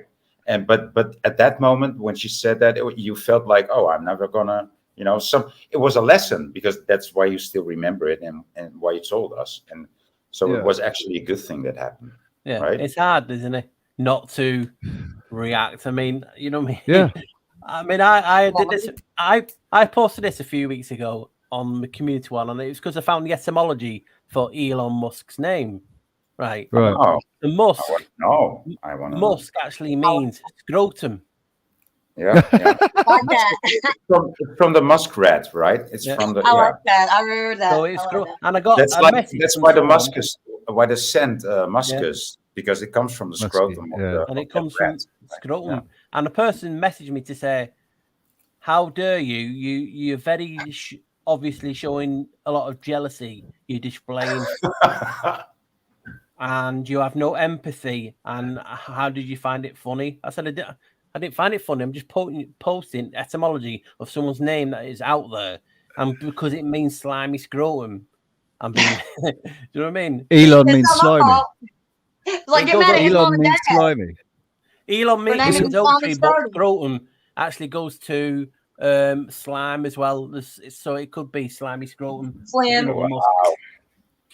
Wow, it sounds like it looks like it too. I just think of the word elongated. Mm-hmm. It's a weird name, Elon. Right? It's a weird name, and he is a very, very strange character. That's right, because it was Sanskrit. Yeah. That's why I remembered it, because me and my buddy were talking about Elon that morning, and then he posted that in his community tab. I was Marv. It was hilarious. Ever since I watched the video about Marble, it was about the dead. No, more specifically, the word. Give me a minute. It's Reset. It was a really good video. I mean, it was a really good video because he showed the marble statues. Paul, which one was it? The one with the marble statues. It was amazeballs. And that's how I found out that marble and cemetery, they're like, that's where it comes from. So that's why I say I'm just so about the dead, yeah. That's why you say you're marble. Yeah, that's why I say that. I'm just, instead of saying I'm dying like I used to, now I just go, oh my God, I'm so marb over here. Yeah. It's going to be trending Yahweh. It's going to be in the dictionary before you know it. The dictionary, the ever-changing dictionary, which I found in the dictionary the other day. I found it. Oh, look. Can you see it? What? I don't know. It's kind of backwards. It says the Wide Awake Show. It says 7. Oh, right. I see a 7. I just caught a glimpse of 007 there, but right. Yeah, I saw that too. There we go. Keep on. There we go. See, I'm backwards. Now let me move my big Anunnaki head. See, there's a number set. It's somewhere. It says number 7 or N7. There's numbers all over it because hermetics. Okay. Harsh reality. And then hold on. There we go. There's where you see 007 and all that. Yeah. I saw 007 not long ago. Yeah. Say that again. I've been working on that for a while. 007 not long ago with John D. That was his secret code to the Queen. 007. Oh yeah. It's ball and cane. Two ball cane. That's where it comes from. That's where 007 comes from. It's still about two ball cane. But it's shit. I forgot what I was going to say. That's where you got. That's pretty cool though. Everybody thinks that I got the name of my channel like I just ripped it off from that song. Like, no, people, no. I don't Mad know. World. I don't know that song. I did not even know the name of that song till after I started. I knew the song. I didn't know the name of the song. And then when I was like, now I know why everybody's saying that. But no, but it's all awesome around me song. are familiar faces. Yeah. Was that Paul? And oh my gosh, is it so not like? I had someone reach out and say, why this Soli's channel name? And I thought, what channel name are you? And he was just What the Flock. And if we go down and say, when I picked that name, What the Flock TV, I had a look and there's not one called What the Flock TV. Because you go down the list, don't you? And you can keep going and going. No one had it. And he's like, I stole your name. You should be happy if, he had one video with a parrot in it. And I'm like, you're talking about parrots and I'm talking about something totally different. Dude, it's exactly the same with my 007. It's exactly the same. I wanted to be 007, but obviously that was already taken. There was 007 channels, and nobody had 007. The way I spelled it, nobody. You go and look now. Go and look now at how many 007s, and it's spelled exactly the same way. And I'm just flattered. I'm like, you wish you'd thought of that name first, but you didn't, because I did. But that's okay. You can use it. I'm not fussed, Yeah. And then I get the wisecrackers that have seen some of my like angry, more ranty videos. They go, oh, I see why you call it Mad World. I'm like, you don't even freaking know the half of it. Has nothing to do with me or me being mad whatsoever. Has everything to do with the shit and the chaos around me. I'm the balance in the middle. Well, it is a little bit because then. It is a little bit because M's mad, but most of the time it's because there's just so much. How are people just operating on no logic and no reason? And I mean, just like, what are you operating on if you do not operate on that? Well, most people are. That's the main question, Ambrose. That is the main question. How do people operate without logic and reason and morality? And they survived into the age that they are. I'm like, how'd you not die by a car walk right out in front of traffic? How'd you not do that already? Because you ain't got no logic or reason. That tells me you might walk out in traffic. Very good possibility. Yeah. But then the people are just operating as robots. We're reacting all the time. We're reacting. We get triggered and we react. Triggered, react. Trigger, reaction. Trigger, reaction. Yeah. And that's one of the things. Thinking. Yeah, that keeps you from thinking, right? So that's also what I run into when people want to start a conversation or want to trigger me. I don't respond to that trigger in the usual manner. It's not like when they ask me how you doing, I'm gonna say I'm all right. How are you? you know, I'm gonna react in a different manner, and somehow they usually don't get triggered back. They're like, oh, what the fuck's happening? I just expected, oh, I'm all right. They expect you to react. Right. And but I start thinking and feeling and then speaking, you know, and yeah, they're not used to that anymore. They're just like, wow. If they have to get into their feelings, that's a good way to get somebody to run. Ask them to get into their feelings, and you'll see them hit the door running. Like feelings, oh hell no, I can't do that shit. What? And they're gone. Yeah, there's. Yeah. The thing is, the people that don't think, they just operate on, you know, impulse and you know, and the obvious indoctrination of program or whatever. When they do think, it scares them. That's why they don't think, because it's that when they do start to think, that's when they start to get anxious and paranoid, and you know, so they don't. Who are we talking about? Hey, Alex. Hey, Alex. Did you get my message? I was like in the tree hut. I was like, "Let me in, let me in." I didn't say little pigs because that would have just been rude. But I did say I'll huff and I'll puff. All you had to do was scroll. You just scroll up. The link was in the chat. They're gone. They removed that. So. Well, it's in the treehouse. It's in the signal. But anyway. Is it? Okay. Well, I'm back anyway. I'm feeling a lot. Paul hasn't met Alex either. I don't think. Alex, this is Paul. Paul, this is Alex. Oh, you know that, Alex. You know this is. But yeah. I've been watching Paul for over a year, I think now. And listen, Paul. I saw Alex first. Okay, you know, just so you know. That's like when I had to dump Russell Brand for Richie. It was so devastating. And also, I'm married as well. We're all married here, apart from Richie. And Richie's unmarried. Married. Don't you? No, ma'am. Em isn't married. You're the only one that's married, I think, Alex. Other. It's not a point of whether you got married under a huppah, in a temple, in a church, or anything like that. It's whether you have a significant other. We all have significant others in this group. Tell him we're married. He will just be, he'll literally turn into stone on the sound of that word. He will straight turn into stone, y'all. Ask him. Married. Do you have a significant other, Paul? I keep Do you have that bit private. Don't blame me.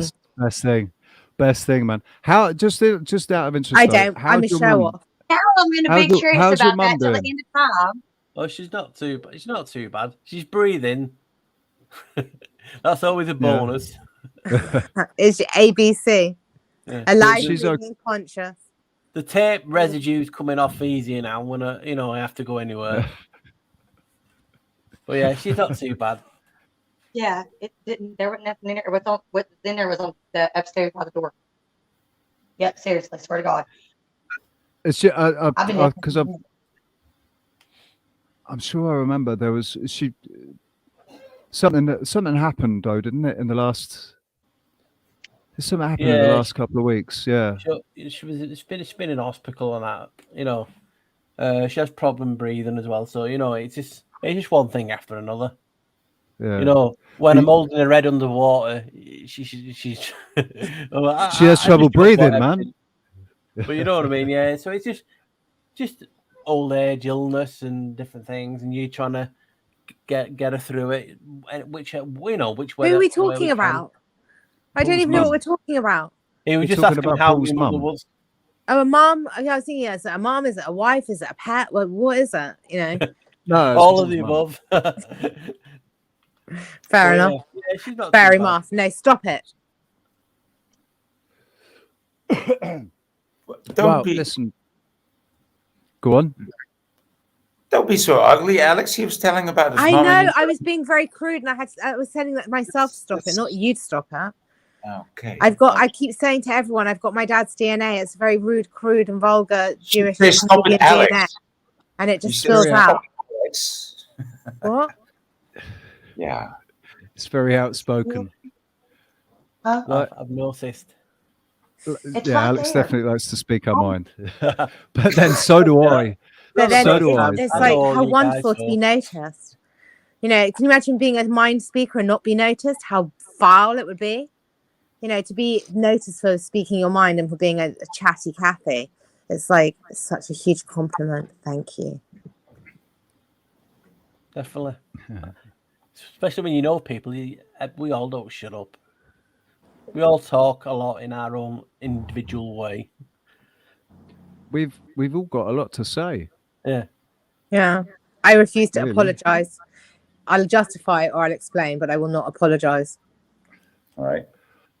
Sometimes I just talk without even anyone being there. You know, I just need to get it out. Have you got Oh, a I cat? do that all the time. All the time. You could say that I'm talking to the dogs or I'm talking to the cat, but I'm not. I'm actually processing. It's the weirdest. Right. I sit there, like I'll be watching something. I'll sit there and then I'll look off to the side and I'll have a conversation with somebody that's not there. You know, like I just need to say it. I need to say whatever it is. I just need to say it, get it out, and it doesn't matter. I just imagine that the person's there, and I've said it to them, and then it's done, and I've got it off my chest, and I don't need to say it again. You know, but I do it all the time. And the audience in your room is going, he's at it again. The cat's saying it, the dogs are saying, they're going, I know, what are you going to do? We would have a conversation with him, but he won't talk to us. You know, he'd rather talk to his imaginary friend. Well, yeah, it's not always. If you only knew, right? If you only knew. The things I have to say are not the sort of things that I want to say to my. one. I love my dogs and my cat, so yeah, I'm not going to direct some of the things that I'm saying at them. It's yeah. No, but you can just speak with them. You don't have to speak at them. Yeah. I speak. It's not the same though. It's not. It's him. not the same. It's like I need to say it. I need to feel Of like course, I'm saying and they it need to you that to hear person. say it, but you can say it to them in front of them, you know, and they'll just, you know, be your furry friends, and they'll be like, "Yo, we feel you," and they'll probably come up and rub against your leg and say, "We know, bro, it's the same thing." You know, welcome to our world. We got so much to say, and no one wants to listen. Well, it's when they look at you, and it's the look of like, okay, now you think you've got it bad, right? Yeah. Yeah, but I bet you feed them before you feed yourself. Yes, because I if do. you Exactly, they never run out of food. I've never run out of food for the animals. And never. you know how it can be known by people who are just watching, because they're not constantly fussing you. Yeah. The fact that they're just very quiet and just let you get on with it. We can tell they're really well fed, even if you're not. They are.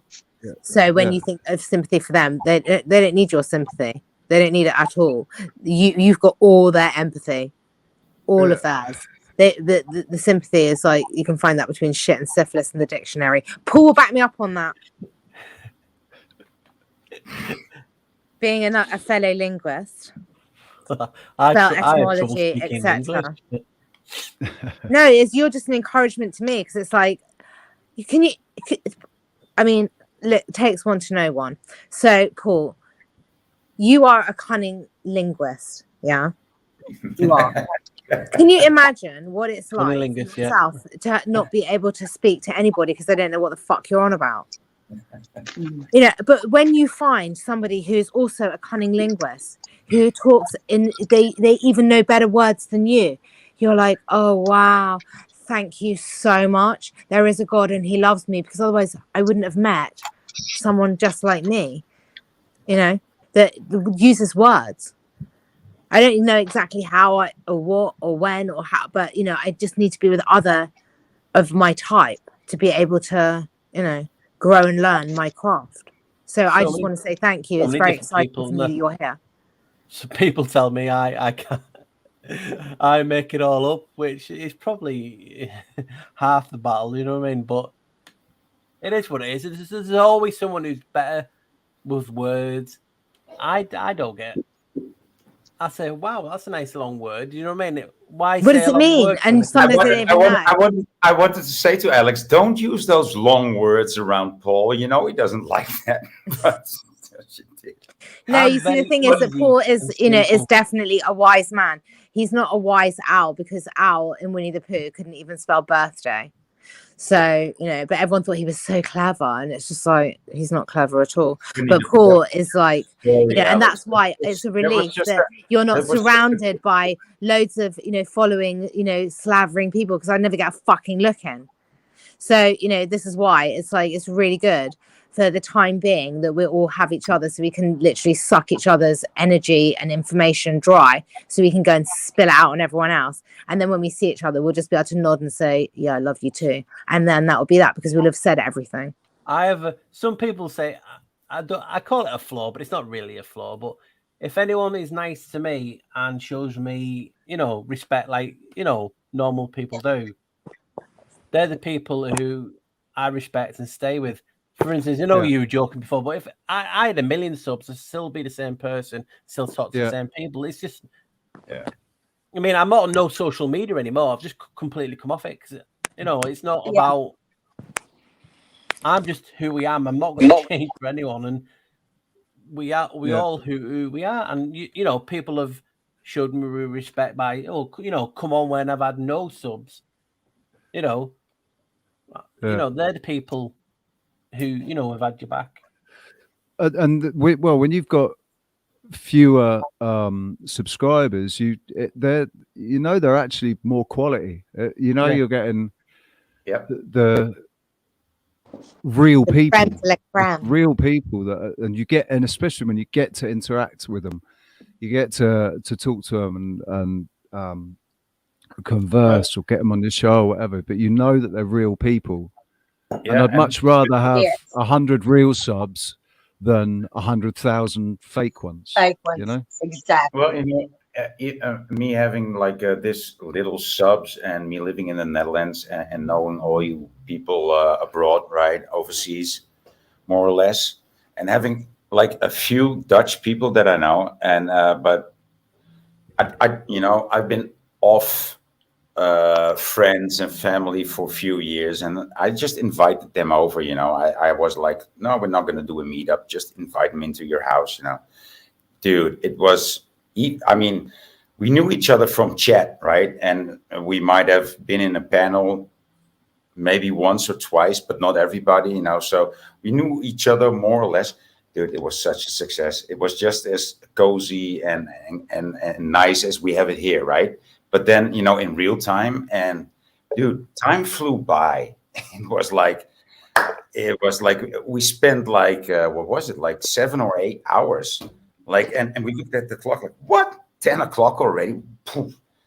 And all of us were the same, like, what actually happened? Like, we had a good time, but when it was like 10 o'clock, everybody was, oh, you know, we got to go home. I mean, we've been here all day, you know, and only the day after that, we got to realize, wow, that was really good, dude. Yeah. So, you know, if you ever get to meet the people that you, or, you know, I've also tried it, and it didn't work out, but it, you know, not so good as it did the last time. That also happens, but it usually it works out very good. Yeah. It's like, I'm dying to meet Sherry. Sherry. There's a Sherry Ives. Sherry Yeah, Ives. Sherry Ives Yeah. actually lives very close. Yeah, she lives local to me. Yeah, and she sounds like she would just be an absolute blast. So, yeah, chocolate. She It's sounds chocolate. like So she if sounds she's like watching bloody you- trouble to me. She sounds like she might be trouble to me. I said, That Sherry reminds me Ives of Bill. seems like She's a bit always of a naked minx. and always covered in chocolate. I know, she's a bit of a minx. She's a little minx. Yeah. Yep. But you can understandably so. The woman is celibate. So and I think she said, what has it been, like 10 years? She's been celibate for quite a while. So I'm sure that has a little bit to do with the. I've been celibate. It has to. There's no way that doesn't affect us being. I mean, you know what I mean? Like, I've been I understand celibate for 2 years retention, and now. I follow Sepper, but at the same time, it's necessary. almost. And that's coming from a woman that just doesn't even really give a rat's ass about it that much. It's still necessary. To be I think it might make me lose my damn marbles after a while. It's been February the 5th, 2020. That was the last time I enjoyed anything carnal See what I mean? with, He knows the with date, a member of the y'all. opposite That's sex. so sad. Say that again. I said, you know the date. That's so sad. I Yeah. mean, that's sad. It's like, you know the damn date because it's that, honey. No, Because but he knew. I know lots of He dates just, because he just felt it was going to be the last time. No, He just- it's who it was, and I know I can work out Okay, when yeah. it was because I remember when she came out to see me. She turned up on the 3rd or 4th of February, stayed for like 4 days, and yeah. So that's the only reason really I know. But yeah, it's been you're excused. So you're not a pervert. it's been a while. Yeah, man. Oh, my immaculate conception. Are we going to go there? Oh, we're going to go there? Yeah, we're It's my gonna buddy. go there. Apparently, About that she lady. said so. His mother was immaculate. On. If she was? No. Okay. We believe, me and him, we have this conversation at least once a week, my friend and I, because he's got a degree in religious science. The Immaculate Conception, we believe, obviously, if we're capable of artificial insemination now, Daddy was the exceptional con. What is? Mummy was immaculate. Daddy was right. And that's just exception. There had to be a donor though. But there still had to be a donor. I know you've got some Jewish blood in you. I was making a joke. No, you're convoluting the whole. I don't know if I do or not. It'd be interesting to find out though. In nature, the only creatures that can produce without a male, like let's say copulation, without females that can just produce other, how do you say, forthcomings, are asexual. Like offspring. No, just offspring? female. Yeah, produce offspring. Thank you. And those are actually only lice and grasshoppers and lizards.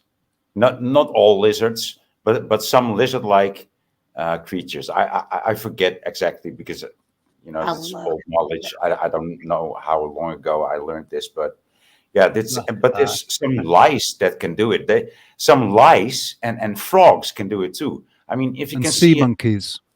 If you see how many. If you can see how many frogs, how many eggs a frog can lay, I mean, that's like a frog can lay like bees do three times his body weight in eggs, like in an hour. Where does that come from? That doesn't come out of his body. It does come out of his body, but how does it get produced? You cannot tell me how that is produced. It's insane if you see it. It just comes out of nothing and then out of his head. Just comes out of his ass. It's the stuff that's in the water. They're making the frogs gay. So how are they laying eggs? Have a look at hermaphrodite. Hyenas. It comes out with a penis. Really? What comes out of the penis? What? Hyenas. It comes out with a penis. Females. Oh wow. What comes out of the penis? Babies. Babies. Giving birth. It comes out with a penis. Between a out male of the male, because the penis shape is different, but females have a penis and they birth through their penis. A female hyena has a penis. Yeah. I want to see that. That figures. That's why it's very hard to say what's a male or a female hyena because of that fact. Does it not? But does it have testicles? Or if it's turned down a bit, it's one or the other. Is that why they're Does it laughing have all testicles? Yeah. I want to know, does the female have a larger penis than the male? I think they do, yeah. That would really be very... Well, if they're going to give birth to a fucking baby through it... Baby, you better have a penis. Most likely, right? If you want to get in... If you want to get into the other penis, you would most likely have to have a smaller penis. So, dude, that's quite an embarrassing act as an hyena, dude. I'm not, Yeah, it's they not got so that much stuck about for the the. size of- But what about the pig, or is it the raccoon? One of them has like a corkscrew shaped penis. No, that's a pig. Pigs have a corkscrew Pig, penis. yeah, see, like No, corkscrew penis, yeah, and Some bulls have a too. barb on it as well. Yeah. What's that? Some have a barb on it, you know, like a spike. Oh yeah. That's called the old bull whip, right? But they get trapped. That was the bull whip. That's what they used to hit you with. When they're trying. That's messed up. So you ladies don't barb? complain. The animal Oh, kingdom much- is I'll tell you what. ruthless. Like, y'all quit playing. That'd I'd be much like us rather have a having two penis and y'all. testicles than a fucking uterus. I know that much. I'm quite happy being a man. I'm very, very pleased I'm a man and not a woman. It's a struggle for me. Because if I had to have balls and had to do the whole shave my balls thing, that would be like, no. But then there's the period that I wish I also didn't have. Yeah, but Because shaving thanks, your by the balls way, everybody. in Why this would you day and shave your age, balls? I shave my balls. In this day I and know age, people that say, why would I not shave my balls if I had them? Why would I not? Yeah, I Why mean, would- what? Well, it's for me. It's because I feel cleaner. I feel cleaner, basically, without all Doesn't that hair trapping all the sweat, and the fucking whatever But else doesn't it it- traps in it. I never supposed It's to. like- but I not tried. really. But doesn't it prickle when it grows back in? Right. For the first couple of times, but after a while you get used to it. So What? itchy. Or do you just get used to itching yourself? No, it doesn't. Get friendly. It actually itches more when it's grown back. So it's But once you start doing it, it's something that you basically got to continue doing. My The man only used reason I to know about get how hard it yeah. is to shave your balls is because I asked one of my dude friends, like, how do y'all, like, what's up with that? Like, seriously. What is this Because I was conversation? like, What have I got refrain myself from it into? too. It's like, why would I in this start day and doing age, it right? every In this fucking hour, in this day and age, because of Gillette Mark III's, you know, Wilkinson sword, the new razors that they have now, shaving your balls isn't an issue at all. It's you don't even have to take that much care. You just and it's done really quickly. It's done. Alex I'm is just really waiting for enjoying a the blood bath conversation. in my bathroom It's- on the it's fucking different. bath floor. No, thank you. Don't stop suggesting this, please. Stop. Because you don't. different Oh, I if know you're what you using mean, a honey. pick. Honey, please. I know what you mean. I live with an Indian man who loves manscaping, and I have to clean the bathroom. So believe me. No, but that's just rude. That's just fucking rude.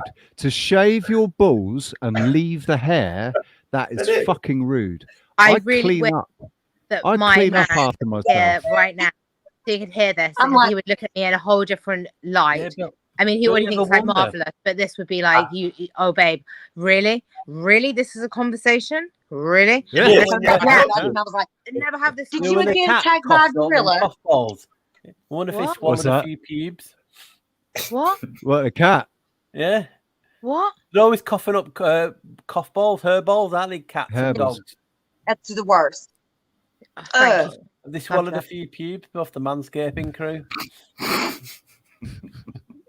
Yeah, could you imagine? No, see, that's the reason why. Like, just no. Like, no. I mean, plus, I think about it like this. It makes it look bigger. Honest to God, I know dudes that literally do that just because the sole purpose of it looks bigger. There's not that much hair in the way. It makes it look, I'm like, oh, that's so cute.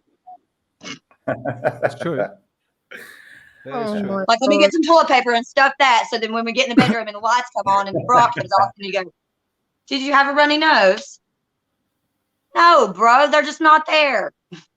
Yeah, when you have younger brothers, you know, it's like, honey, no one thinks your cold's that bad, babe. Can you I flush have it a down? teenage son. Or they do it in a sock. Have you ever read Portnoy's complaint? That is the I funniest. don't have to deal with that, but every time I visit my son, his dad says something to me about, why don't you tell your son to clean up the sock? I'm just like, just shut the hell up. I don't need to hear that. He don't want me to hear that. Like, no, sir. Yeah, he does. But then I'll be like, son. He really does, because he doesn't know what Where's to this do about the it. mom, I'm conversation like, son, don't make your mom have to do that I shit. don't know. anymore. You can't blame me, Yeah. I don't think. Where has this Richie. conversation gone, though? Right, Richie, take What charge. about yours with the texture and the? We went from semen retention to texture and all that in a matter of seconds. I don't know how the hell Rich did that. It's like, whoa. I was sitting there going, film, innit? Alex reminded me of that film, something about Murray. Yeah. Yeah. Yeah.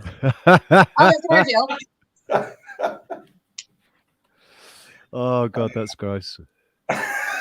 on that beautiful note, ladies and gentlemen, it's 8 o'clock and I've been live for 4.5 hours, and my dog Alfie is looking at me as if I've never fed him or taken him out for a walk. So I think I'm gonna have to wrap it up. Richie, I must tell you that I you really should. You don't want to knock anybody up. Wrap it up. I really very much enjoyed this this gathering of souls and minds and all. Great. And great to see Paul, this and was Alex, of course, and to meet Amber. I love it. Yes, Yeah. it was so nice to meet you. We're The gonna walk like an intent Egyptian. of Walk it this- out. Walk it out. Walk it out. The intent Oh, of the this stream was just to have a good natter. So we have achieved that. It's been a good natter. Paul, thank you very much, mate, for joining us. I know you sat there looking a bit bewildered a couple of times. Like, what the fuck have I done? What have I joined? Oh my God. I used to watch you a session of the Nile and think, I wish I was as brave as her, and now I am as brave as her. So if you ever do a show and you ever want people on to have a chitter chatter with, I'm your chatty Cathy.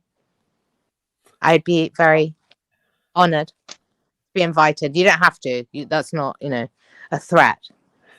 From you, it is a threat. Anyway, listen, it's been an absolute pleasure, and I'm probably going to do it again tomorrow. I might just do this every day because I've enjoyed it. It's Friday. How can we not do it on Friday? Tomorrow's Friday. Oh, yeah. What am I going to do on Friday if I'm not hanging out with you guys? I can't believe tomorrow's Friday. That means my birthday was 2 fucking weeks ago. Ugh. 2 weeks? Where? Where have the 2 weeks gone? I'm just ready for this year to be over because I can't even with 2022. I'm not scared or afraid or nervous about what's going on in Ukraine and everything with Russia and America and this proxy war and all this bollocks. I'm excited. I'm fucking excited about it. If there's a world, if they say there's been a nuclear war, I know for a fact there won't have been. I know for a fact that all of this nuclear shit is just a big scare, fear porn bollocks. But it still means that it's moving on to the next stage. We've got, we're moving on to the next stage. It's progressing. Whatever's happening is progressing. It's moving forward. We're going to get there in the end. We're all going to come out on top. So I'm excited. I'm really excited about what's going on. It'd be awesome if they announced tonight, it's official, World War III. I'd be like, yes, at last. Stop fucking talking about it. Get on with it. Yeah. I don't know how you guys feel about that, but anyway, that's just my 10 cents on that. And once again, thank you very much, everybody. Go on, give us a last gander at your beautiful visage there, Voy, before we go. Yes. I already said goodbye. No, but you got to. I want to see that gorgeous face of yours, mate. Fuck off, dude. Come on, don't be so fucking. He said, "Fuck." I love it. He said, "Dude, I love it." Anyway, Paul, I can't wait till your next video, mate.